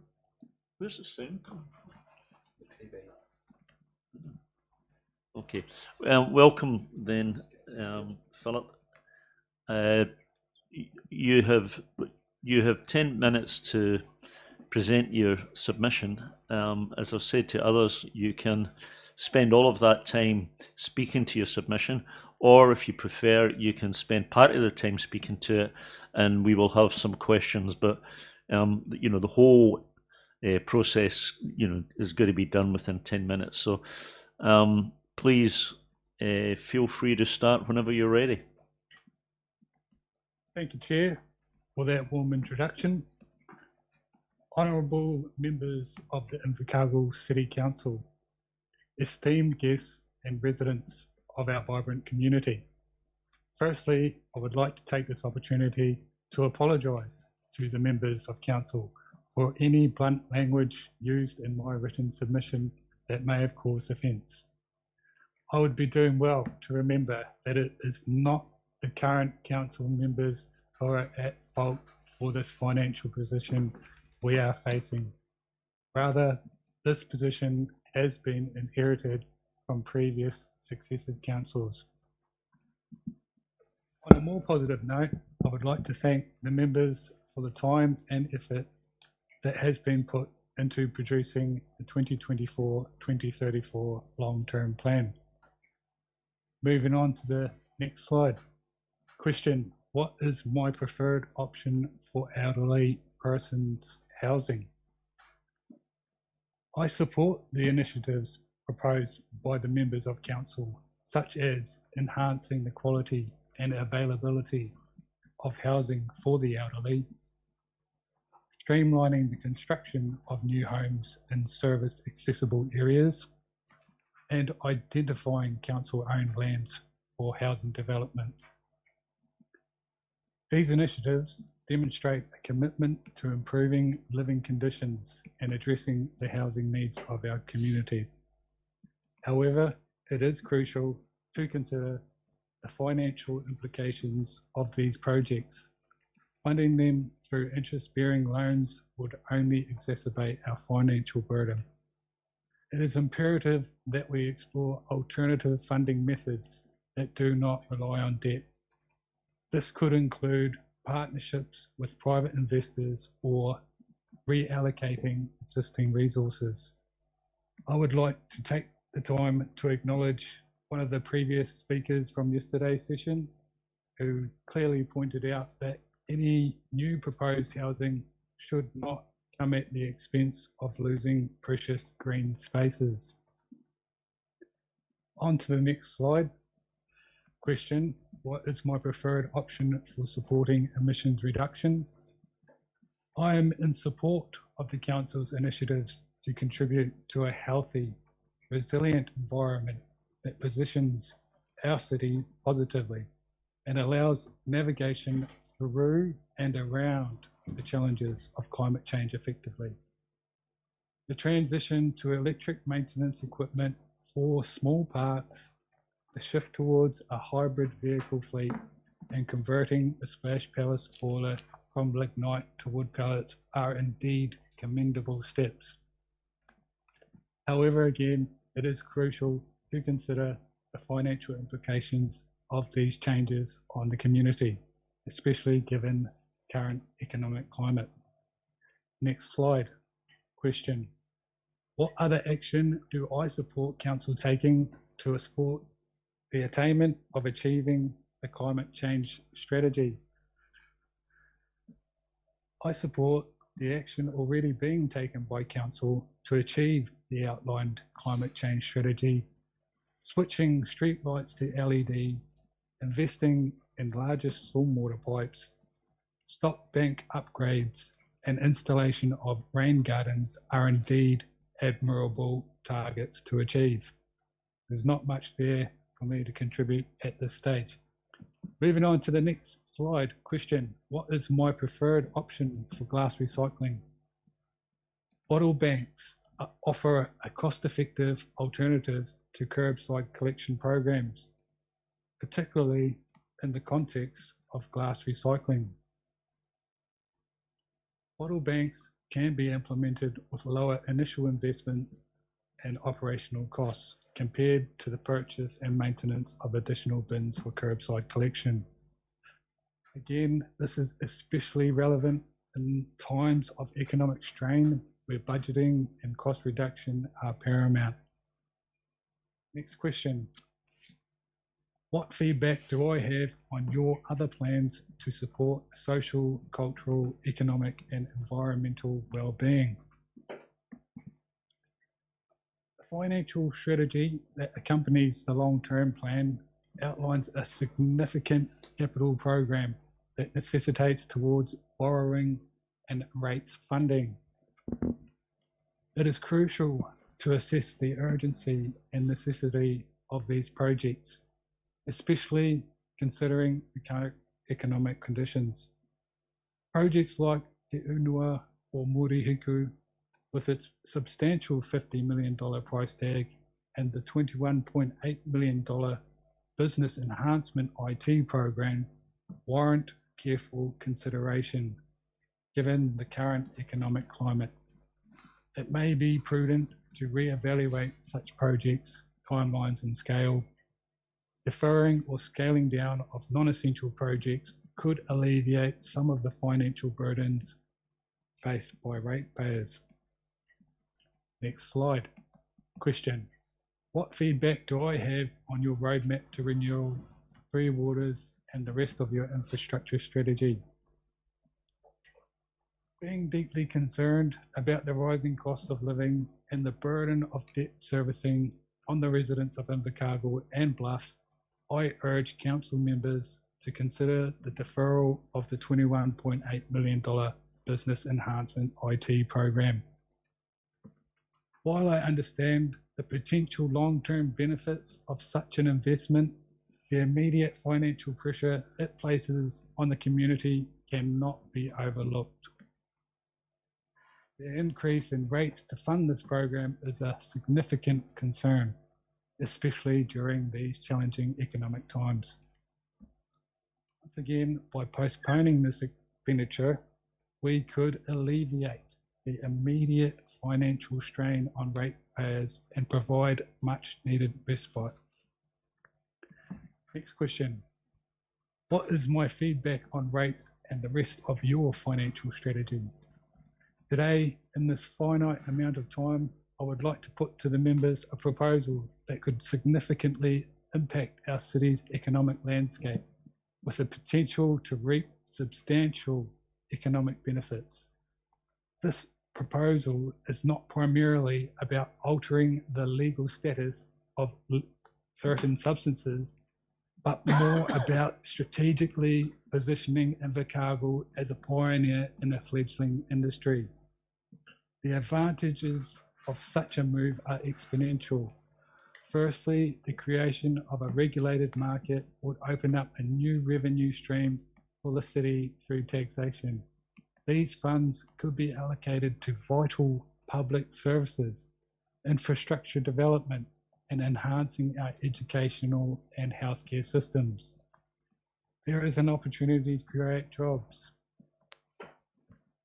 From cultivation, processing, sales and tourism, each segment of the industry would require a skilled workforce, thus reducing unemployment and stimulating our local economy. Investment opportunities would also flourish. Entrepreneurs and investors, both local and international, would be drawn to Invercargill, attracted by the progressive stance and the promise of high returns. This influx of capital would not only bolster the sectors, but could also invigorate other areas of our local economy. Final slide. Question: what is my feedback on your proposed changes to the rating policy? I believe that before any increase in rates is considered, alternative avenues for revenue generation should be thoroughly explored. As previously mentioned, this could include a delayed project or establishing new local bylaws that could open up additional sources of income without further financial strain on the residents. Such initiatives could mitigate the need for rate hikes and provide a more sustainable financial model for the council's budget requirements. The notion of raising the debt ceiling should be approached with caution, and as last resort, it is imperative that all other viable solutions are exhausted before committing to an action that would increase the city's indebtedness, potentially impacting the financial stability of both current and future generations. Thank you, members of the council, for this opportunity to speak on the 2024 to 2034 long-term plan. I am now open to taking questions. Thank you. Panya. Just a very quick question, just on the point you made around current economic situation does not warrant the suggested rate adjustment due to existing financial burden on the community. So you'll be aware of the inflation increases and the inflation increases that we have inherited as well. So how do you think we are to address those increasing costs that we have that are now, sit within the community? That's a great question, and I thank the member for putting forward the question. As I kind of alluded to, it's about rearranging the time frames of the projects that we have in store for the Invercargill community. As I mentioned, the $21.8 million IT business enhancement program. I'm not sure how important that exactly is, and I'm not aware of the full circumstances behind it, but just on the surface, I would think that that is not quite a priority at this stage and could be introduced further down the line when a more suitable financial situation occurs, such as the interest rate hikes that you've mentioned. I hope that helps answer the question. Thank you. Thank you, Philip. Well, we've gone through our 10 minutes, so I'll thank you for joining in an extremely thoughtful presentation. So thank you very much for it. Cheers. Thanks for the opportunity.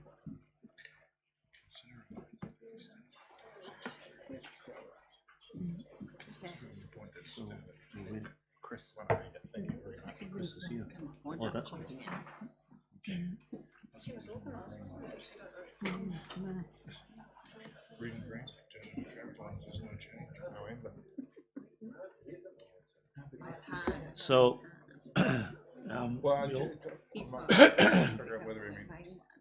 we will keep moving. We're still on live stream. Coffee now. We're still on live stream, so we're just going into a break. Here we go. We're back. So we have Chris Henderson here. Chris, if you could come up. She's been very patient.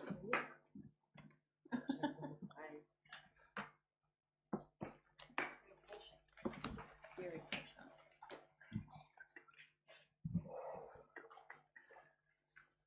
Chris, I know you've been sitting there for a while, so you've heard me say this to others, but just for completeness. I was hoping you'd still do that, Your Honour. So you should assume that everybody has read your submission. You have 10 minutes to present. You can either speak for those 10 minutes, or you can speak for part of the time, and we'll ask you questions if there's time remaining. So the floor is yours. Thank you. I welcome the opportunity to talk with you, probably for my last time, being 77, and Invercargill being my city of choice up till now.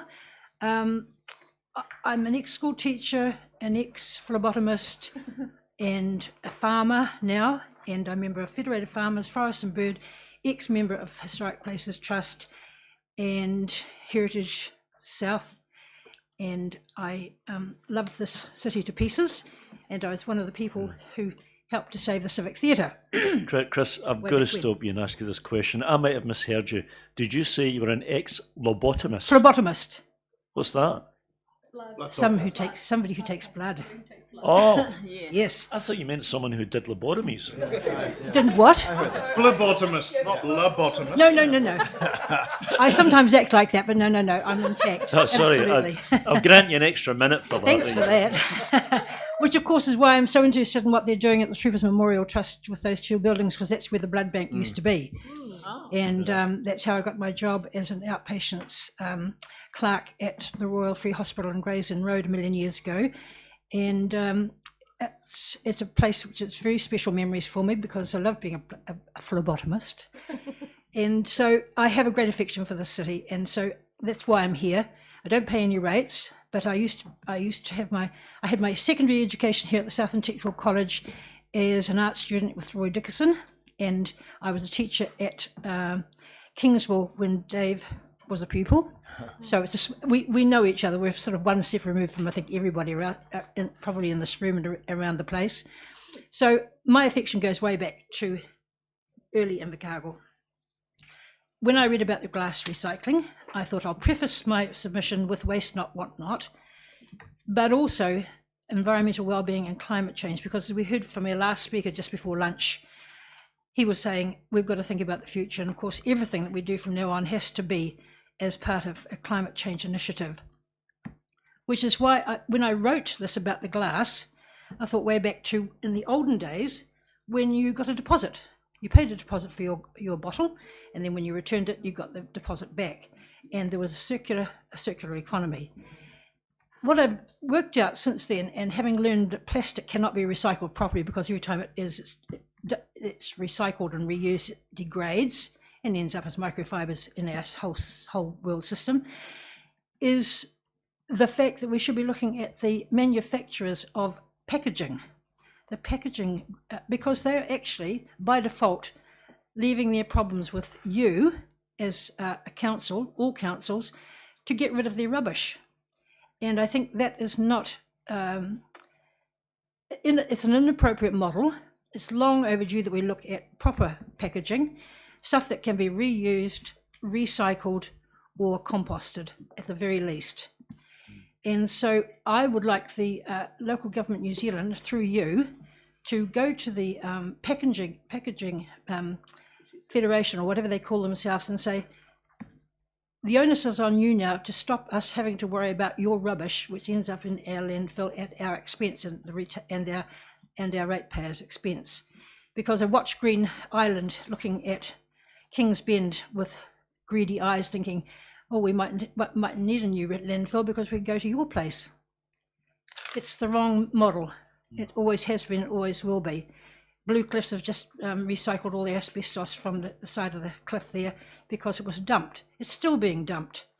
And I'll tidy up a number here on the glass recycling. It's, I think I had 8,000 tonnes, 800,000, it's 80,000, but that's still an awful lot of glass just being dumped and wasted. The smelter is going to use some of their waste materials. It's going to be recycled in concrete, and some of the glass can be recycled for concrete and for asphalt. Concrete is one of their biggest carbon emitters, along with the along with the fossil fuel industry. So we have to look at that as well. But it makes sense, as I said at the beginning, to waste not. Because if we had a standardized container regime, we could use a lot of the containers that we now throw out because they're plastic. We can't reuse them again. So I'd ask you, through your good officers, to look at working with local government New Zealand to actually start peering very closely at what packaging is being used and whether it can be actually fitting in any of those categories. If not, go back to the designers and say, this is your problem, not ours. Anyway, going on to build heritage, again, I'm inspired by what I've just, courtesy of your nice lady here, circulated to you, a Guardian article which talks about climate change. One of their concerns is that an awful lot of demolition material is just being dumped. And the first 8 pages of this particular article are talking about the reuse of, in whole or in part, demolition materials. I'm looking with very sad eyes at Bluff and thinking what a waste of a lovely building that would be. As I suggested, it could be a whole lot of other things like hubs and apartments and the Oyster Palace. But then at the very end, the bit that really struck me was the architects in Britain are looking at their rallying cry, which is never demolish, never remove or replace, always add, transform and reuse. And adaptive reuse has been one of the things that we've looked at for years, courtesy of people like the Troopers Memorial Trust and other groups looking at transforming a building into something else. And of course, I look longingly at H&J Smith and think, perfect place for all the councils to be. You've got a car park over the road that could be improved, and you could have a huge building with all the councils all working together on climate change, apart from anything else. And you could be a showcase for earthquake proofing. It could be a golden opportunity to put your money where your mouth is.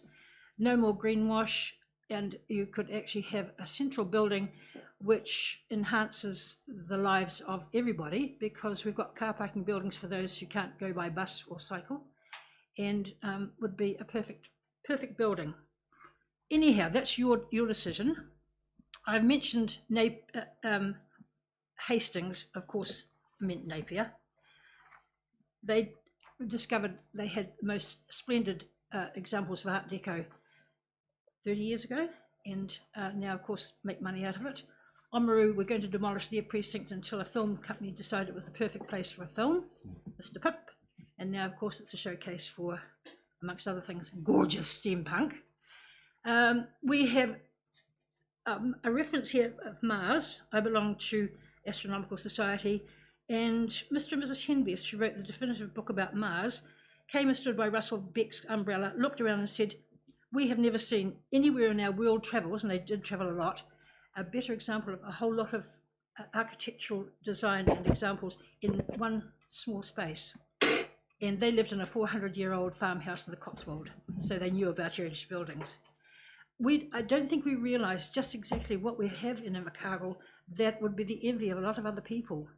And even a Hong Kong couple looking at the old Southern Times building in the springtime, I said, why are you taking a photograph of that? And they said, we have nothing like this in Hong Kong. And so they were taking a photograph to take home. You know, we just take everything for granted, but I would like to see, as I said, another look at heritage buildings. Briscoe's now, of course, delicately cheated. I'd like to see that, the interior built with laminated engineered timber and reused for something really positive, because that lady shouldn't have to have the problem herself, because that building belongs to us now and in the future, and we should be helping her and other owners to make good. And I'll just refer you, and I'll leave this copy with you, a recent listener article about looking again at earthquake requirements, particularly in low seismic areas such as Invercargill, and how onerous these one-size-fits-all requirements are, and maybe a time for re-looking at that, because even with the pyramid, most of it's 69% earthquake rating, 1 or 2 bits 34, and as Bob said before, it wouldn't take much to make it safe, $6 million, and it could be used, I want it as a planetarium. He wants it for a recreation thing, but we can agree to differ. But it has so much potential just as it is. and look at around it, all the empty buildings in Invercargill. Vienna's mentioned here. We stayed for 3 weeks in Vienna, city of 1.5 million people. People share the pavements for cycling and walking, with a blue line down the middle and pedestrians on one side and cyclists on the other. They reuse heritage buildings. My favourite is the fort was used by previous monarchs to keep them safe from revolting peasants, now adapted to a police station. That was my favourite, but there are lots of other absolutely beautiful buildings with different parts of museums. One was a art gallery, another one was natural history. You actually visited those buildings, enjoyed them for what they were, and also saw these other aspects of museums and art galleries. We have empty buildings here. We're over retailed. We need to look at bringing people into a photographic gallery, for instance, in one of the buildings. Gorgeous. We've got some beautiful photographs that we should be showcasing, and they deserve a building of their own. Take a leaf out of H&H building that you have at the moment for Te Waka Huia. Shows you can do it, and why not? It could be all the heritage side of Invercargill sprinkled with retail, rather than an emphasis on retail, which is now in a fairly delicate position given a whole lot of online marketing. I don't think there's anything else that I need to bore you with, but I would like, oh, yeah, dark skies. You'll save money by going for dark skies lighting. Thank you very much. Thank you. Thank you very much. So, Chris, that bell signified you'd actually used the 10 minutes. So I know. We don't have time for questions, but look, thank you very much for that presentation. You're very welcome. Thank you for the chance. Yes. Thank you. Thank you. Thanks. Phlebotomist. Yeah. With the PH.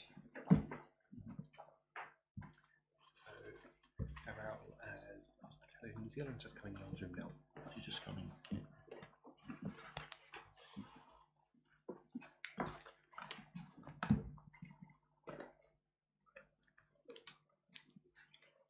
Oh, on Zoom. On Zoom. Okay. Yeah.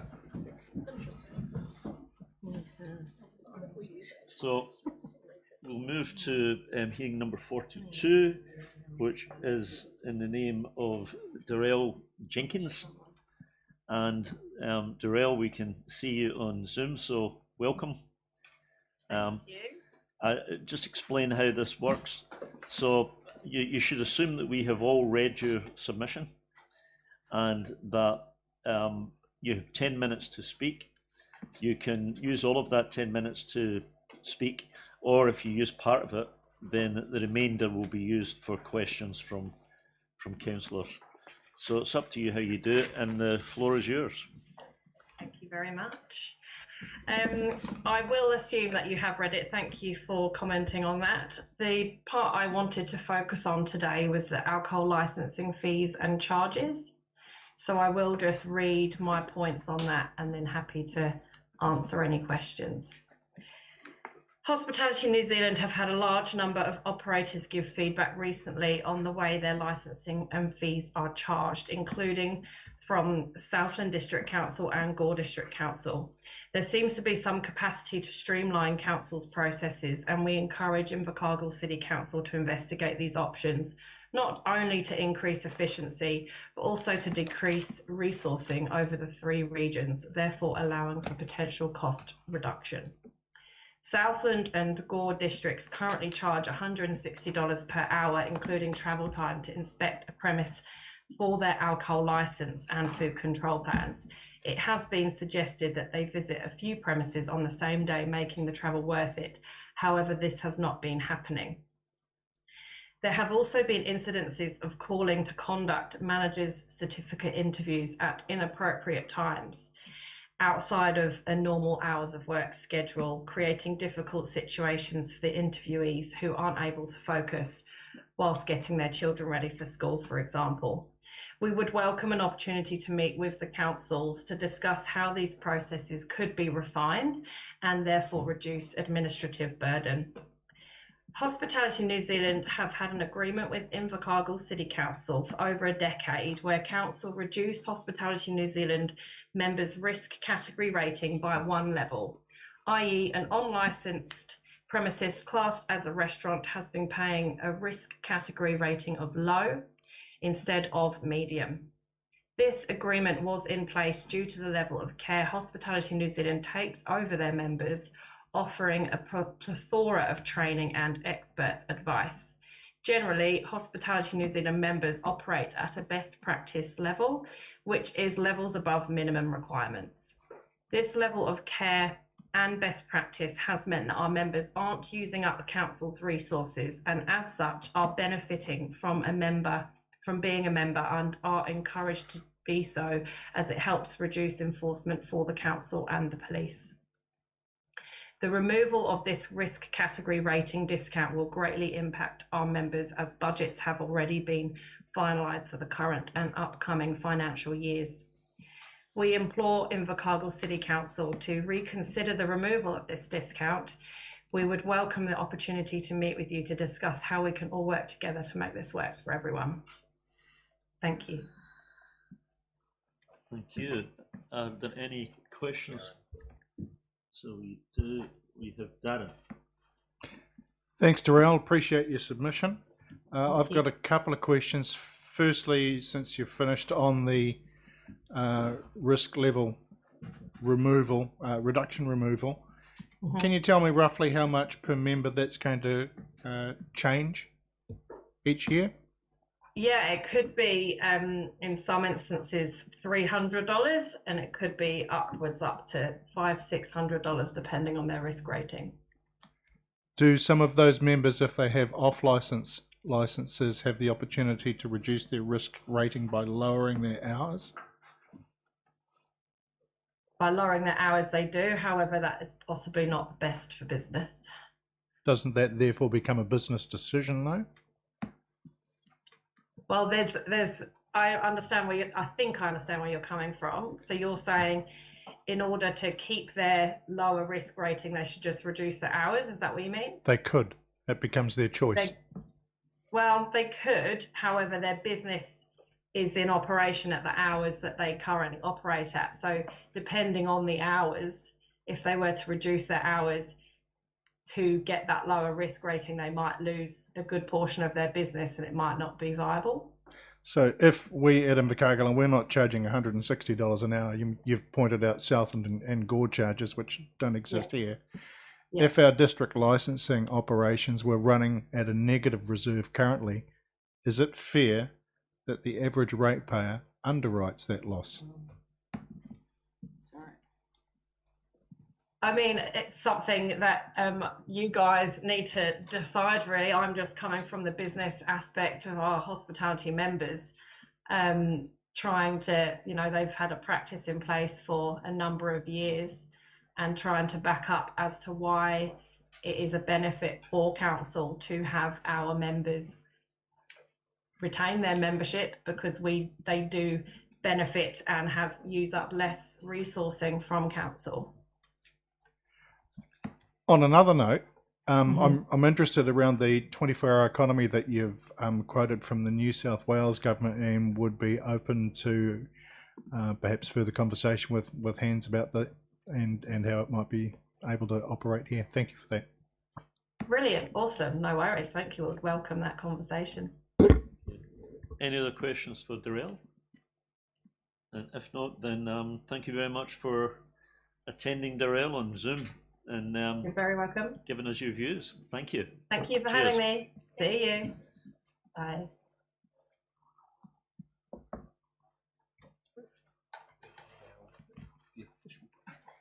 So we're going to have a break. Thank you. Have a break.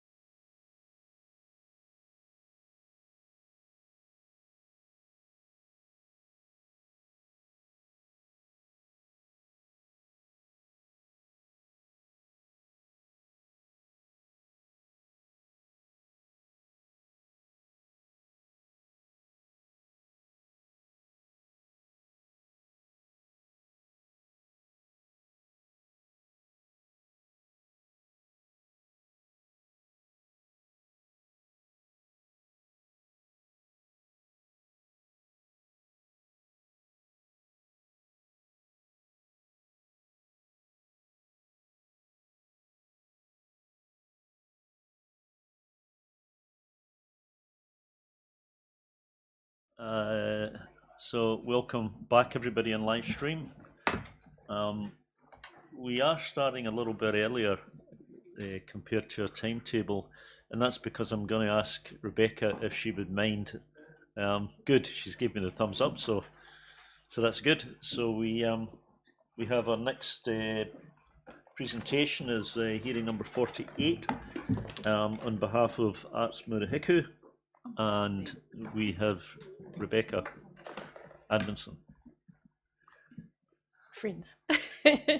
Cool. Thank you And very Angela. much. Yeah. Hi. And I'm Maggie. hi. Claw. How are you? Okay. So I know you know exactly how it works, Rebecca, but nevertheless, just for completeness, I'll say that you have 10 minutes to speak. You should assume that we have all read the submissions. And in that 10 minutes, you can either speak for 10 minutes or you can speak for part of that time, and the rest of the time we'll take with questions. So the floor is yours. Thank you very much. Thank you for having us, me here again today. This time I'm here in my capacity as Chair of Arts Murihiku, and I have with me Angela and Margie, who are fellow trustees on the board. I'll just point out the slideshow that we've got happening up here. So this is a slideshow just of photos from about 80 of the activities that Arts Murihiku has undertaken over the last 12 to 14 months. And as you will have seen from our submission, and that those stats were from to the end of February, that we've done about 128 activities so far with the funding that we've had from the Ministry for Culture and Heritage. So the reason I wanted to show the photos is because they show a range of activities that we've been doing, the range of ages of people who we participate with, and we're also a region-wide organisation, so spread across the region. And we've been able to do this because we've had staffing, basically. We've had paid resource, we've had people whose job it is to help make all of these things happen over the last 14 months. That funding comes from the Ministry for Culture and Heritage, and it runs out on the 30th of June this year. So these images really demonstrate what can be done with people, and it also shows what we are going to lose as a community if we can't keep doing what we're doing, basically, because it does take people to be able to do these activities. The only other things I really wanted to touch on from our submission, or highlight from our submission, which I know covers a range of areas, including advocating for ourselves, but supporting the council for all the great work that they do to support the arts, and supporting the proposed scoping, etc., for the art gallery, was just to talk about a couple of other things. So we currently lease a space that we call whare taupua, which means a place of support, which is the old ladies' restroom down on the Otapuni from the council. It's been a really great place for us to be able to build up this hub that we have had, and we're really grateful that we've had the opportunity from the council to be able to lease from you. And we're hopeful also that you are pleased with the way that we have been using the space and inviting the public and the community at large to be part of it.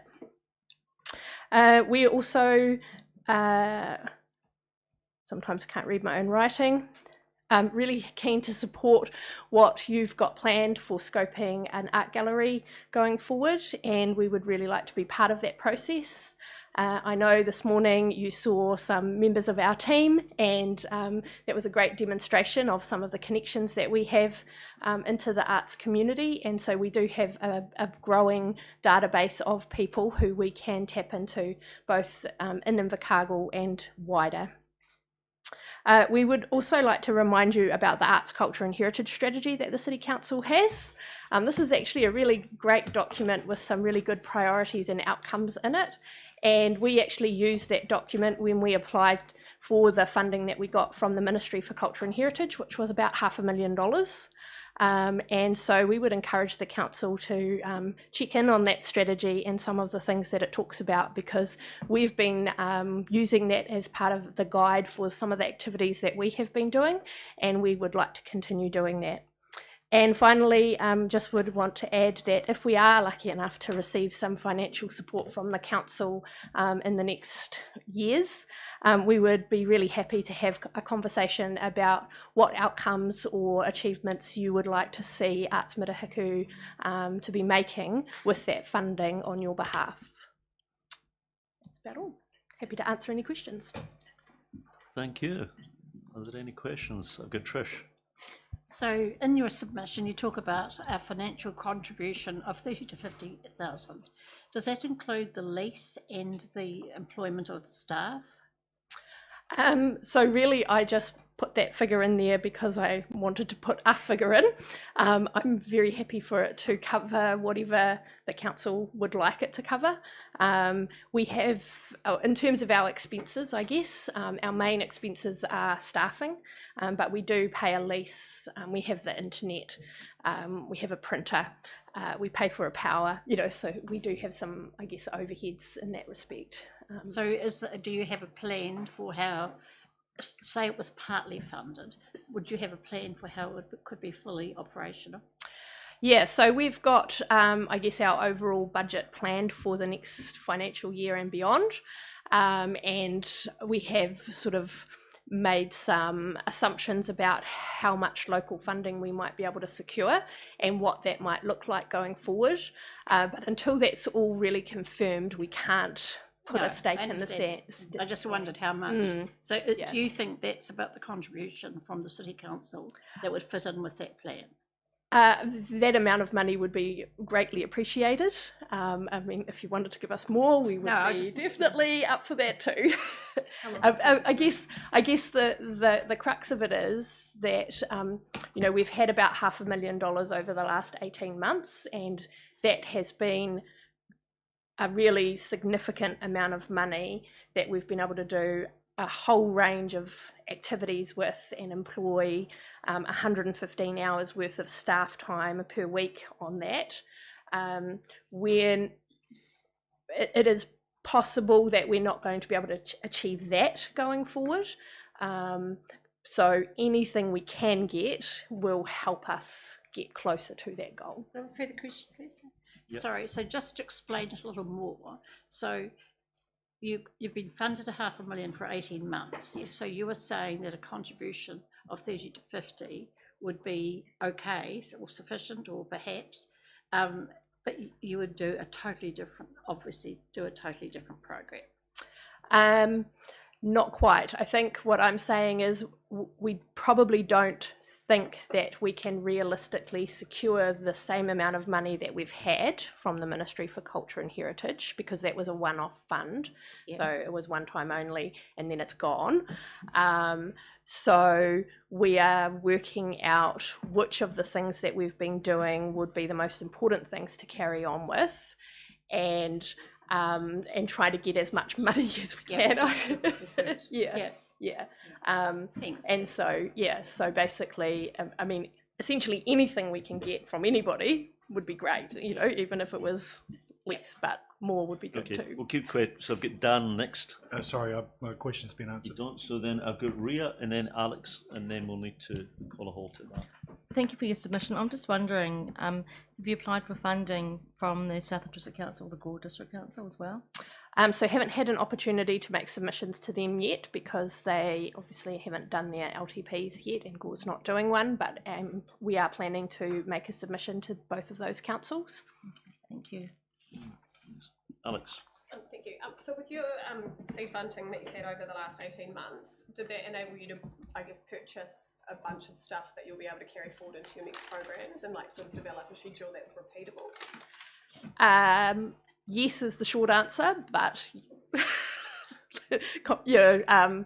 some of the things have been one-off activations and things like that, like with the art space, because there hasn't been one for a really long time in Invercargill. We needed to show people how to use the space, and that required a lot of our energy and time and some funding to support those activities to happen. But we're hoping now that we've done that people will be able to come to us and be like, oh, I've got this great idea, I want to use your space to do this thing and this thing. So that there'll be sort of less of that, but one of the programs which we've called the well, it's actually had lots of different names. At the moment, it's called Rocket Fuel. If you're on Facebook and you look up Arts Milihiku, have a look for Rocket Fuel. Is basically sort of an inspirational kind of program that we hope to carry on in order to be able to support creatives in their practice and grow. Thank you. So we probably need to wind up at that. I'd just like to say though, Rebecca, how disappointed I am that you didn't sing and dance your submission to us. As Lisa and her team did this morning, it was a lot more fun, I got to tell you. Anyway, thanks very much for. No worries. Thank you very much. Thanks, everyone.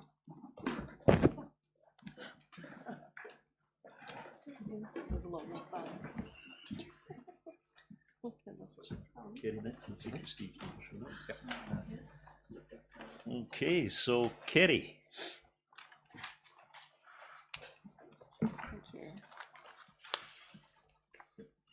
And Bob.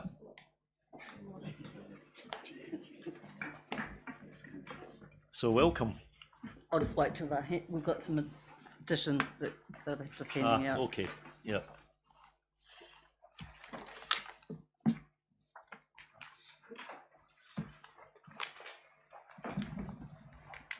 Thank you.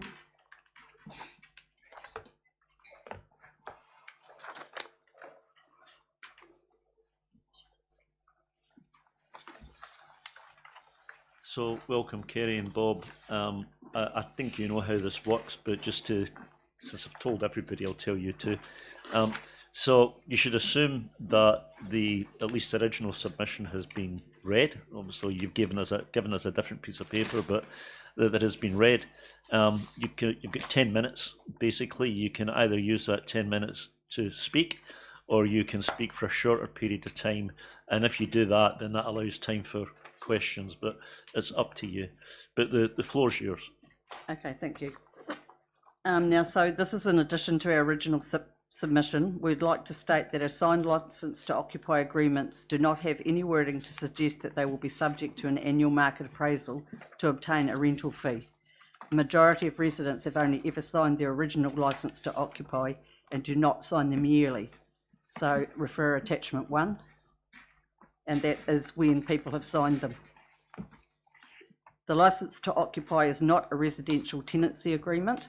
From approximately 1990 to 2020, the licence fees increased in line with the rates rental increase of Invercargill as per clause 4 of the ICC Memorandum of Understanding, and the MOU is attachment number 2, and residents paid those amounts accordingly. The Memorandum of Understanding was written by Bill Watt, a senior ICC manager, in conjunction with Warwick Cambridge, the solicitor or lawyer, in good faith. Mr. Watt has signed a statement with our lawyer, Morgan Pearce, attesting to that fact. Richard King, ICC CEO at the time, has also verbally acknowledged that the MOU existed. In the Assistant Ombudsman letter dated 20 September 2023, under the heading The Memorandum of Understanding, Chloe Longden-Prisk states, the Council refutes that the MOU is a document that it ever created, promoted, recommended or signed. The Council advises that despite its efforts, it has been unable to locate any records of or reference to the document. The fact that the current ICC staff cannot locate it does not mean it does not exist, and all of the residents, apart from the 2 most recent sales, have their own copies which were issued when they signed their licence to occupy agreements. In essence, the current council staff are questioning the integrity of 3 leading figures that served Invercargill well in their tenure with the council and treated people, including Coopers Creek residents, with respect. We would like to address the annual market appraisal increases in detail by year as follows. 2020-2021, it raised from $765 to $815, which is a 6.5% increase in line with the percentage rates increase of Invercargill. Both the above figures appear under crib site Sandy Point domain per annum in the fees and charges. Refer page 1 of attachment 3. Market appraisal carried out by Telfer Young, 9th March 2020, but not implemented by ICC due to COVID that year. CC residents were not made aware that this appraisal had been done, nor did they receive a copy. No individual consultation with key stakeholders, despite Rihanna Suter stating in her fees and charges report presented to the Council on 9th of June 2020, the consultation opportunity was promoted to the public via a range of means, including traditional and social media, and via a new stakeholder email update. We never received that. 2021-2022, $1,300 up from $815, a 60% increase. The figure of $815 only appears under the crib sites Sandy Point domain per annum in the fees and charges. Refer page 2 of attachment 3. The second column under 2021-2022 shows the wording market appraisal per square metre, despite the fact that the ICC had the figure of $1,300 since 9th of March 2020. We believe the omission of this figure was deliberate, as it would have highlighted the significant increase to councillors. Market appraisal carried out by Taufa Young, 9 March 2020, CC residents had to request a copy of the appraisal after submissions were completed.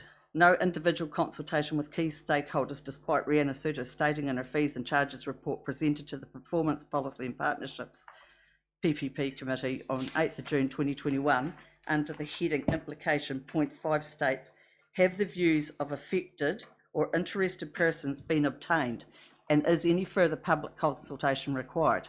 She answered yes, no further consultation is required. Rhiannon does not mention anything about the significant 60% increase in rental to the CCC residents in her report, so councillors were not made aware of it. We received... I'm going to interrupt you, but I'm going to stop the clock so that you don't lose any time. Can I just point out that you're reading quite a document that's got a huge amount of information on it. There's no way that councillors here are going to be able to understand. You know, you're reading it very, very quickly.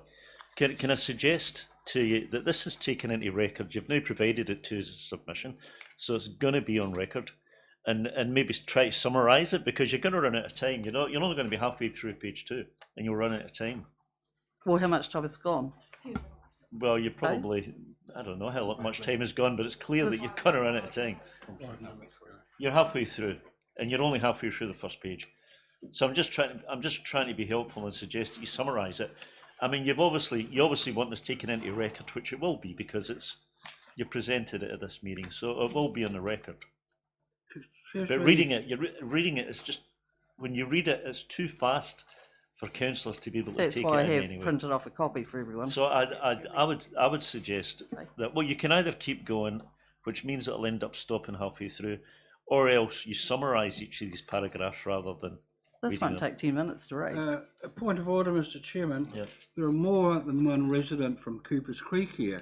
If you give them each 10 minutes each, this would cover this document. I'm taking in what's being read out to me. So I would like them to continue on if this committee feels that way. Well, we've got time to do it. Yeah. Yeah, and the other people here have got individual submissions, Peter.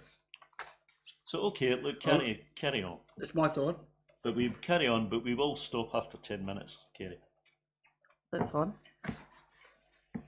So Rhiannon does not mention anything about the significant 60% increase in rental to the CC residents in her report, so councillors were not made aware of it. A letter received from Caroline Rain dated 30 June 2021 advising of the $1,300 rental increase after LTP fees and charges submissions had already closed and a full council decision approved. Coopers Creek residents were not given the opportunity to submit against the 60% increase, which they definitely would have done. 22-23, 1,855 up from 1,300, a 43% increase. No figure appears in the single column under the 2022-23 for the crib sites in the fees and charges document.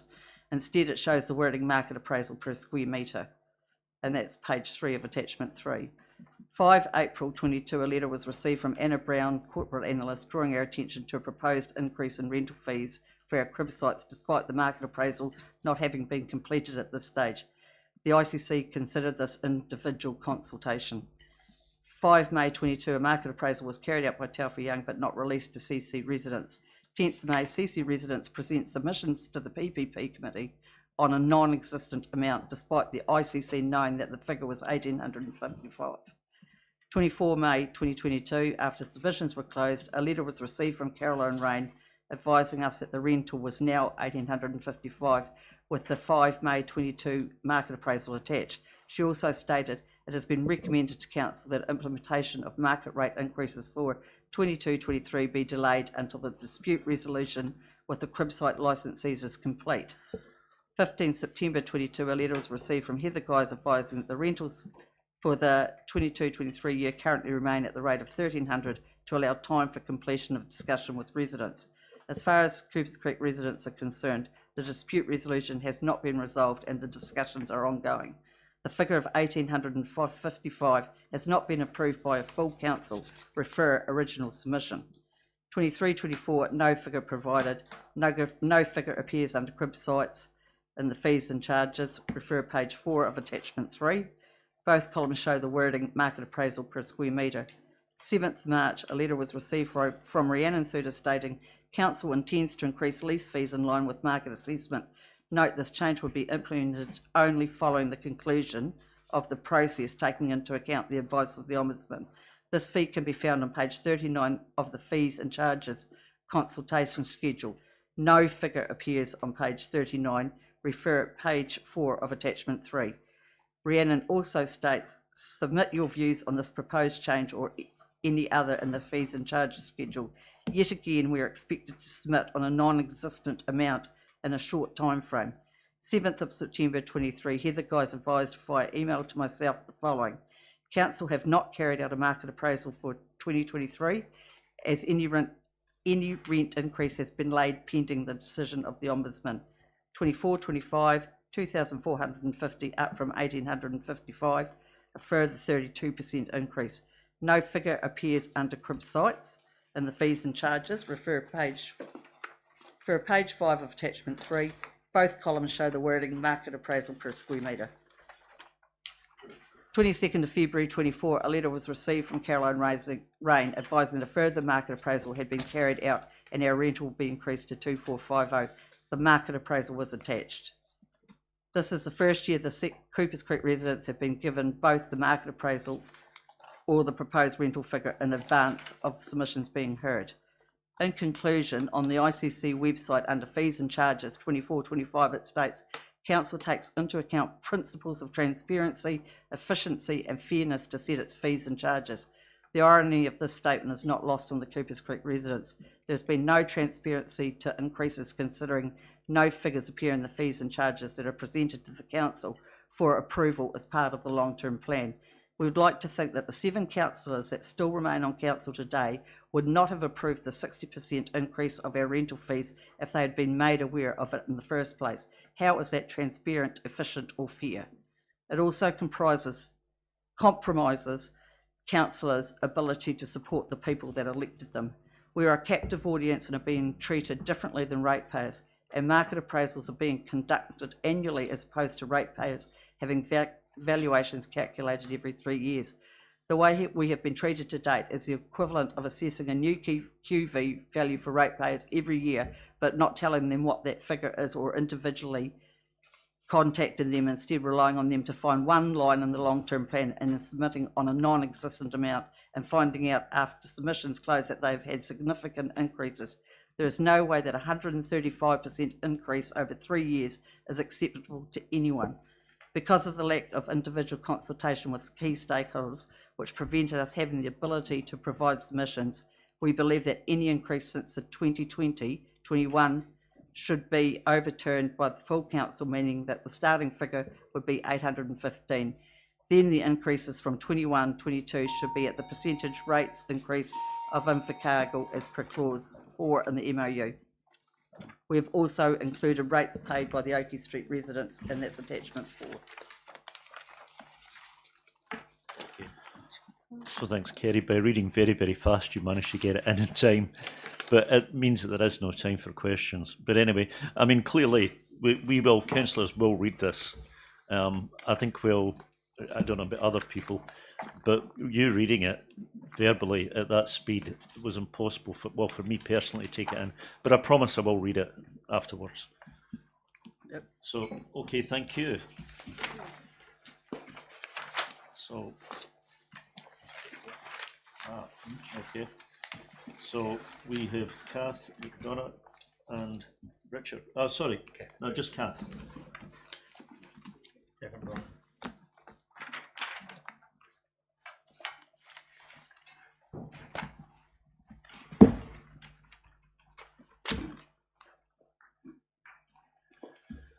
So welcome.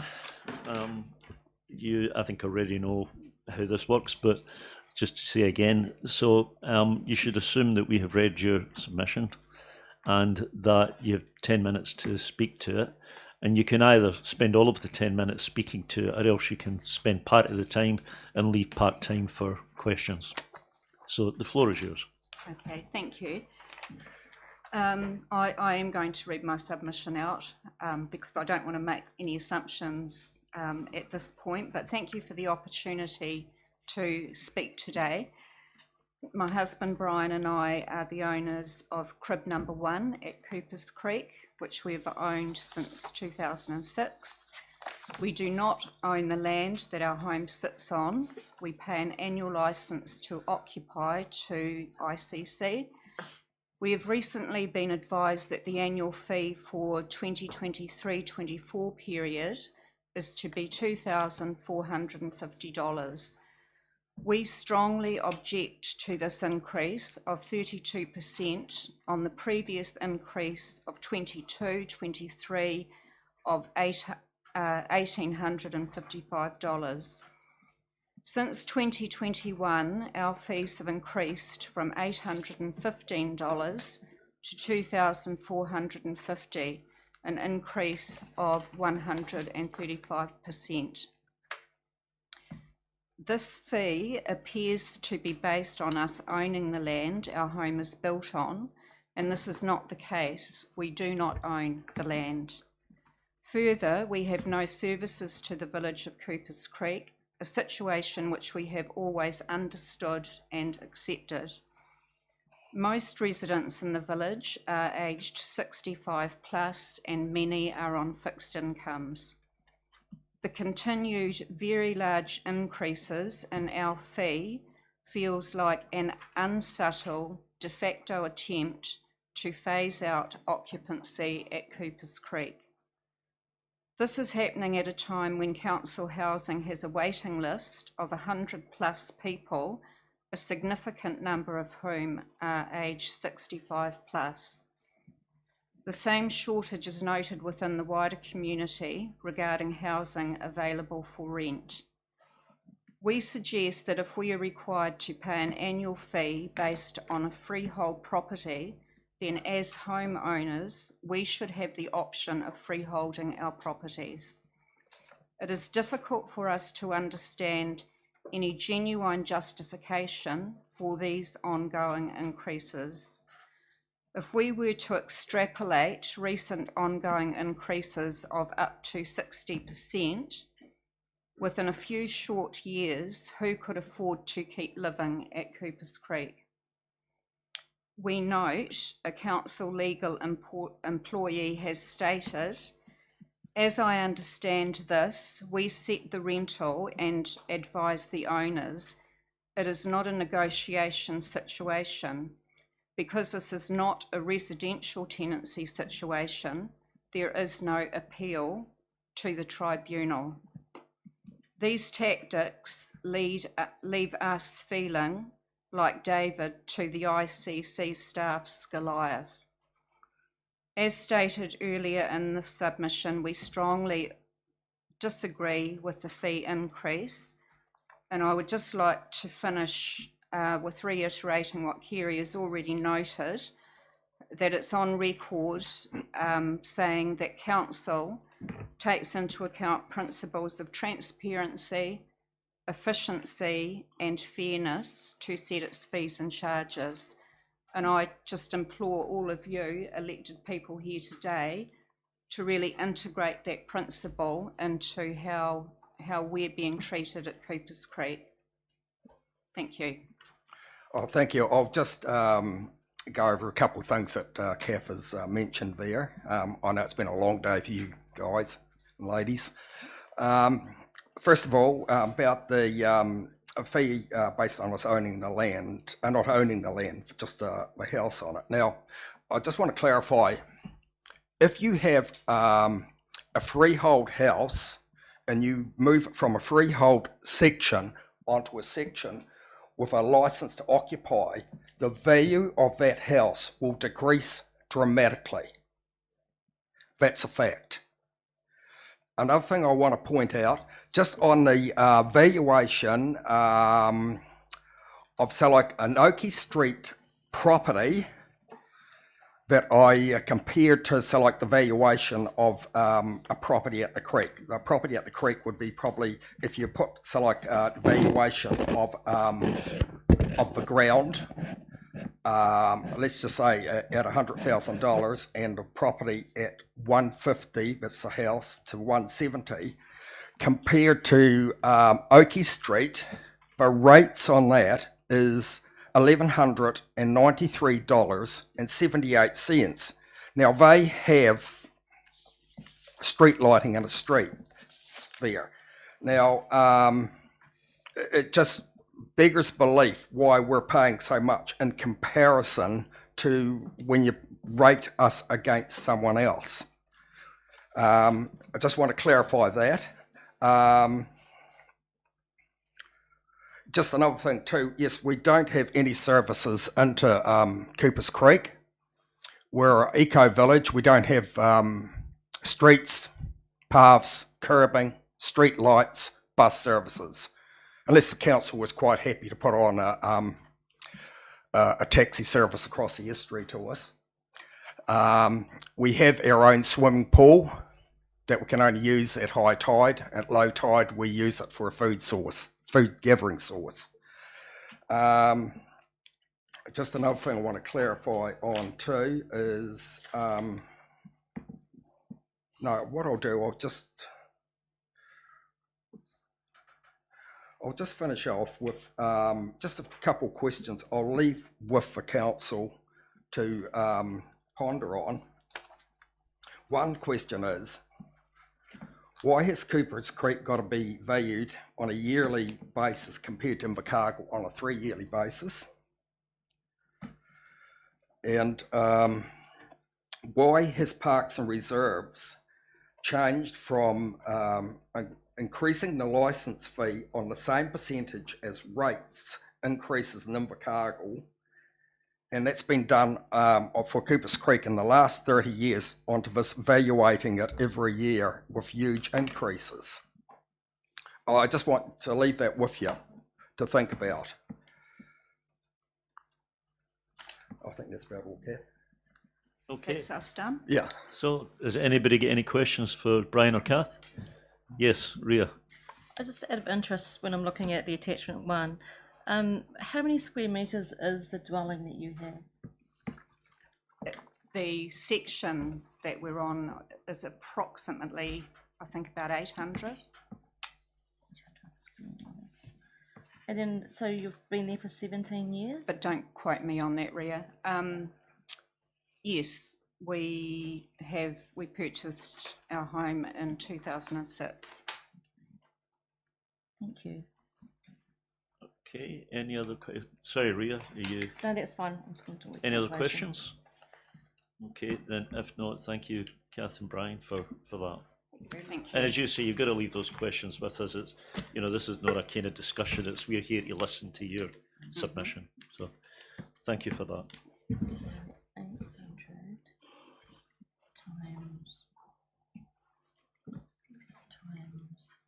So next up we have Richard Ronjan, who's also going to talk about Coopers Creek, I think.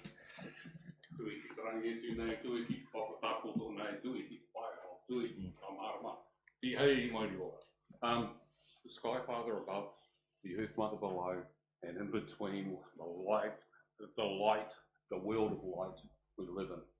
Nō greetings. Thank you for your invite to come and speak to you today in respect of the Coopers Creek increases. As I look around to the people that have spoken here this afternoon, I acknowledge all of the work that they have done, because in all reality, I don't need to repeat anything that they've said because I agree 100%. I'd actually like to correct some of the numbers though. It isn't a 135% increase. It equates to a 200% increase on the $815 that was originally used in 2000. But I would actually like you to consider the time frame which these discussions have been going on for. For 30 years or more, there have been issues raised every 10 years or so. Similar sorts of things have been discussed, and there have been considerations made by the various councillors and mayors and the like of the time. And yet, no enduring conclusion has been reached at this point.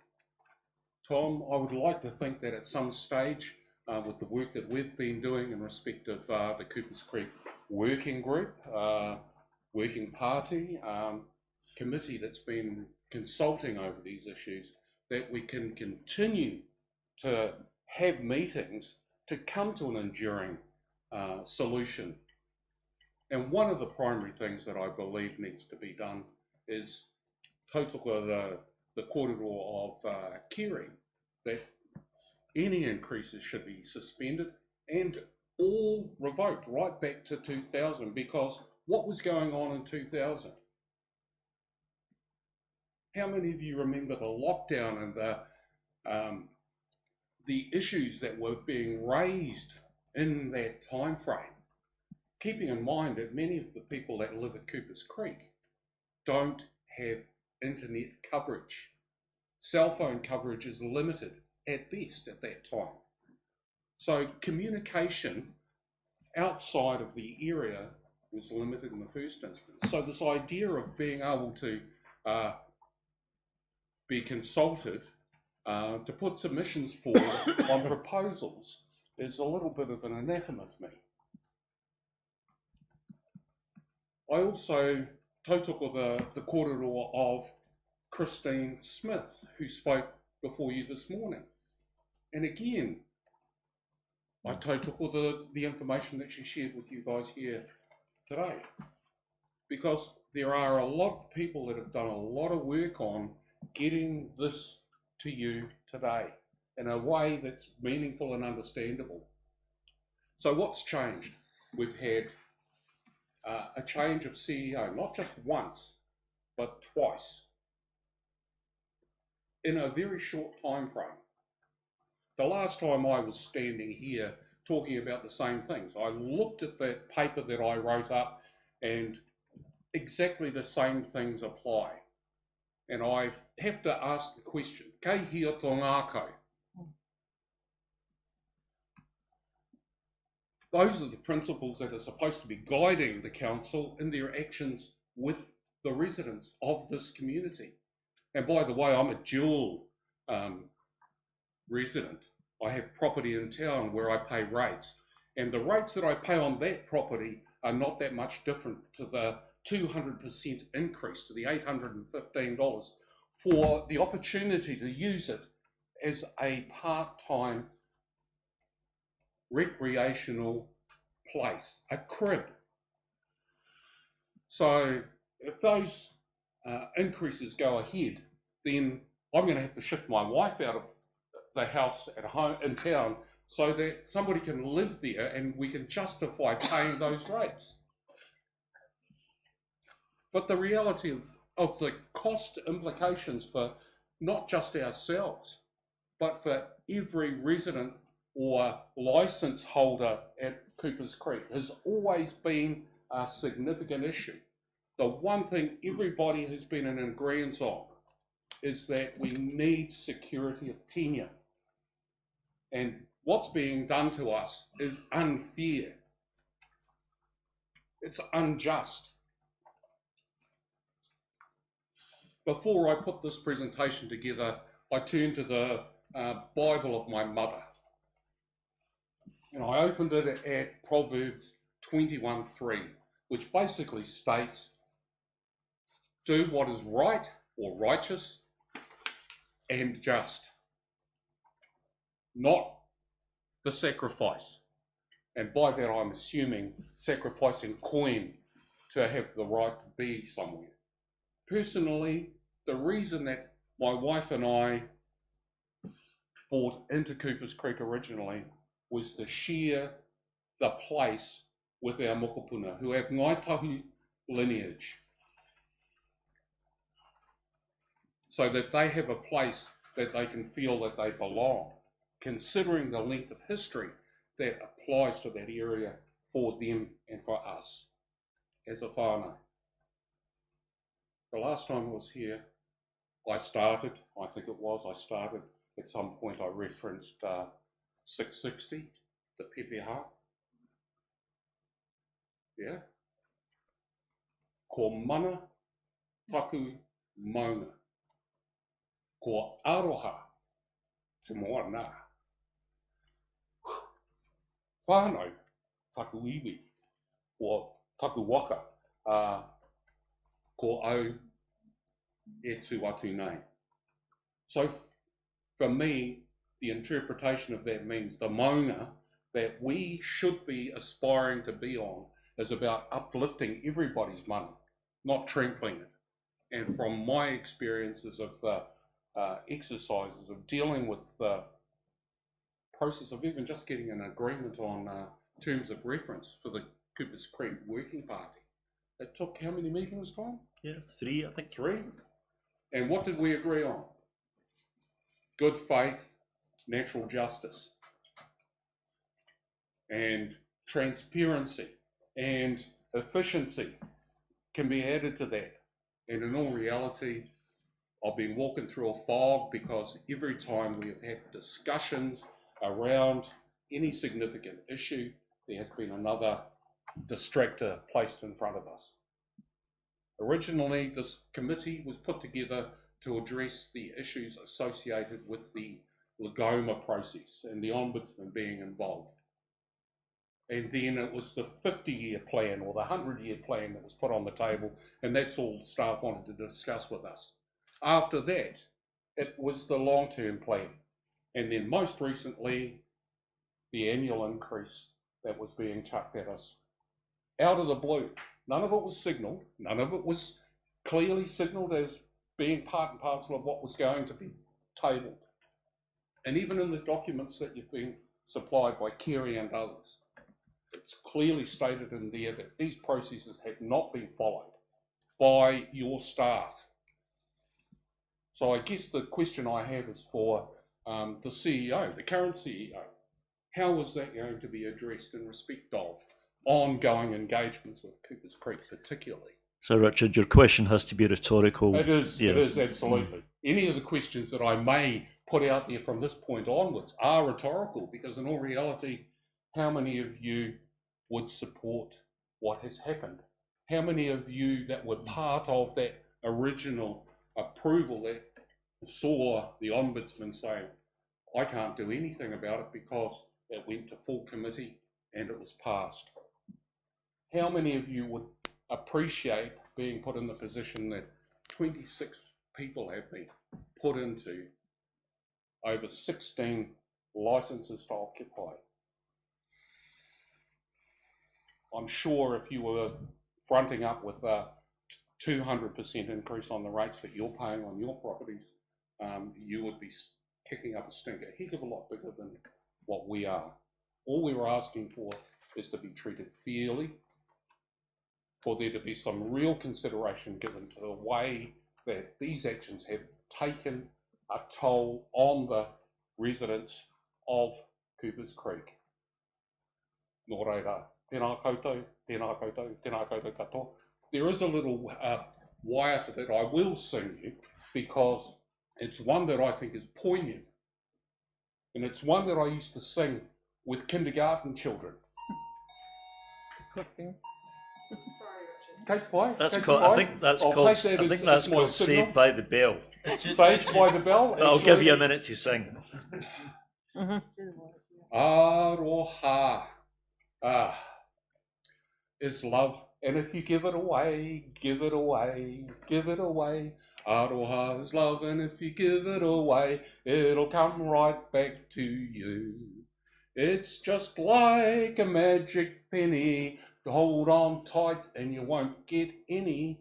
Lend it, spend it, give it away. It'll come right back to you. So share the love with us, because in all reality, we want to uplift your mana in this process that we have been engaged in. Nō reira, tēnā koutou, tēnā koutou, kia ora tātou katoa.